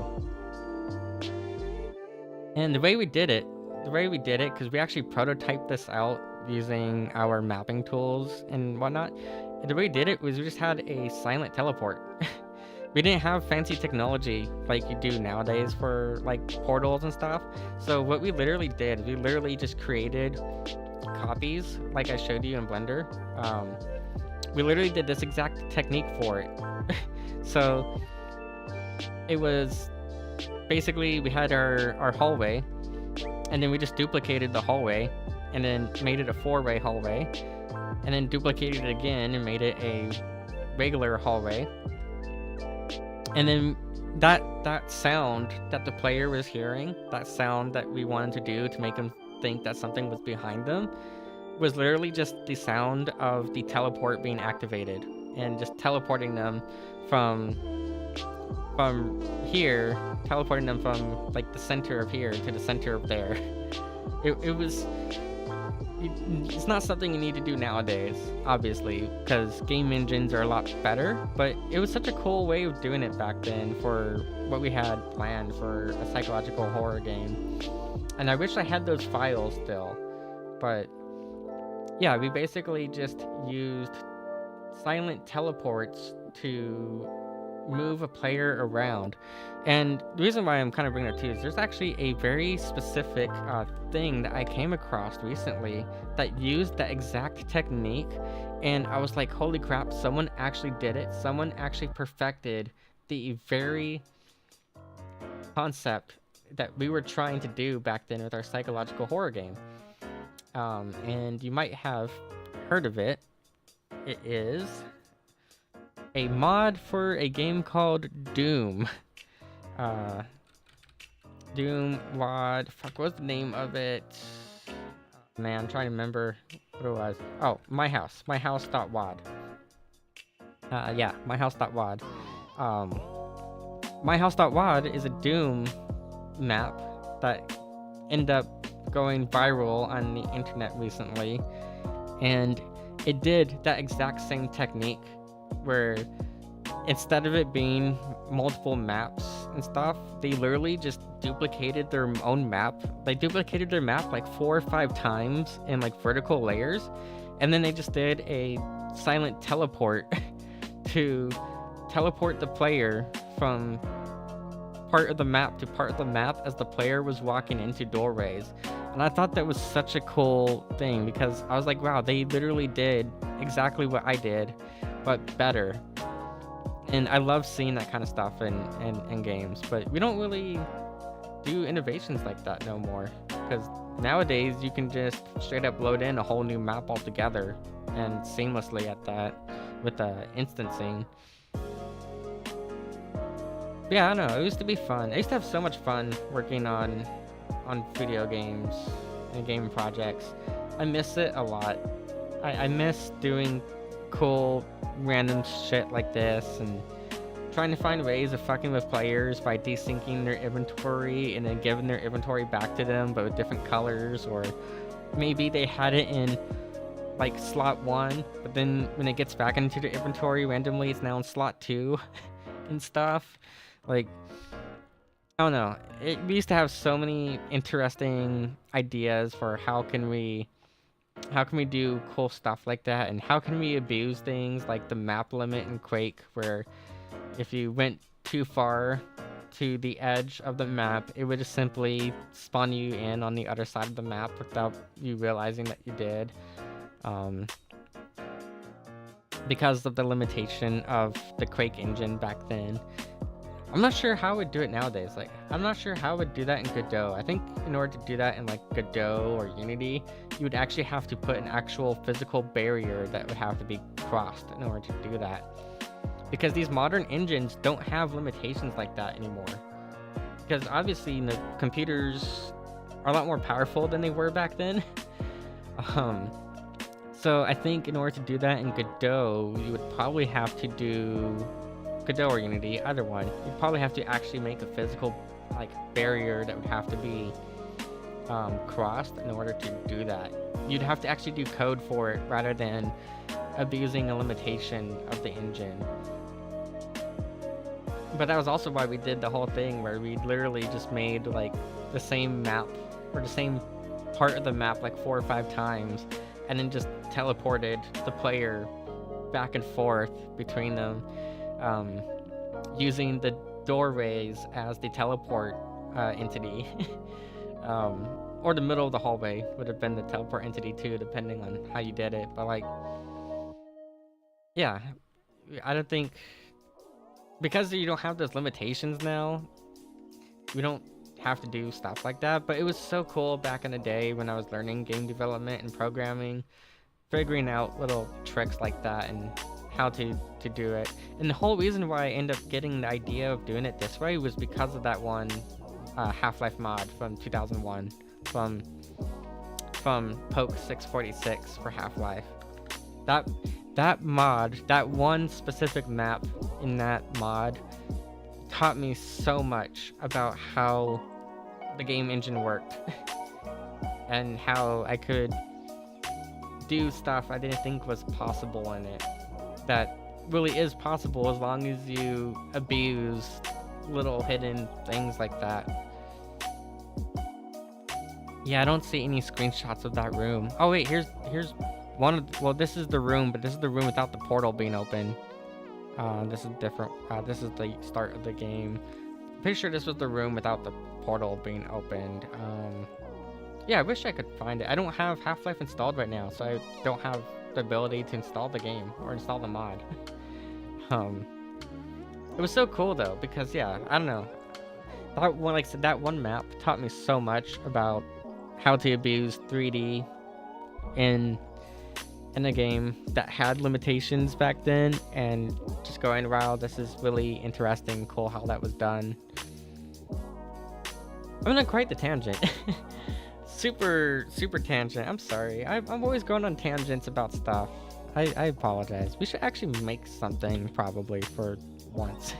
We do make stuff. I make a lot of stuff, but like, you know what I mean. I should probably actually make something. And probably do a better tutorial than this tutorial from 2013 that I didn't even speak in it. Literally, this tutorial, I can't unmute it because I think there was music on it. This, like I said, this tutorial was literally the equivalent of opening Notepad and then typing in Notepad. This is how you do this. Because tutorials back then were literally that.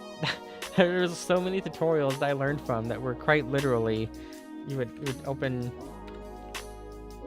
you would have like someone's desktop, and then They wouldn't even like full screen the notepad. No, it would just be like someone's fucking desktop, and then they'd be like, "Hello." Actually, it should be like a bigger font because yeah, it should be like a bigger font. How do I change the fonts in? Is it page setup? Page setup? Nope, not page setup. How do you change fonts in Notepad? What the fuck? Oh, I guess it's just zooming in. I guess. But like back then, when we would like look up a tutorial on YouTube, it'd be like, "Hello, today we are going to make a skin for CS 1.6." And then instead of like hitting enter key and going down with like enter key, then they'd be like, they would just delete it, and then you'd be like, first you need milkshape 3D, then open like milkshape and click on Half-Life or whatever. That was literally how I learned a lot of like shit back then, because and the whole fucking time, like they wouldn't be saying it, right? They wouldn't like say it out loud. Just the whole time they would just be typing in like that, and there'd be like Linkin Park music playing in the background. Actually, not even in the background, just be only like Linkin Park or some other like song. I remember, fuck, what was it? System of a Down was used a lot. Disturbed was used a lot. Korn was used a lot for whatever reason.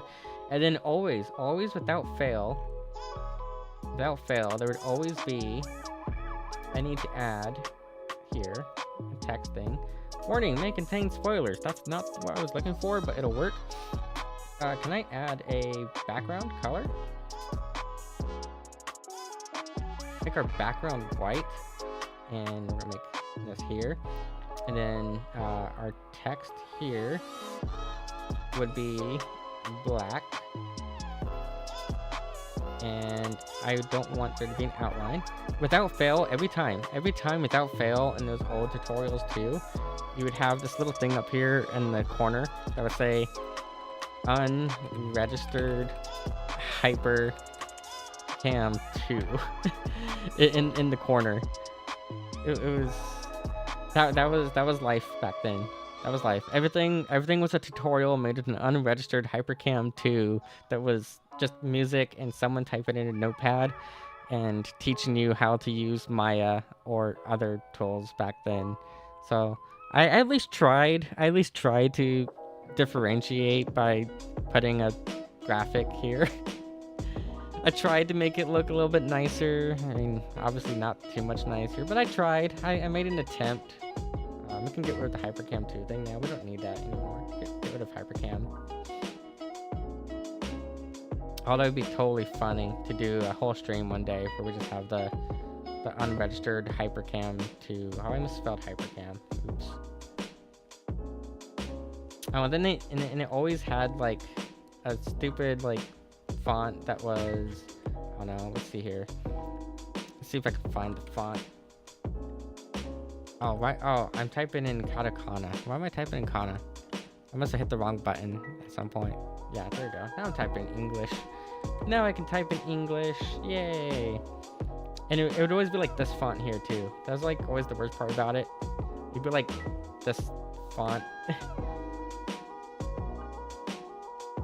Yeah. Unregistered Hypercam 2. Those were the days. And then using Fraps to record gameplay, except Fraps would totally tank your frame rate because of how god awful it was.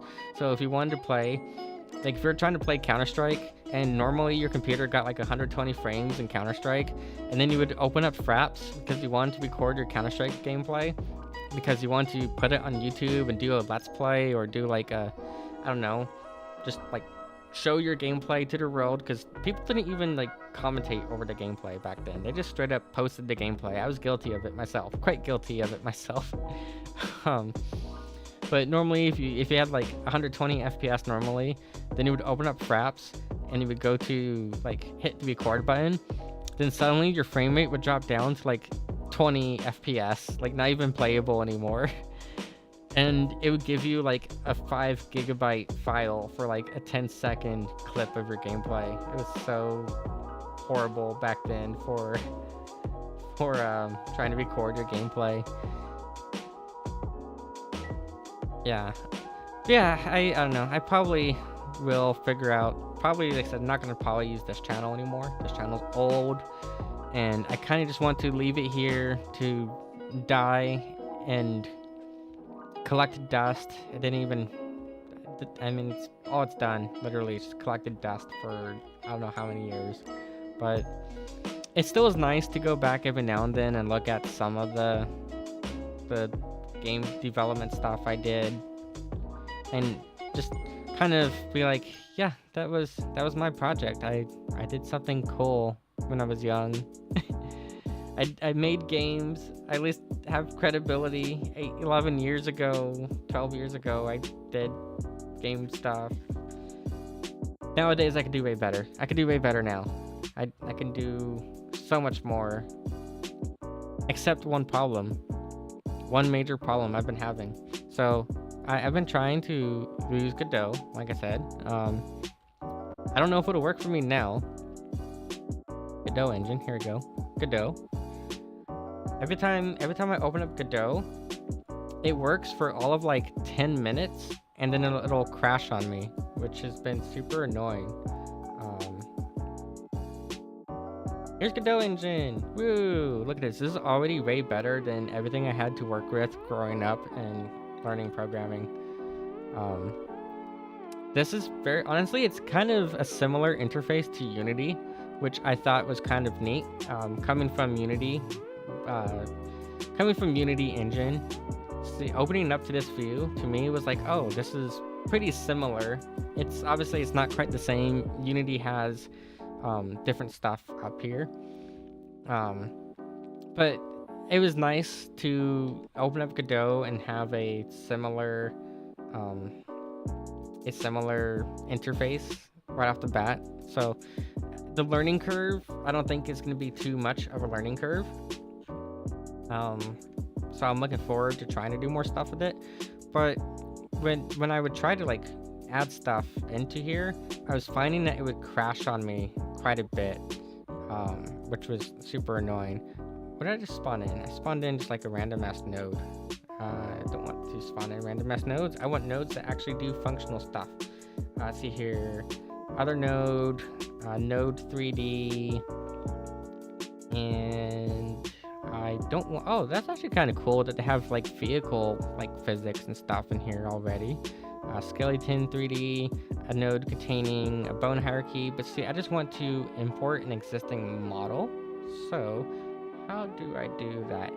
The bone attachment node, I think, is going to lead to some interesting, fun things for what I've been working on with my particular model. Not this current VTuber model, but if I switch back over in Naruto, where'd Naruto go? Here it is. If I switch over here to the spoopy version, yay, we have our spoopy model. Something I've been working on actually is doing game skin style toggles. So I now have long hair. It took me quite a while to get this working, and physics are still broken with it. The physics are broken, but I wanted to try to replicate that experience of like making different skins for game models. And so I literally just spawn in the new hair at an attachment point. So both hair, the twin tails and the long hair, they both spawn in at the same attachment point, but they're not part of the base model. They are just like extra meshes that spawn in with the bone attachment. So that's gonna be cool for doing stuff for what I want to do, to be able to just have a node that does it and not need any code, because like doing it with code is annoying. I've done systems like that before, and it's super annoying to do like character customization stuff with just straight up C++ or whatever it is that you're coding in. So I think it's kind of neat that everything is node based now. I'm still not entirely used to node based programming, in all honesty. I'm old school programmer. So to me, programming is not node based at all. To me, programming is fucking. If I go back here, and where to go? I'll go to like Sybient, which was one of my folders, one of the games that I was trying to work on. To me, coding, like if I wanted to, you know, make a change to a game, like I had here, I would run this program here. That's gonna tell me that I shouldn't run it, but I'm gonna run it anyways. It's really old. And you would find, I don't know, like your menu file or whatever, to open up this progs.source file. And then it would be right over here. And then you'd have like your menu code. And you had to do the entire thing was like this. You know, you would come here and you would type in all your code, and then like I said, if you wanted to run the code, you'd have to hit this compile button, which, holy shit, my code from way back when still compiles. I didn't actually expect it to still compile. Apparently I'm missing a semicolon. That was a big problem back in the day. Back in the day, if you missed like a semicolon or a curly bracket, your whole code would fucking break. So it's kind of funny to me that this is code I haven't touched in like 15 years. And yeah, apparently I'm missing a semicolon at line 80. I'm not sure which line is line 80. I guess it's whichever one is missing the semicolon. One of these lines is missing a semicolon, apparently. That's funny.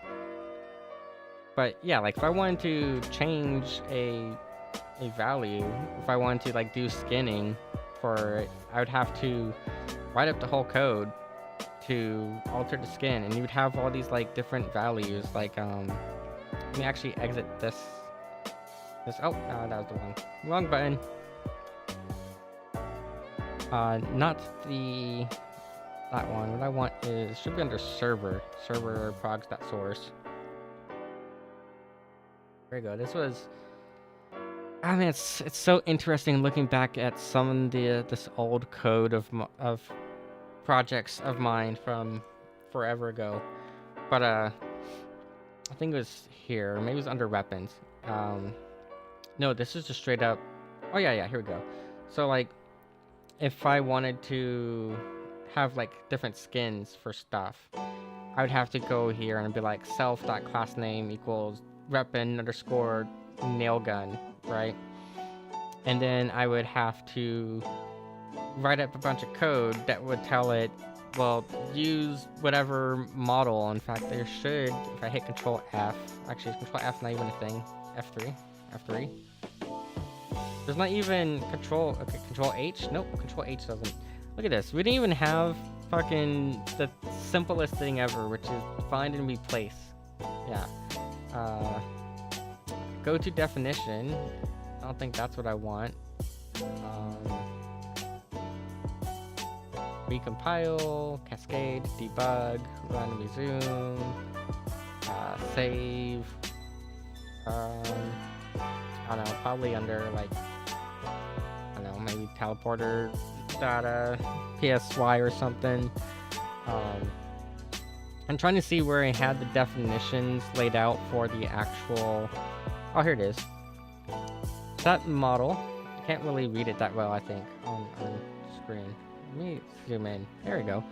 Yeah, so like back then, doing like skins, like if I want to do like a whole custom skin thing, I'd have to do this whole set model, and then the path to the model, and then you'd have to write up like a whole system for. I actually had, where would it be at?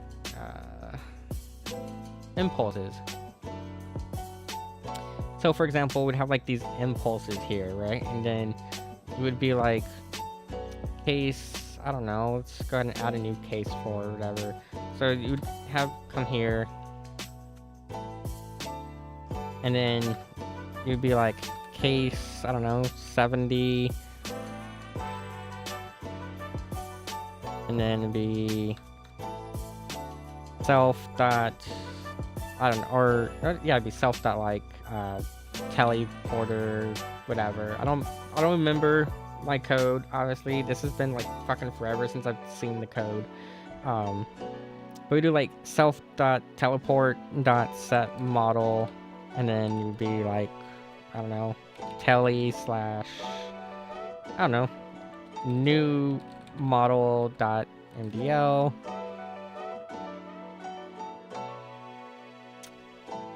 And then let's say you wanted to, you know, have another one, you do the same thing, do in case 71, and then you'd have to do the same code, and then it'd be like dot set model, and then tele, and then model 2 or whatever, that mdl. And then you'd have to like keep doing that over and over again for every possible iteration. And this is just for a complete model replacement. This isn't even like attaching it to the bones, because you could I had code in here somewhere for like attaching things to like a specific bone. I have no clue where in here that code is. My file structure back then was so nice.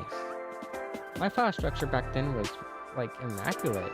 I wish this would zoom in over here to show the file structure better, but I had everything like in these nice little folders.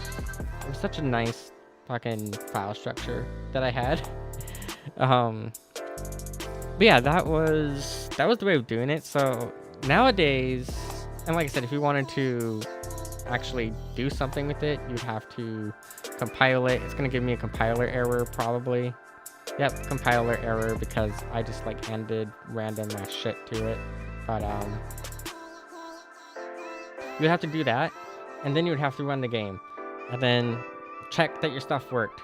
And if your stuff didn't work, then you would have to come back here and do all of it all over again, and recompile it, and then run the game. And it would take forever to do, especially back on older computers that weren't anywhere near as fast as they are today. So now that all I have to do now to do that is just do a fucking bone attachment node. Like, that's great. I love that. I'm loving relearning programming through node-based programming, because programming to me was all done in Notepad. Like, not even Notepad. I spent a lot of my time doing programming in this program called Nano, which was just, it was basically Notepad but in a command terminal. That was how I learned, or I did a lot of programming, was through using Nano for it. But I wanted to just like start adding some shit here. So we have a world environment. Okay, so we have a world environment. It's gonna tell us to have any visible effect requires its environment property to contain an environment. It's camera operator. Okay, so we need to add a camera opportunity, or camera node. And again, I haven't really played around with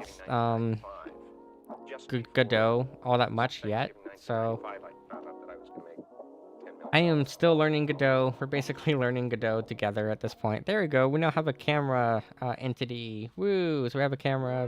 We still got a warning here. To have any visible effect, the world environment requires an environment property to contain an environment. Okay, so what? We need to actually have an environment then. Node 3D. I don't see an environment node, so I'm gonna have to figure this out. But yeah, I think it'll be kind of neat to revisit game development again and reflect on my old boomer days of being an old programmer, even though I'm not even 30 yet. I'm not 30 yet, about to be 30, but not 30 yet. Yeah, it'd be neat to revisit all this. Canvas item. The UI stuff in Godot is really nice. I like the UI stuff for Godot. So like, what was it, canvas item, and they have like different nodes here. So we have like this control node, and then this would drag out, probably not to that size, but doing UI so far, and what I've like tested at least for Godot, seems nice to have like this UI stuff. It reminds me, the UI builder in Godot actually reminds me a lot of doing Windows forms using like Visual Studio. That's what the UI editor feels like to me. Is it feels like using the using forms, Windows forms, in Visual Studio. Whereas doing UI in Unity sucks. Doing UI in Unity was a pain in the ass for me. This is like a lot easier. It's like easy mode for the UI here. But I still need to learn all the stuff. I still need to figure out how a lot of this stuff works. So I'm gonna be studying Godot a lot more. I don't want to do like, I don't want to like fully dive into it right now and be like, hey, we're gonna make a game right now, tonight, in Godot, and I haven't actually learned anything about the engine yet. But definitely going to do stuff. But one of my problems so far with Godot engine is I had a problem with it with actually importing a 3D object here. So you have like this resource folder, editor, where's it at? Imported, that just says icon to SVG. Is this the proper folder? No, right here. One of the problems I had with Godot so far is trying to import stuff. And what I mean by that is if I come over here, and I'm going to grab something that is going to be on Booth within the next few days. Because I finally had the Booth shop. The Booth shop finally exists. It just needs to have stuff, files uploaded to it. But yeah, one of the problems I had the other day was, oh, well, this will work because this is GLB. So this actually should work for it. So if I copy that file over here, it should work. I'm gonna have to pick a different file, I think. Oh no, Windows is being dumb and not responding. Windows, fucking work. Please respond, Windows. There we go. What I need to do is grab one of my other models, one of my other props, I guess. So back to my props folder. Yeah, we can throw this one here, speaker.fbx. I'm gonna copy that, throw that in here. So I had a problem with it where it doesn't support everything. So see here, I tried to import that, a file, and then it tells me that I need to download a third-party converter to convert that file to a different format, or disable the format entirely, which I feel is a problem, because if you're going to have a visual editor for something, and you're going to advertise that you have file format support, that file format support should be native. It should be part of the editor, right? Like I shouldn't go, oh, you're trying to import this file, please download this extra program here. It should be, well, you're importing this file, and now you can, do whatever it is you need to do with that file. It should work here with this desk right here. Okay, I want to put the desk right here. Here's our desk. This is a prop I've been working on. We did this whole thing on stream last week. I think last Wednesday we made this desk here on stream. And I'm also kind of curious as to the rendering quality here in Godot, because I haven't really played that much. I can see some dithering here with the shadows. Dithering's not bad. It's just dithering is mostly a thing for lower end systems to try to fake colors that aren't there. And on a system like mine, it shouldn't be doing dithering. So that's another thing I'm kind of curious about, like, how do things render in here? But if I were to import the same model using a other format, it would give me problems. Another thing is this model actually has like variations built into it. And so I'm curious then. Visibility. I don't think it can actually see those other variations of this model. Looking at this node here. Node, tree, visibility change, history. Yeah, so this model actually has like several variations built into it. And it doesn't look like Godot can recognize those variations. You can't see it because I'm blocking the view. Unfortunately, I'm sorry I'm blocking the view. Okay, but it should be showing that there's like several variations here of this model, and they don't show up. So that's something else. If I'm gonna be using this engine for a game project, I need to figure out what do I need to do so that way I can have a single file, and in that one file have multiple variations of the model versus having to export the model like 8 times. Yeah, I'm gonna have to figure out, I'm gonna have to play around with Godot more and try to figure that out.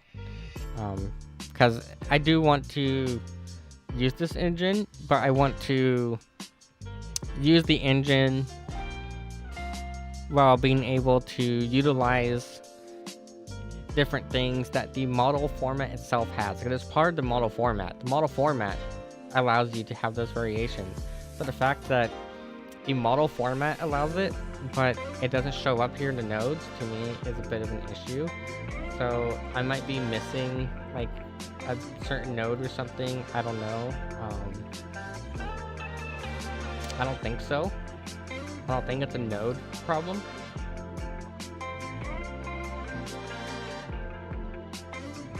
Disability change, child entered, tree entered, property list changed, that's connecting form, and it's not going to allow me to see what's going on.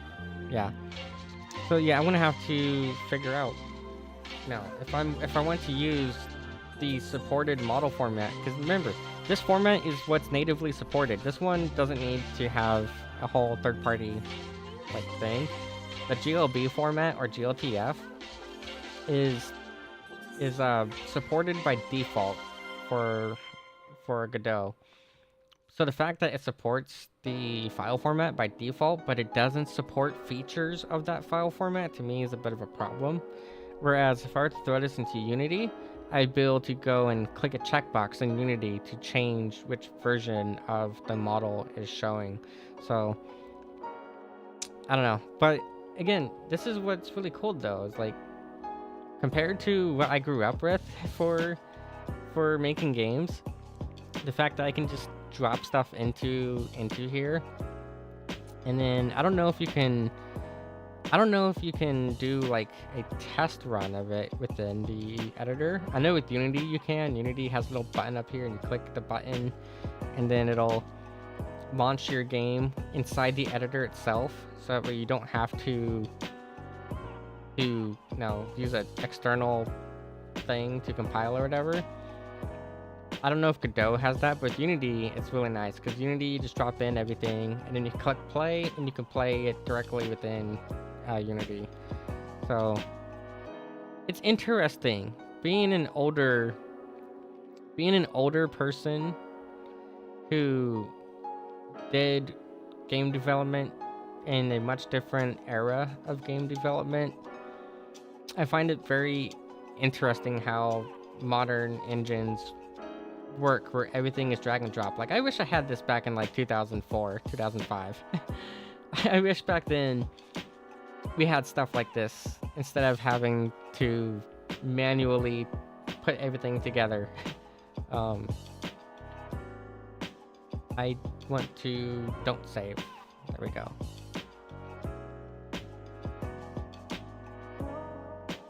Yeah, because that already imported right there.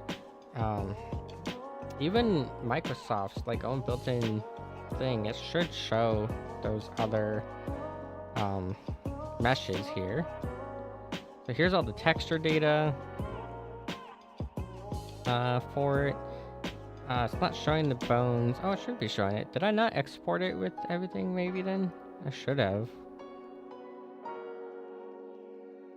Maybe when I exported it, I didn't export with all the skins, but that doesn't make sense because they should have all been part of the export for it. Material IDs. Yeah, here's all the different materials. Look at that, so pretty looking with it having all those different colors. Not really, but yeah, I would have thought that it would have shown up here too. It could just be that I didn't export it properly, maybe. Let me see. If I go to open recent, go to gamerroom.blend. Here we are. Yeah, so all the different variations of the desk are right here.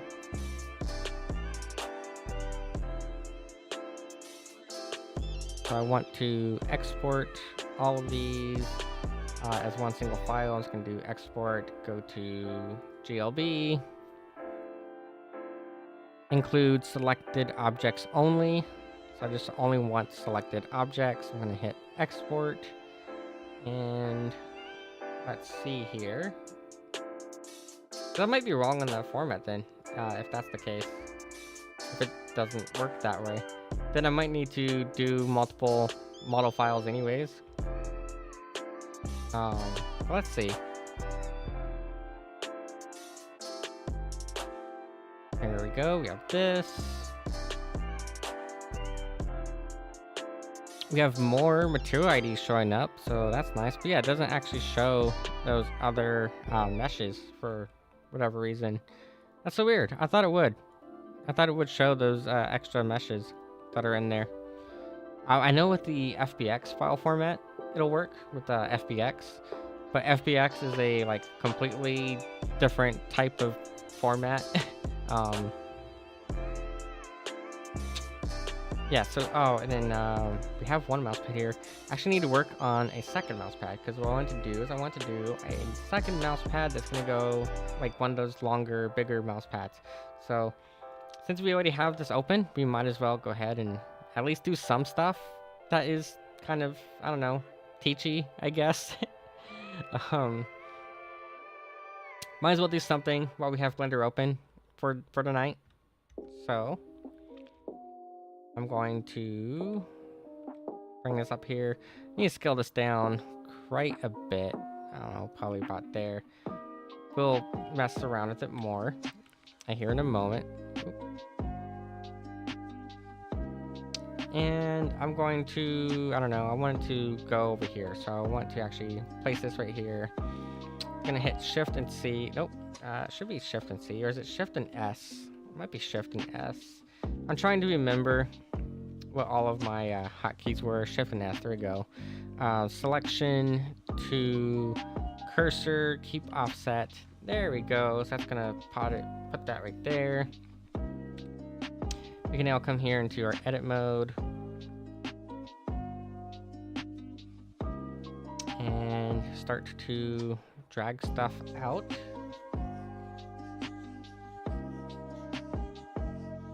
I think right there, probably about the right size for a mouse pad.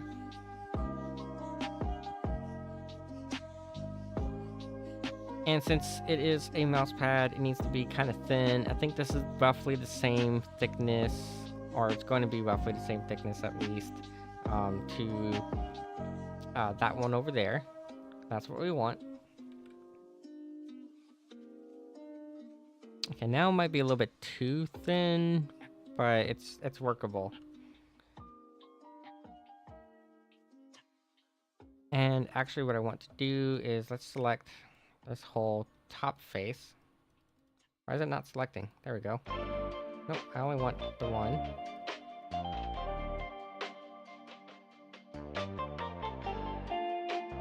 I'll also probably make it about that thick, right there. And then I'm going to select all of these here. I'm gonna hit Control B. Except Control B is not. Whoa, that's definitely not what we want to do. So let me zoom out. Hit Control B.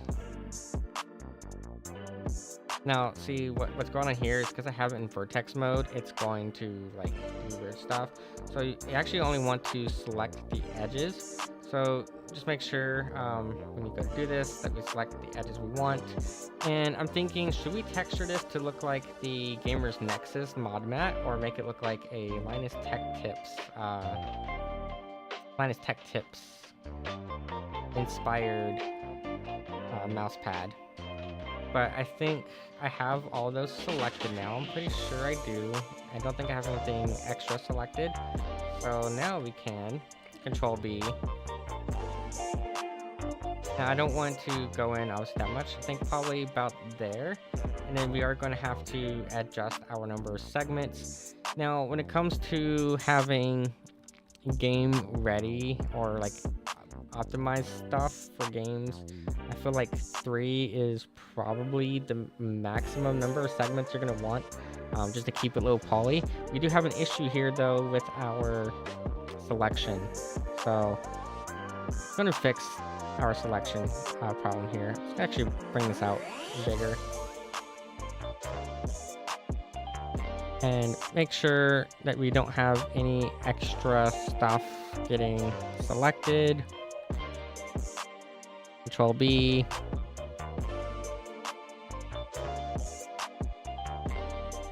Yeah, that looks about how much rounding I want for it. Let's actually just make this an even 1 or 0.1 for that. And you have like these different options here for like shape and stuff. I like to, for this particular thing, I think we'll just leave it at the default of 0.5. Turn on clamp override. That's what I like to have on for it. And hardened normals will actually smooth it out. I don't want quite smooth it out right now, but maybe in a bit. But there we go. So we have that there. And now I'm going to select this top face, only the top face. And we hit I and just drag it in a tiny little bit. And then hit E and drag it in just a little bit more. We're going to scale it inwards, not a whole bunch, a little bit there. Okay, and what we need to do now is select everything that is on this top part, and now we can bring this down. I don't know, probably there. We'll probably adjust this a bit more. But my thoughts are, actually, yeah, this probably does need to be adjusted just a little bit more. This top half here and right there.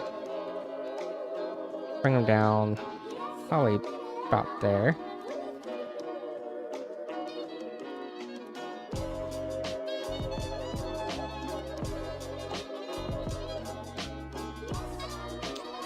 I feel though like this is a little too thick. It's a little too thick for what I was thinking.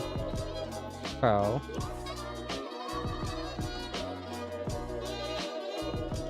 let's grab that whole thing.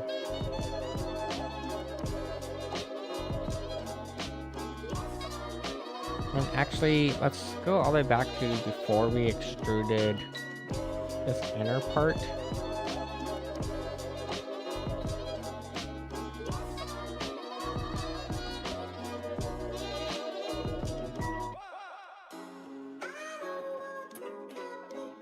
see here. This is what, 0.1? We'll make this 0.1.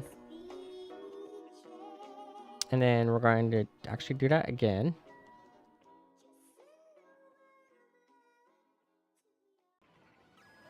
And we could do another 0.1 here. Actually, I wasn't fully paying attention to it.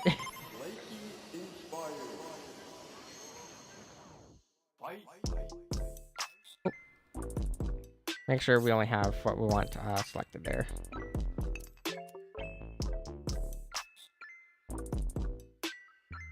Yeah, was it, I guess it's 0.01. That's what it was. Okay. And here we go. We'll do it this way. So we're just basically gonna do that same operation twice. And I think now what we could do is now we can, you know, grab everything off the top.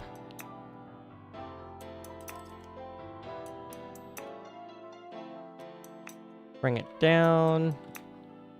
Try to move our camera in a way that we can actually see what's going on, because we have, we're working on a pretty small scale here. So, I don't know, maybe I want to bring it probably about here.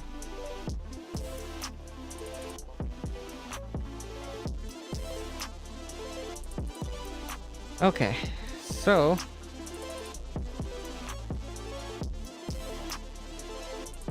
see, we can actually do this little nice little bevel now by doing it this way. We have this little bevel, which is what I wanted. I wanted to have a little bump right here. I still think this is probably a little too thick, but it's kind of whatever at this point. I'm not doing like a super serious model. Oh, probably down there. Okay. And basically the reason for that is because if you look at like actual like mouse pads, they, depending on the mouse pad you have, it'll have a little like bump around there like that. We do want to be able to texture the middle, and then the bottom needs a separate texture for it. But this will become our mouse pad. I think just for lulz right now. Let me open up Opera again, and just for lulz, I'll go through and I'll make a proper, completely original text pad later. But we'll do Linus Tech Tips mouse pad.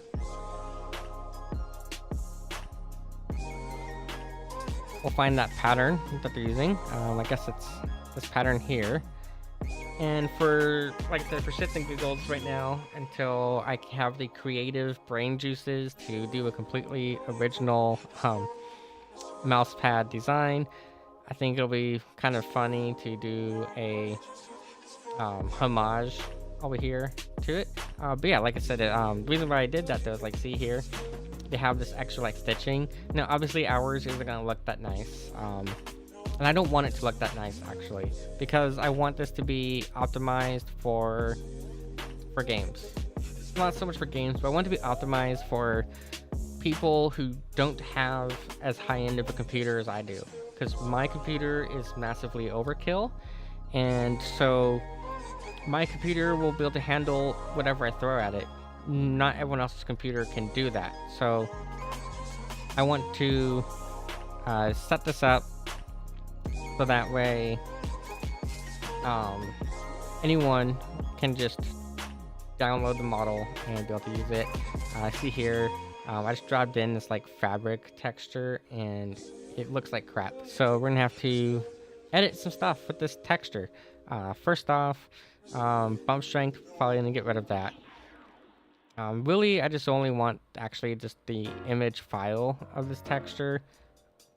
These are all like pre-made shaders that I already had from long ago, and they're not really the best, but they work. So let's see here though, we want to have here scale textures up. We want that to be 0.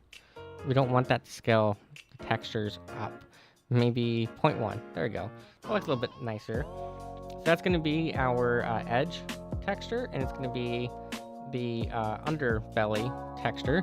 This part here though, we're going to add a new texture entirely and assign it. And for that, we're going to, be able to throw in that minus text tips thing. Now what I'm going to do is I'm going to select the whole thing. I'm going to hit Control E, and I'm going to hit Mark Seam. So that's going to mark the seam. Oh, actually, no, we didn't want that. We did want that to be a thing. I think I actually marked too many seams. I need to get out of the X-ray mode. Okay, but now we can hit Control E, mark the seam here. Gives us this nice little green outline, and all that green outline is just telling us that that is its own separate area, essentially. Then we can drag out a window, set this to UV editor. We should have live unwrap enabled, I think. Live unwrap, we want live unwrap enabled. Put live unwrap here. And clearly this texture is a little small. We want it to be dragged out bigger. We want to kind of match the dimensions of this. So for this one, I'm just going to click up here, click unwrap. It's going to give us this nice long thing. Now we just need it to be rotated, I don't know, 90 degrees. So just an even 90 degrees. And then select all and bring it right here into the center. So this will give us a little area to have our mouse pad at. And that's where we're going to, apply whatever texture we want. And I don't know, we'll probably do our own custom texture for it real quick. So easiest way to do this is just go to Export UV Layout. We're under our gamer room. I'm actually going to make 2 new folders here. So make 2 new folders. We'll label this first one. I'm trying to rename you, damn it. We'll label this first one Mousepad 1. Or actually, we'll name it Mousepad Long. And this other folder I'm going to rename to Mousepad Boobies, because we have a booby mouse pad that we need to, apply proper texturing to. I'm just going to put it right here. I'm going to label it mousepad _1 _UV. And now we get to do my favorite thing, which is to actually come over here and use Figma. You don't have to use Figma. I used to do all of my texturing in GIMP of all programs. Now I like to use Figma because it's just so much easier for me to be able to texture stuff. But what I used to use. So we have here this. I'm going to right click up here. I'm going to click frame selection. And then we're going to add a fill. That's going to give us this bright white background here. So our only area that's actually getting any texture for this is going to be this inner spot here. The spot that spot there is the only area that's going to actually get any sort of texturing applied to it.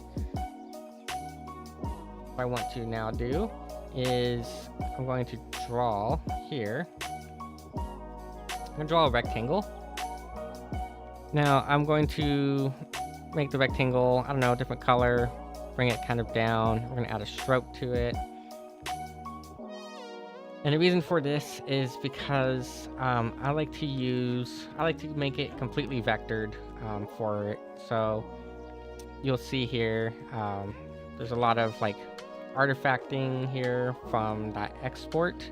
And since we're using Figma, we can do it all with vector graphics, which are really nice and helpful. So now I can just come over here and readjust this little setting here. You can see we get a nice little proper curve. That's what we want for this, is to have that proper curve going on there. And then now we can add in some images. So if we add in, well, first let's make a group here. So let's make here I don't know. First, find an image. um, maybe we should. I don't know. Probably. I'm trying to think here. The folder that I have like most of my poses in is a folder that also has NSFW poses, and I'm trying not to get kicked off Twitch. So, um, oh, you know what? We can actually, yeah, we can utilize that maybe. Let's see.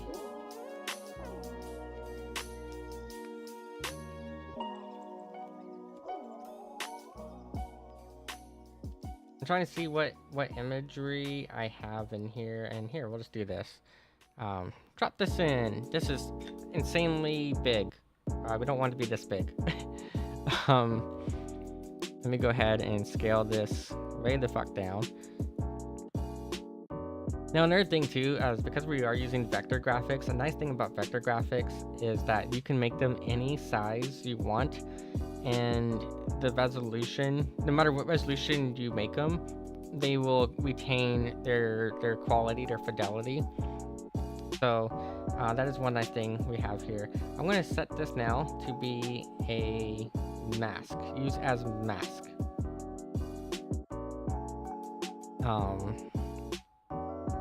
And see here, vector, use shape outlines, use alpha, yeah, use shape outlines.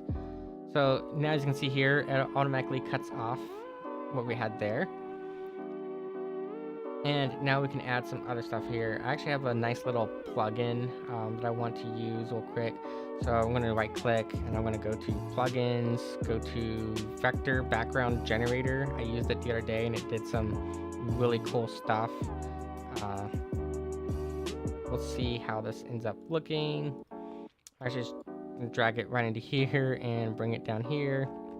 I should have probably paid more attention to how these groups are set up.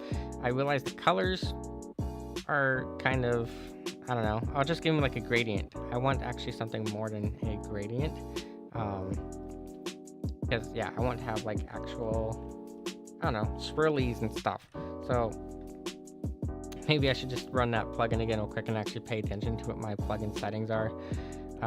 Vector background generator, canvas rotation, structure level. I wasn't really paying attention to any of this stuff, in all honesty. Probably should have paid more attention to it. Create.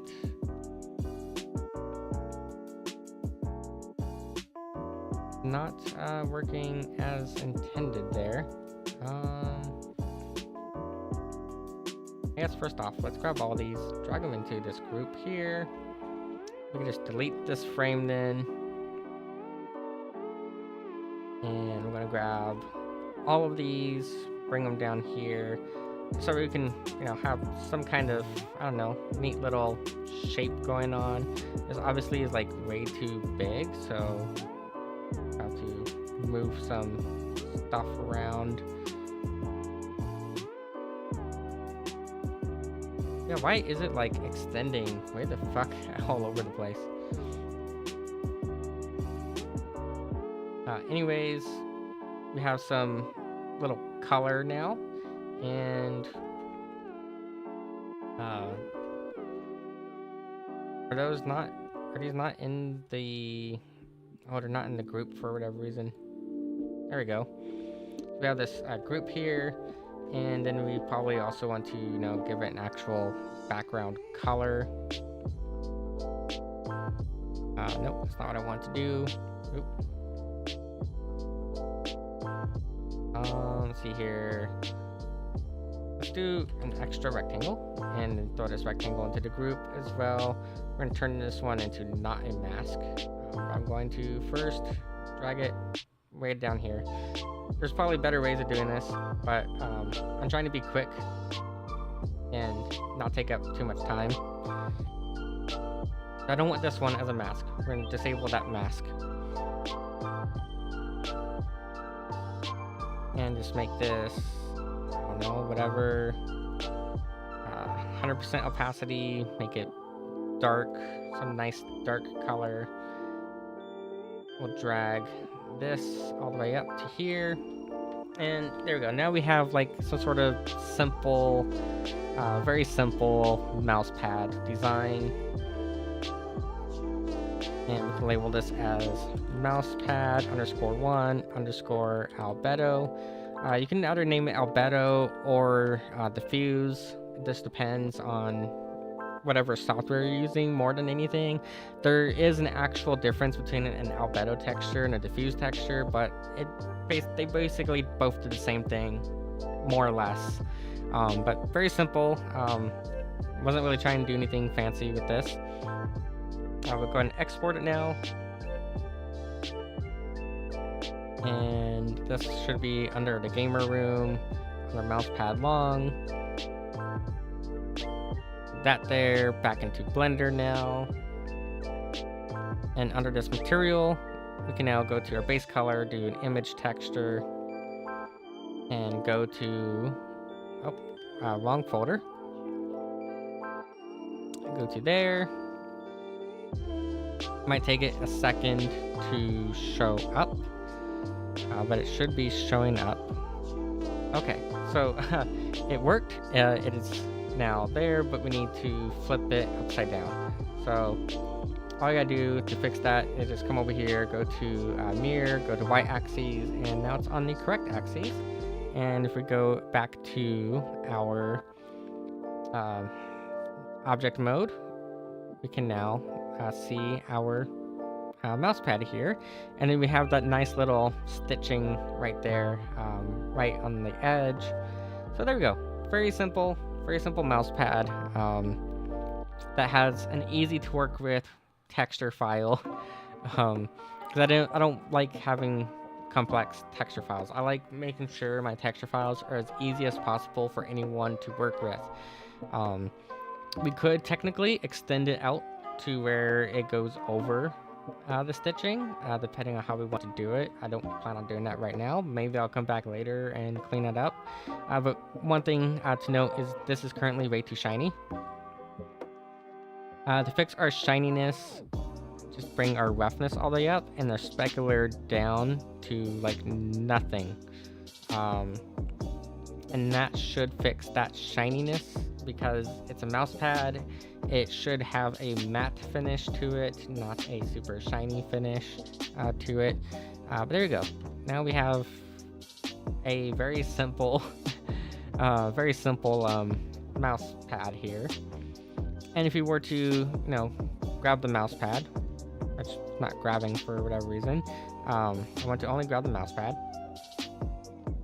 I'm going to set the origin to the center. And if you were to, pick this up now and look at the bottom side, you'll see here at the bottom that we just have that fabric texture down here at the bottom for it. So we've made at least one model today. Woo! I don't know if we want to do more models or not. We also have this booby mousepad here. I don't actually remember where my original save of that was, so I have no clue where the texture file for it is. So that actually does need to be completely retextured. Maybe not completely retextured, but I did have a sensible texture file for it, at least. I tried to keep it, nice and simple, but this is another VTuber, and since I'm gonna be putting this on Booth, charging like $1 for it, I don't want to use another VTuber's likeness, so I want to use only my own models, my own OCs, obviously. So I'm gonna have to basically export this one, the UV map here, which you can see here. Again, I like to keep my UV maps easy to use for anyone.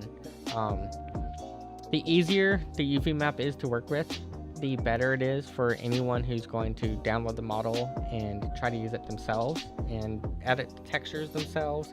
I actually want to add some additional stuff to here though. So what I'm going to do for this, we're going to add a shape key to it. So shape keys, throw myself way over here. I need to just make a hotkey I should make a hotkey that moves me from one corner of the screen to the other. I think that's really what we need to do. We need to have a hotkey that moves me around. We're gonna do those. We have a shape key here. And we're gonna label this bust size. We're gonna label that bust size for that there. We can go in edit mode now and set this to 100%.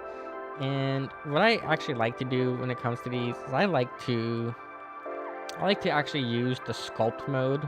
So instead of edit mode, I like to use sculpt mode. We are going to want to have this set to mirror.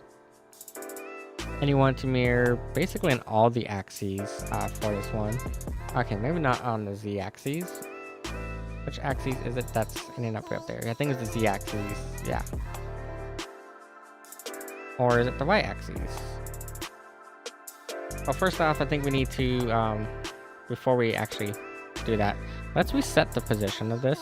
So that way it is not rotated. And we have our axes here where it's going to be able to mirror properly is what we want. We want to mirror properly.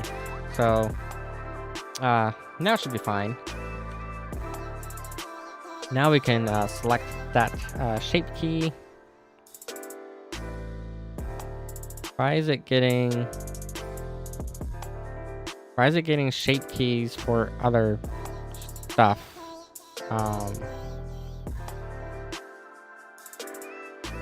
Oh, wait, did I already have shape keys on here? What did I just add the shape key to then? What? I already had shape keys on here, apparently. Yeah, so, because we have the shape keys, I didn't realize I already had shape keys on here. I actually could have sworn that I, did not have shape keys, and now I am curious as to what I actually added the shape key to.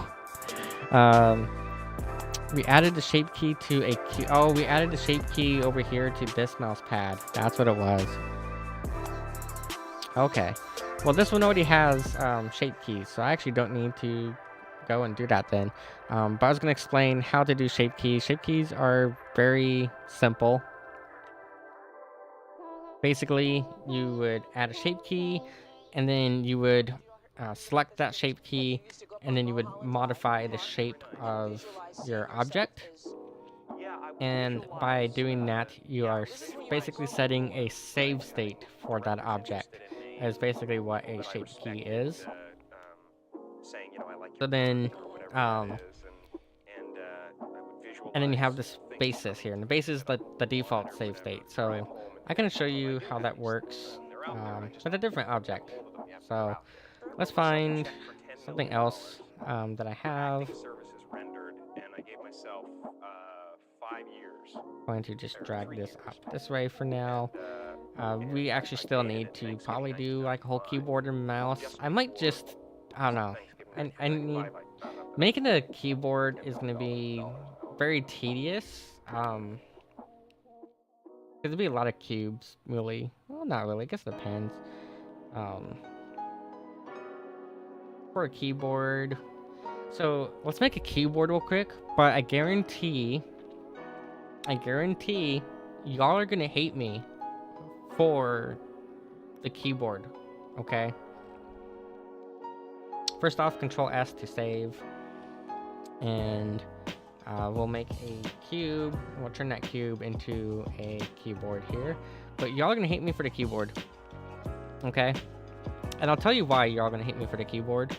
Because I personally... Oh, it fucking attached it to the cursor. Put it line world. And set all this to 0 real quick. Actually, this can be 1. Set the size here to 0.01.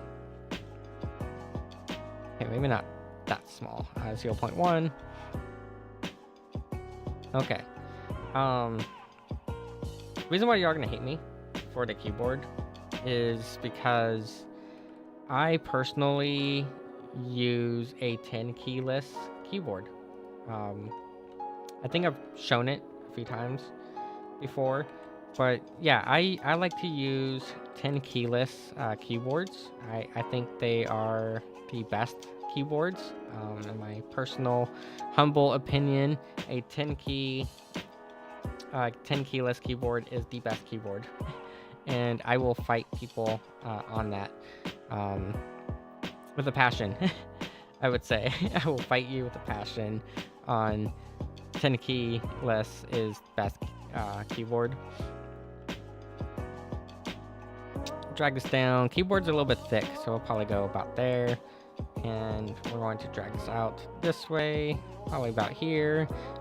I could, in theory, I mean, I could do what I did for the desk, and with the desk, we got like super precise with it by using like actual measurement tools, because I'm just trying to make just a very short, quick thing.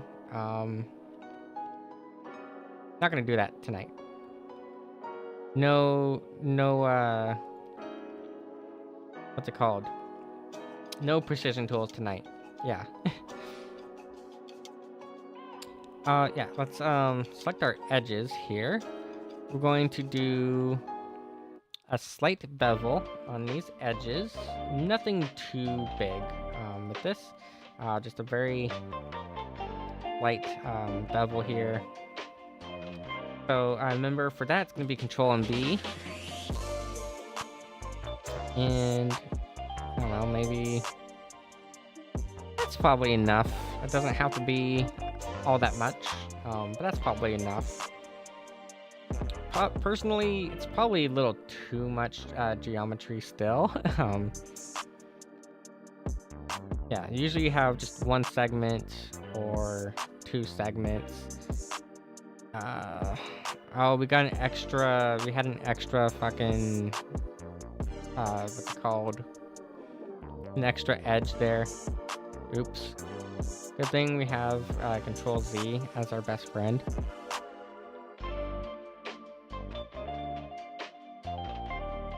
Hello, hi, welcome.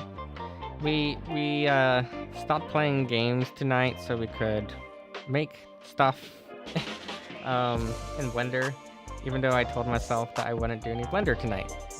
Apparently I lied to myself. We're currently doing a keyboard, which is going to make everyone hate me. So let me grab this face here. We're going to inset this. Okay, we got some clipping going on here. Why do we have that clipping going on is the real question. So we have here, and we're going to, yeah, that is, oh, I know what it is. It's probably because the bevel is a little too close to each other. That's probably what's causing that clipping. Yeah, that's entirely what it is. But here's fine. This 0.0 like 1 or whatever, that's fine. And now we can extrude this down. So we can just hit extrude, bring it down. I don't know, maybe that's a little bit too much, but I think that's fine, because we're gonna put a bunch of keycaps in here. So yeah, we'll have a bunch of keycaps.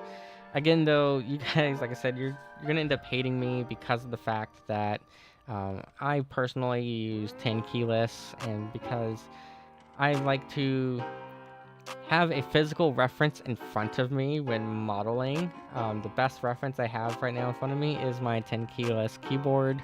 I know it's not very gamerish to have such a keyboard, but it is what works best for me personally, and I think ultimately that's what matters, is that it works best for me. I know not everyone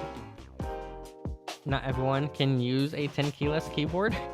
I think it does take a special kind of person, like, to use one, but it's just the easiest frame of reference I have in front of me right now, since I'm not bothering to look up any sort of reference material at the moment. Actually, I should have probably should have used the mirror button for that. Actually, that is mirrored, I think. That should be mirrored on this side also.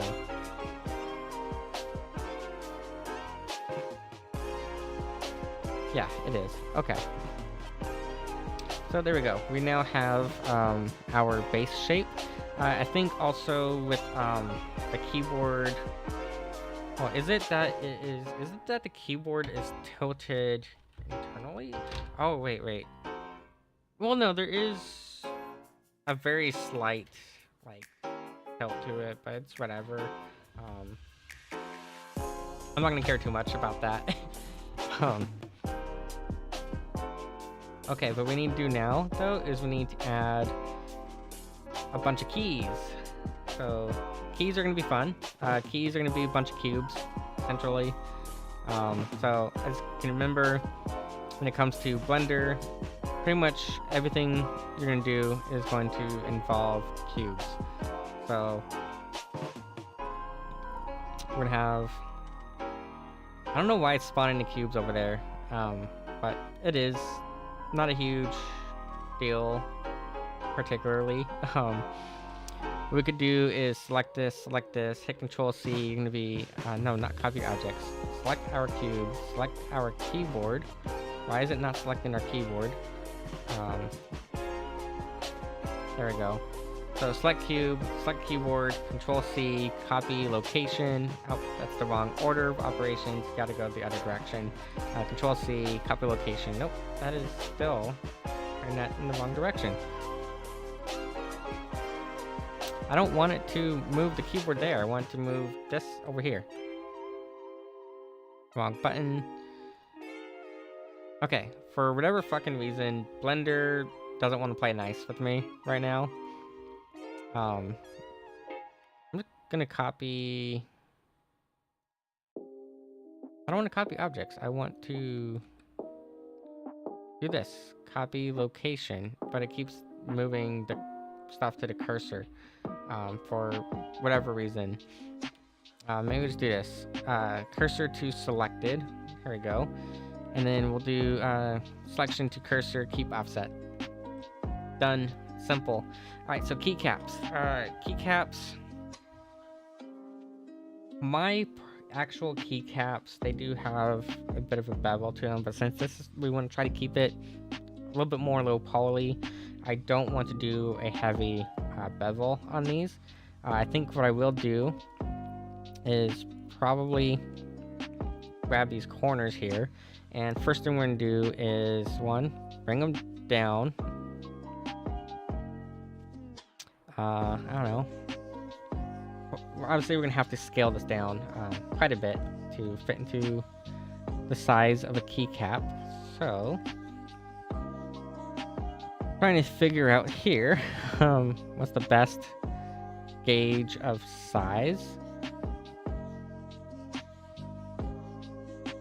And I think I'm going to use probably the escape key position to kind of figure out just how big these keycaps should be.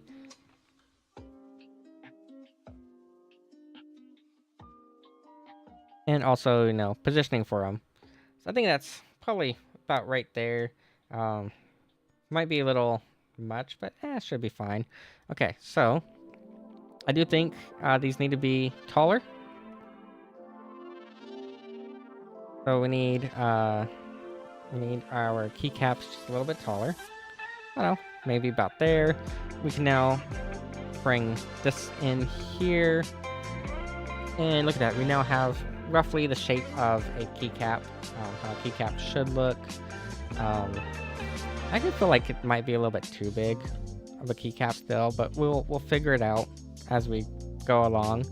What I want to do though is I want to take these edges in particular. I'm going to add a bevel to them, but we're going to change this to be a vertice bevel and change it to one segment. So we just have a single segment here, or we can do a 2-segment bevel. That might look a little bit nicer right there.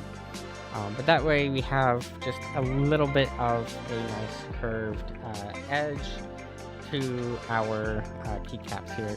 It might actually, I'm not bringing in that much. That's a little bit too much. But maybe we want to do... Why is the offset so heavy? I don't want that much of an offset. I feel like that right there is probably fine, you know. Just that way, again, that way it has a little bit of a little curvature to it, and it looks nice. And maybe not feel as good as like a keycap should feel, but I think it'll be fine enough. And we could, you know, play around the shape a bit.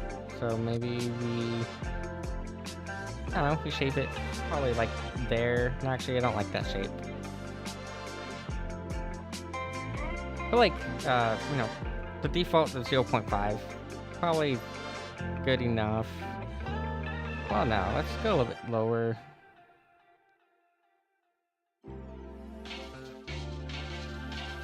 We'll go 382. How about that? 382. I think is probably good. And yeah, there we go. We have our first keycap. I am not going to texture the keycaps just yet, but we have our first keycap here, and it's not letting me select the keycap for whatever reason. It doesn't want me to select it. There we go. I'm going to do shade smooth. And let's go ahead and actually change the color of it, just so we can differentiate it from stuff. So I don't know, probably about there. I think that is pink. I can't quite tell if it's pink or not, but it looks kind of similar to my hair color. So I'm assuming that this is pink. Correct me if I'm wrong, because I'm probably wrong about that, but I'm just looking at my hair color, and it looks roughly the same as my hair color to me. So hopefully I got that right on that being pink. But anyways, now we need here to fill it all the way across. We have how many keys up here on the top row? That's 13, 14, 15, 16 keys along the top row. So let's go ahead and apply our array. And we need to make this a 16 count, because it looks like we have 16 keys along the top row. So escape, F1 through F12, that's 13. Then I have 3 extra keys on mine, so that's 14, 15, 16 keys. And that ended up putting those way too far. 0.1. Let's try that. That's still a little bit too far. 0.01. Let's see where that ends up going. So 0.01. And hey, you know what? That's actually pretty spot on to the spacing of how our keycaps should be. Now this shows me here that our keyboard is a little bit too wide for 10 key lists, but we could be nice and actually, put some other keys here, so that way we're not being too mean to everyone. But it's just I personally prefer this 10 key list design that I have for mine. So there we go. We have that there. We need to obviously do multiple rows of this. So we can do extra rows. What I might do is I'm probably going to actually hold down Shift and hit D. And then bring it along on this axis here. And probably move it just a little bit further down. I don't know, maybe about there. I'm not being super precise with this. Admittedly, I'm not being all that precise with it. But as long as we're close enough. This one's going to actually be a 14 count, because we're going to need to make a backspace key. And then the next one's going to be the same thing, slightly different, because we now have our tab key here. So First off, let's grab all of these cubes and let's put these into their own collection. Why did it not make, okay, I made the collection here. Let's label this keyboard. Oh, I already have a collection for a keyboard. Duh. Okay.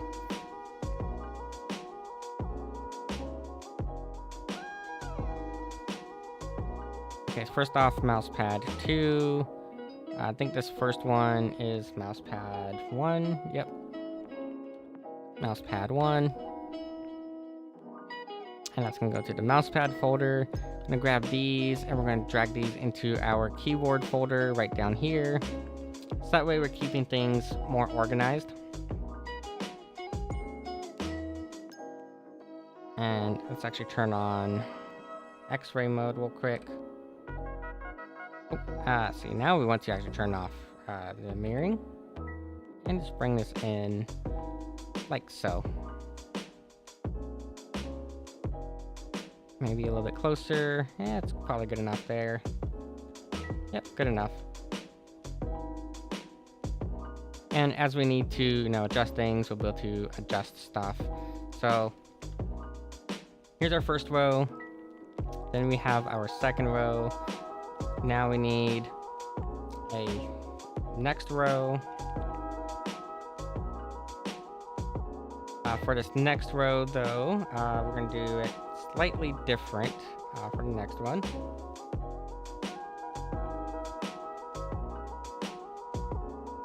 So next one, I think needs to be flipped the other direction. Actually, no, it doesn't. It just needs to have less keys. So we're actually going to move this in about halfway there, like that. Because we need to give ourselves room for the tab key, because the tab key is going to go right here. And then there's another odd-shaped key on this side as well. Let me count how many keycaps we actually need, though. We have here on QWERTY 1, 2, 3, 4, 5, 6, 7, 8. I miscounted. 1, 2, 3, 4, 5, 6, 7, 8, 9, 10, 11, 12, 13. So it's actually 13. But, and then there is another odd-shaped key right here. I did actually kind of miscalculate a little bit for how many keys are going to be on this side, but it's not a huge, super huge deal.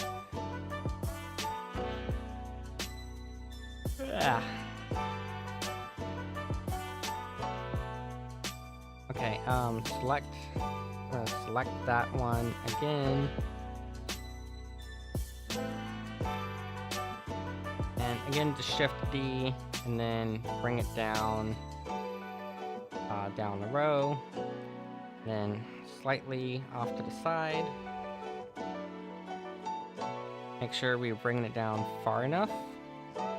And I think we had accidentally moved it up a little bit as well. So about there, and then, oh yeah, see, we did. We moved it slightly on the wrong axes.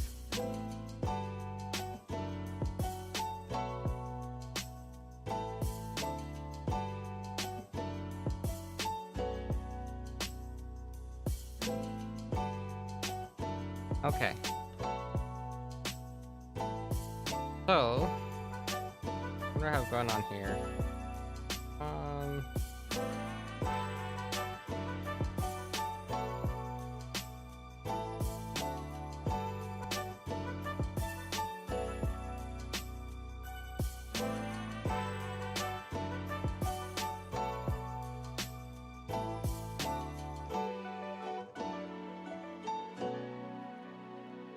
Sorry, I got distracted by something on Discord.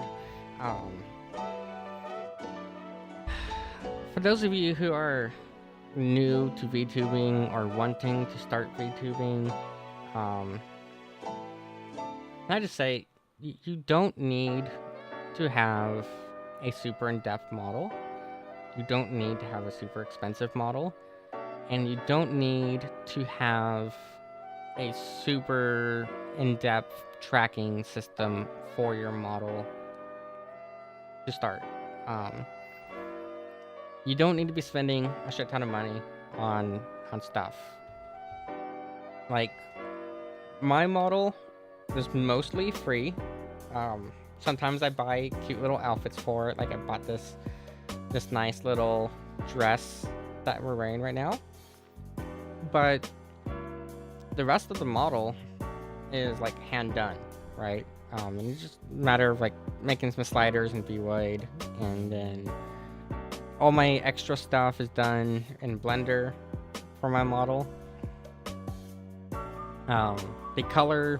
The music reactive color changing model that I was using last month is a lot more in depth, obviously, than this one here. But this one still has a bunch of like things to it. But you don't need to have a ton of blend shapes. You don't need to have a ton of other stuff. What I'm dealing with right now is one of the VTuber discords that I'm in. There's a person in this VTuber Discord who is very clearly new to VTubing, and they haven't started VTubing yet, and they are like obsessed with trying to have the most expressive tracking ever, except all they have is a webcam. They don't have a good webcam either. They just have like a cheapo generic webcam. They don't have anything like a Leap Motion or a iPhone for their tracking, but they want that level of tracking. Now, I've been telling them, one, you don't need to go spend the money on it. You haven't started yet. You're not VTubing yet. Don't bother spending hundreds to thousands of dollars on the Leap Motion and the iPhone and all that. You don't need to. Save yourself money. Additionally, you don't need to have a ton of blend shapes for your expressions and stuff. You know, I feel like, honestly, I mean, I do just fine with what I have, and it conveys what I want to convey pretty easily. And I do have other like expressions, like actually that's not set up right now. I do have other, expressions I can toggle on and off if I had my hotkeys properly set. But you don't need like ARKit levels of tracking when you're first starting out. This person is obsessed with having ARKit level of tracking with their model, and they're using V-Wide right now, which is great. I like when people use V-Wide. I use V-Wide myself because it is a lot faster for my workflow to have a V-Wide model. It's really fast for workflow, and it's really easy to use, and so I like it, and I like supporting people using V-Wide, and I like when people do use it. But this person in particular is obsessed with trying to, give it the ARKit levels of tracking. Now, a couple problems with that. First off, when it comes to the model, it doesn't have all 54 blend shapes that you need for ARKit. Secondly, ARKit is specific to iPhone. It's an Apple specific thing. There is a few sort of clones that attempt to replicate it as best as they can for Android, but the fundamental difference between those and ARKit is that those still use the camera on the phone, whereas ARKit uses actual like LiDAR technologies, like a LiDAR and infrared, to basically scan your face. So in order to even make use of having all those blend shapes, you need to invest in something like an iPhone with the ARKit, or one of the pseudo ARKit things, but that still requires you to have either a really good webcam or requires you to have a really good phone. and you're basically going to be putting your phone on a charger on a stand for hours at a time when you're VTubing. But you don't need all those blend shapes for your model. You don't need to spend all the money on it. And even if you do spend all the money on it, I would not recommend doing so when you haven't even done your first stream yet. I feel like it's the easiest way to waste money is to buy the most expensive model you can, buy the most expensive tracking you can when you don't need it. And like, even if you do, right? Let's say you spend all that money on the tracking, you spend all that money on adding the blend shapes to your model, but you don't have to spend any money to add blend shapes to your Vroid model. You can add blend shapes in Blender in like 10 seconds. You can use a tool called Hana Tool, which is a free tool on Booth, and that adds in some pre-made blend shapes. They do need some editing. They're not perfect because of the way that Vroid works. When you change the sculpt of your face, you're altering those vertices, and so Hana Tool does a great job, but it doesn't work all that well if you've done a lot of customization to the face like I have. My face is not the default face structure that you get with Vroid. I have a very specific face structure that I like to create with my models, and so Hana Tool is not going to work with them. So that's another problem there with Hana Tool. And apparently this person has found another tool that is a paid money tool, and they're talking about how, oh, I just found this tool for adding the AR kit tracking to my model. But again, they haven't debuted. They haven't done any streams yet. They haven't used their model. They haven't, there's no reason for them to be spending that kind of money and effort into the model to get that level of tracking when they haven't started. To me, it is just the easiest way to waste your money, because let's say you do what this person's doing. They're gonna spend all of their money on the tracking. Oh no. I've been bombarded with plushies. I love how I specifically disabled the gravity on them so they just kind of float off to the side. But what I see happening is this person's going to spend all this money on adding AR kit tracking to their model. Again, they don't own an iPhone yet, so they're going to have to go and buy an iPhone. iPhones are expensive. They're not cheap. They're very expensive to buy. They also want hand tracking, so now they're looking at adding on Elite Motion onto that. That's another like $200 to $300 for Elite Motion. So now you're at a cost of like easily $2,000 just to add tracking to your model for the level of tracking that they want. And what I see happening is, because they haven't done any streams yet, they haven't used their model yet, they're going to end up spending all this money on something that they don't need. At least not initially. And they might find that they don't like VTubing. They might find that they don't like streaming. They don't like content creation. Maybe they do it and then they decide, well, I'm not getting enough views, and because I'm not getting the views that I want, I am going to quit. Well, now they're going to graduate or something within like a year, and having spent a ton of money on something that they're not going to have any other use for other than for the VTubing that they bought it for. So if you're just getting into VTubing, or you are already a VTuber, but you're still new to VTubing, don't waste all the money on having the most expressive tracking. Don't waste all the money on the Leap Motion and the AR kit with the iPhone. Save your money. Get used to having a model and dealing with the quirks of the model. Because here's another thing, right? Regarding this particular person in this Discord server that I'm in. The other day, I was trying to help them out with their model. Oh no, we're throwing more stuff at me. Oh no, all the plushies. Oh, and some water in there. Whoa, we even got some hydrates in there. Nice. Should probably like actually be able to see who's redeeming what, because I can't currently see that right now. Let me open up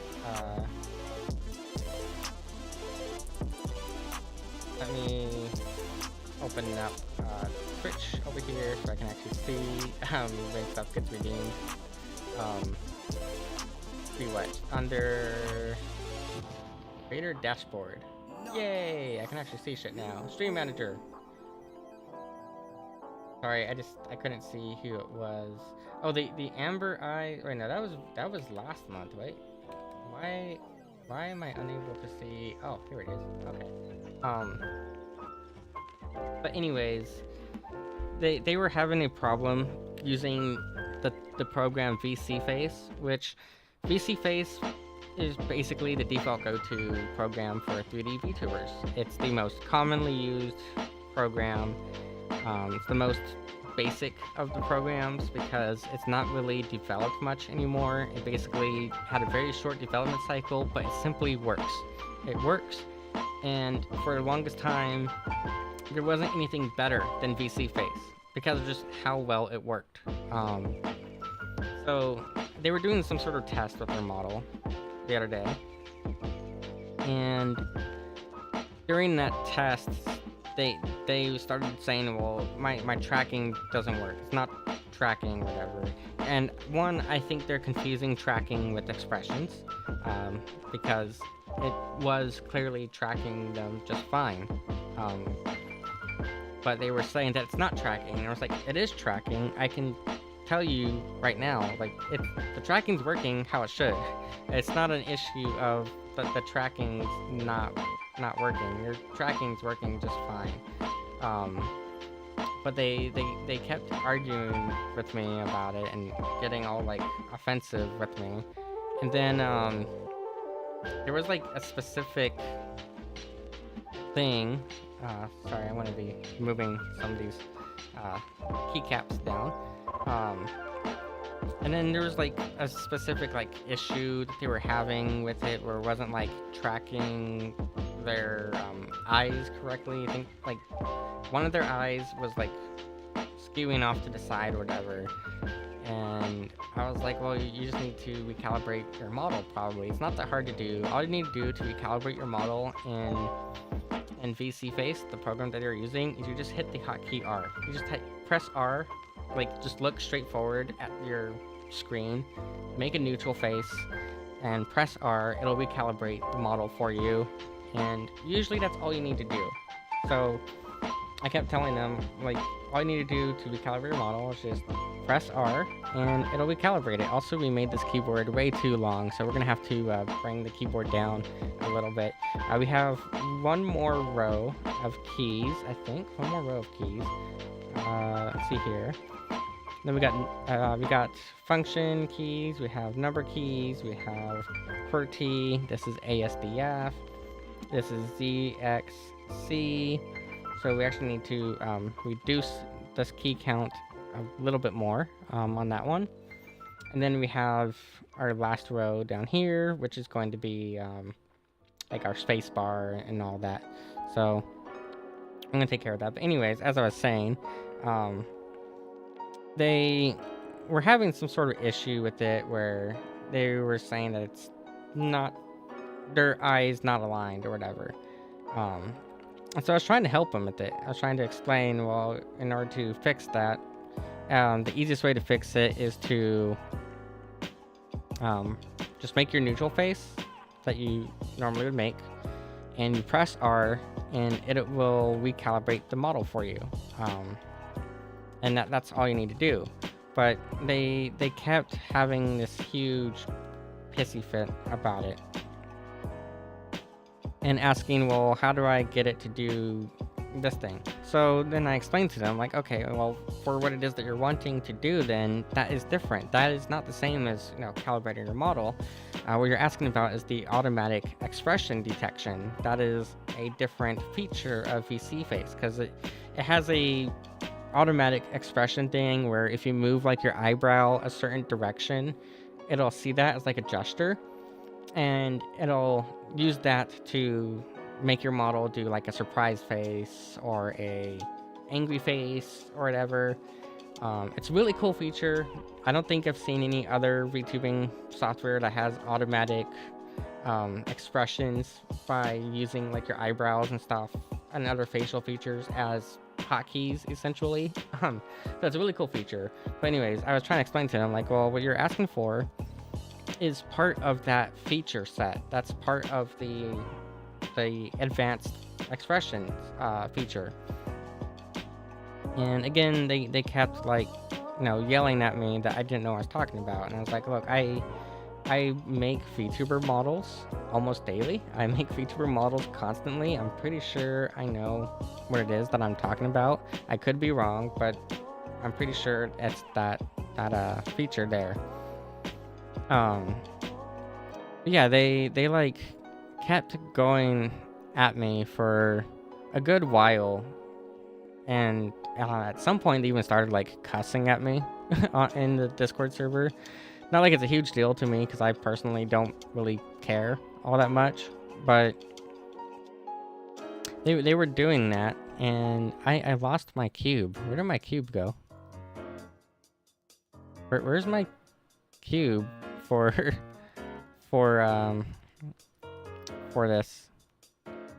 I lost track of my cube. Oh no. I don't know where the origin for the cube went. That's not good. Select box. There we go. Yeah, they even like started cussing at some point, and I was like, dude, just chill. Like, I'm trying to help you, trying to give you free help with your model, you know? Have I seen Hava?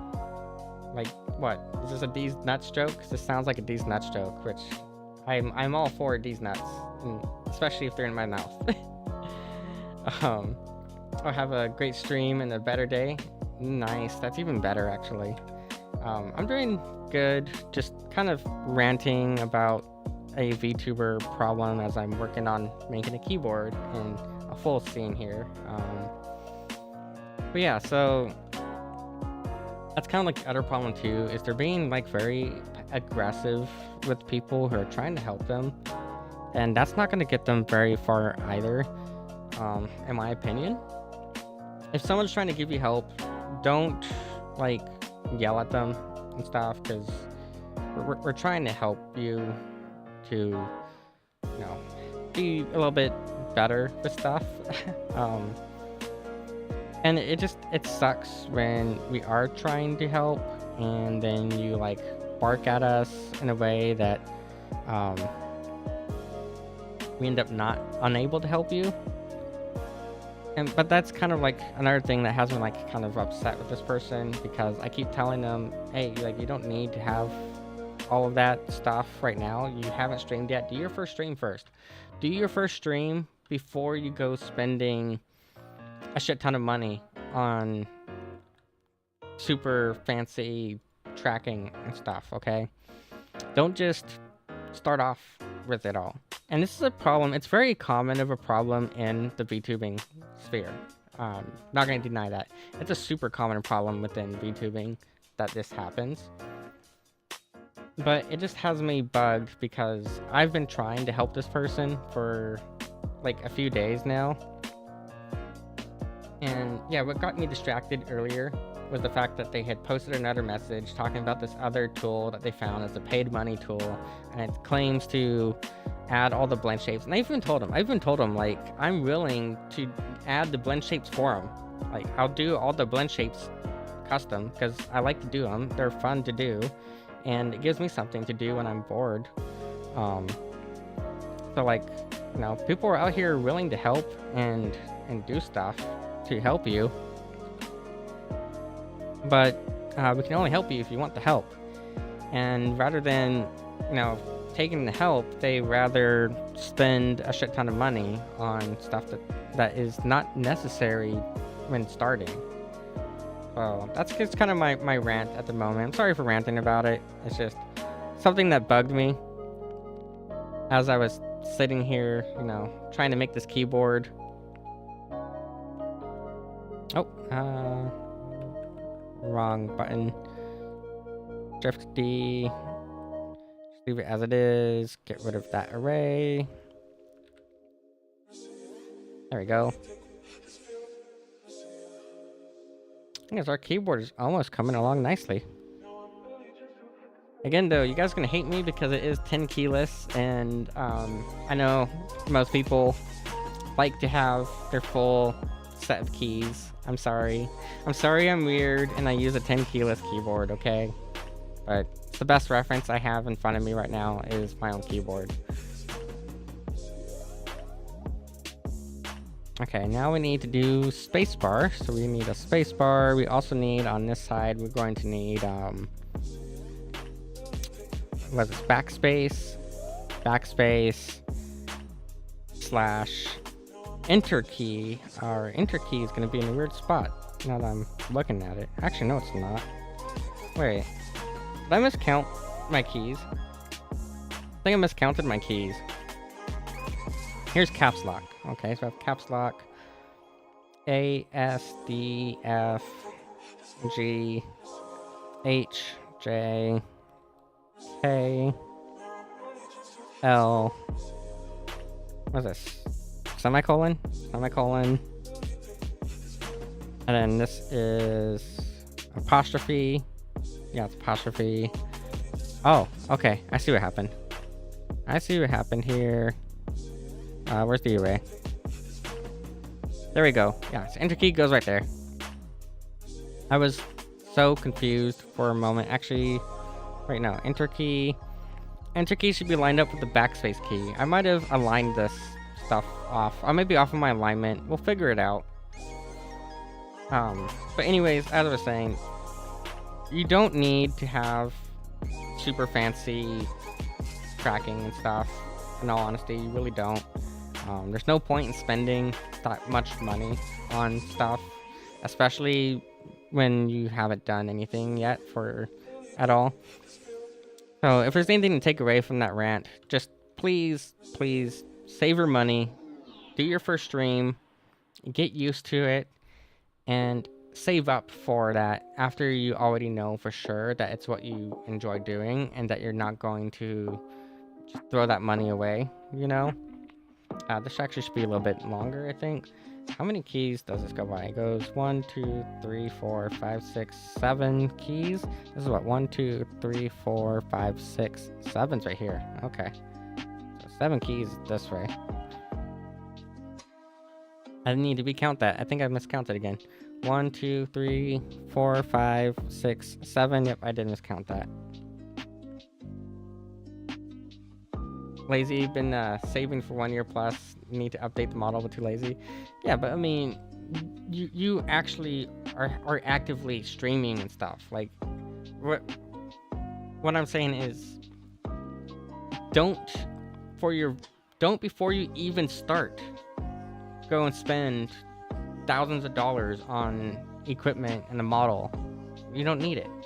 Just start streaming and make sure that you enjoy what you're doing as a streamer and whatnot, Shift D and then bring this right over here. Yeah, I might be off a little bit on alignment, but we'll see. That should be 6 keys.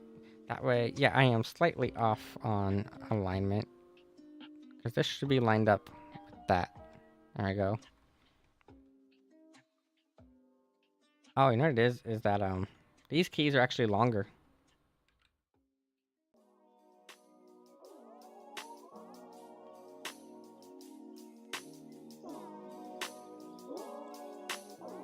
Just that out of nowhere.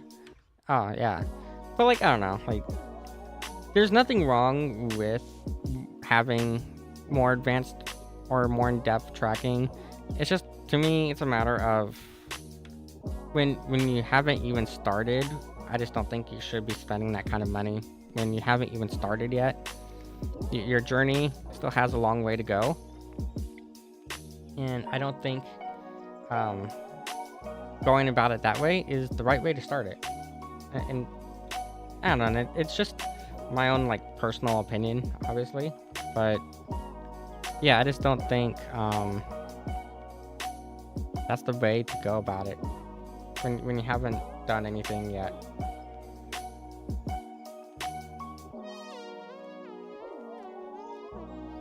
I'm trying to find the right fucking value here for this. There we go. A little bit better.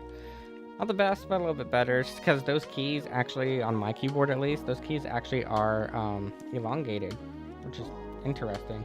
I didn't realize that they were elongated so much, but they are elongated on my keyboard.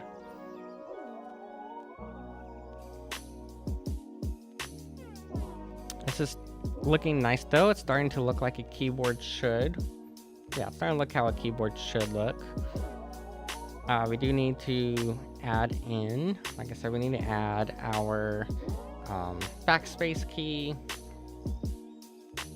and our enter key and some of these other keys here. So we'll go ahead and add those real quick. And I think what we can actually start doing is start applying some of these modifiers here. We'll see. Shift D. I'm gonna bring it right over here.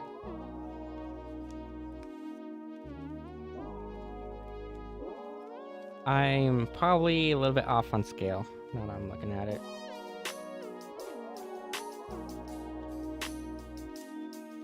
Maybe not. I don't know. We'll see. Let's do this. Let's bring it out that way. There we go. And shift D.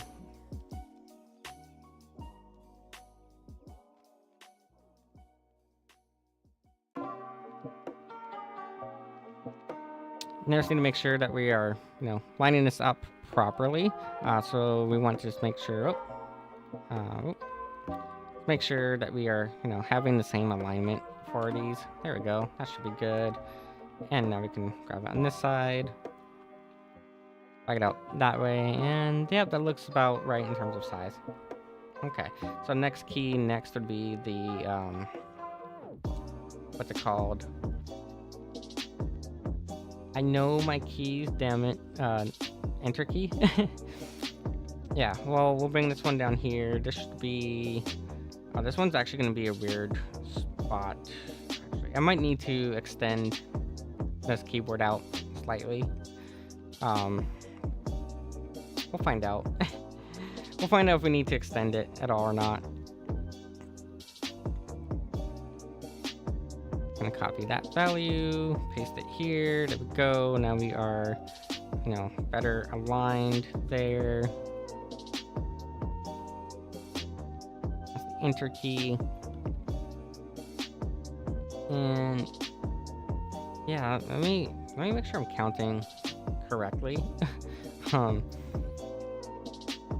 Z, X, C, V, B, N, M. What is this? Comma? Yeah, comma. Period. Question mark. Oh, okay, yeah. So this here should actually be, these two here should be the shift key, is what it is. So I need to bring it down. The shift key should be right there. Sort of. Maybe that's down too much.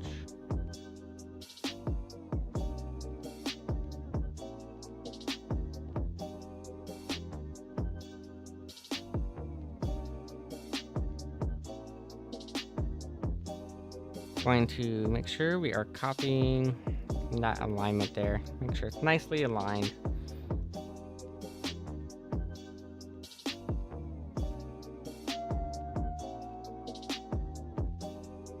And that's still too long of a key.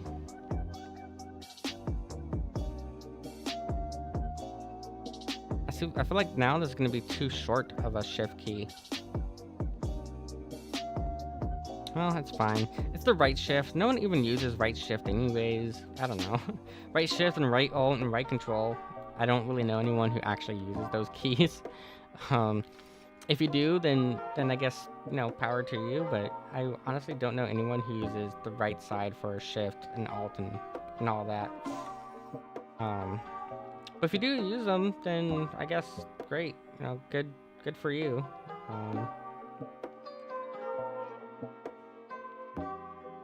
Bring this up and make this a count of 2. That should be a count of 2.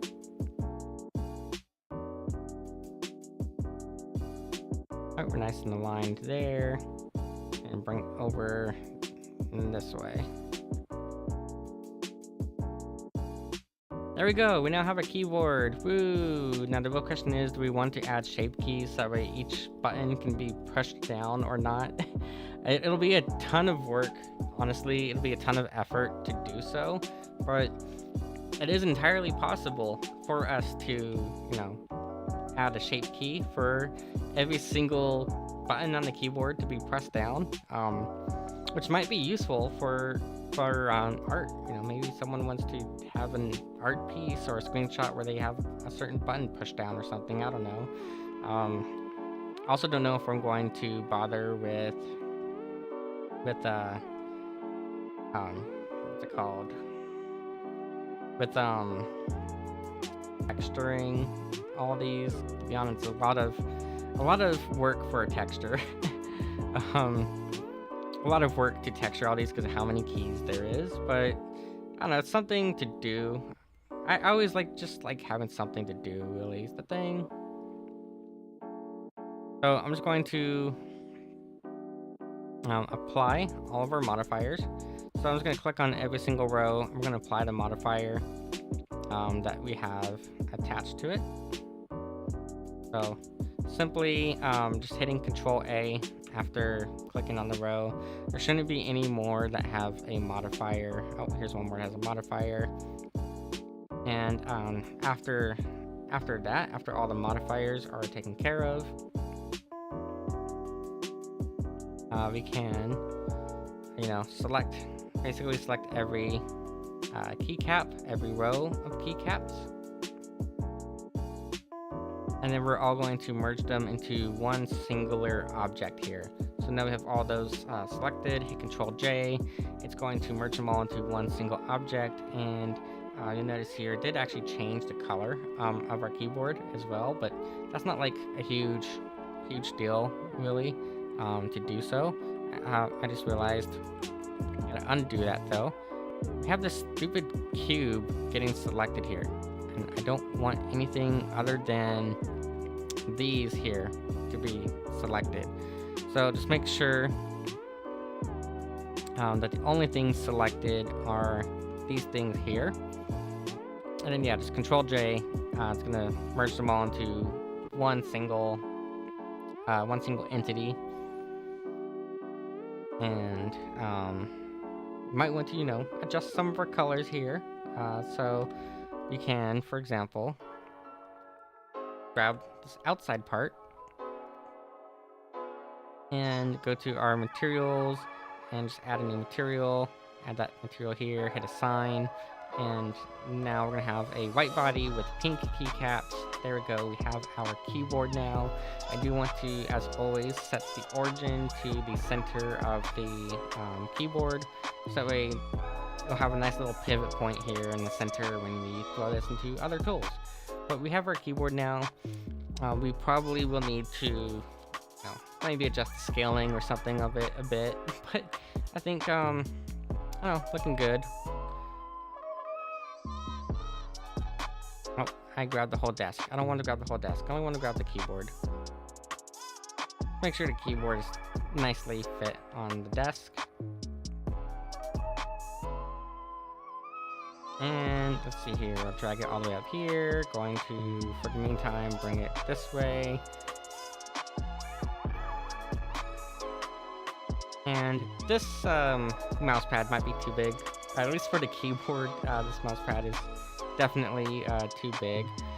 But yeah, I don't know. Now we have a nice little keyboard here that we did tonight, and um, we did this little mouse pad here, which is nicely textured, easy to work with. You still need to do a whole new mouse. We need to model a mouse. I don't know if we'll do that right now because I just realized that it is like 1 o'clock in the morning and I do have work in a bit. So since I do have work in a bit, I don't want to be doing stuff too long. But yeah, I would say it's pretty good, progress for the night to have made our keyboard, and we have our mouse pads now. We are still going to need to do a whole monitor. It's not like it's a huge deal to do a whole monitor, but we do need to still do one. Let's actually go ahead and we're going to scale this in just a little bit here. Let's make this an even 0.7. Okay, so make that an even 0.7 on both sides. I think, yeah, that's probably about where it should properly be. And then let's go ahead and apply our scale to that. And I don't know, bring it down. I want to kind of show these off kind of close to each other. So I'm kind of trying to move these this way.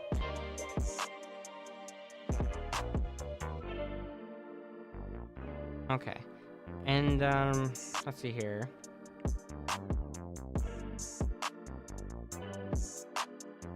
Yeah, so I think that's it's looking pretty good for tonight. I think I'm gonna call the stream here though, because I just realized it's like 1 o'clock in the morning, and I do have work. I have a shit ton of stuff I need to do for work too. Work right now has me doing a bunch of graphics design stuff. It's very boring stuff. I don't know. I mean, I like doing graphics design. Obviously, as you can tell, I like doing graphics design. Graphics design's fun. I like to do all kinds of cool stuff with it, but like, yeah, it's just I have a shit ton of stuff I gotta do for work. So I think I'm gonna call it here for tonight. We'll work more on this scene tomorrow. The goal for the scene is to do a full like setup here. So I'm gonna put a monitor here. We're going to model a tower, and we're going to, I don't know, have some other additional peripherals that are gonna go up here. So the goal is to have all of that done, and then to put this on Booth, so that way anyone can download it off Booth and do whatever it is that they want to do with it.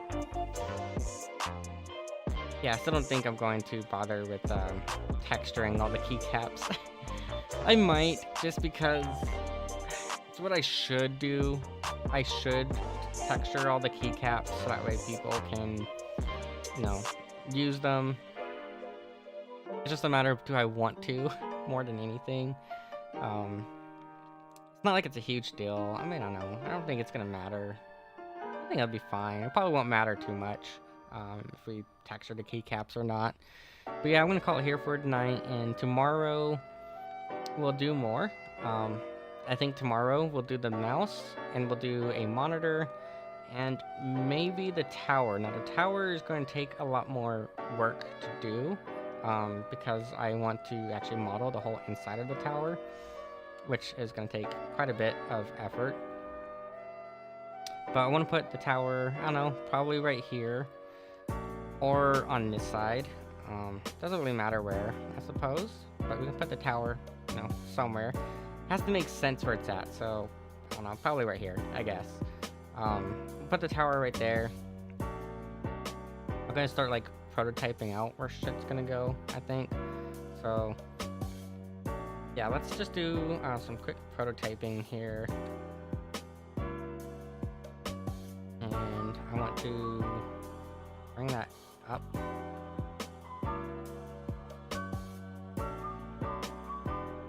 I don't know, should be probably about that wide. I mean, I'll probably measure it out later to make sure it's appropriately scaled. And then, yeah, so, I don't know. We'll get to work on that tomorrow, but we'll have a little tower here. We'll put a monitor on top of the desk here, and we'll get it all looking nice and pretty. And then once it's all nice and pretty looking, it's going to go onto Booth, so that way people can download it. And yeah, I think we're looking good. We're making a lot of progress. But I need to eat dinner still, so I need to find dinner, and I need to get some sleep before work. So I'm gonna call it here for tonight. Let me see if anyone is available for me to raid them.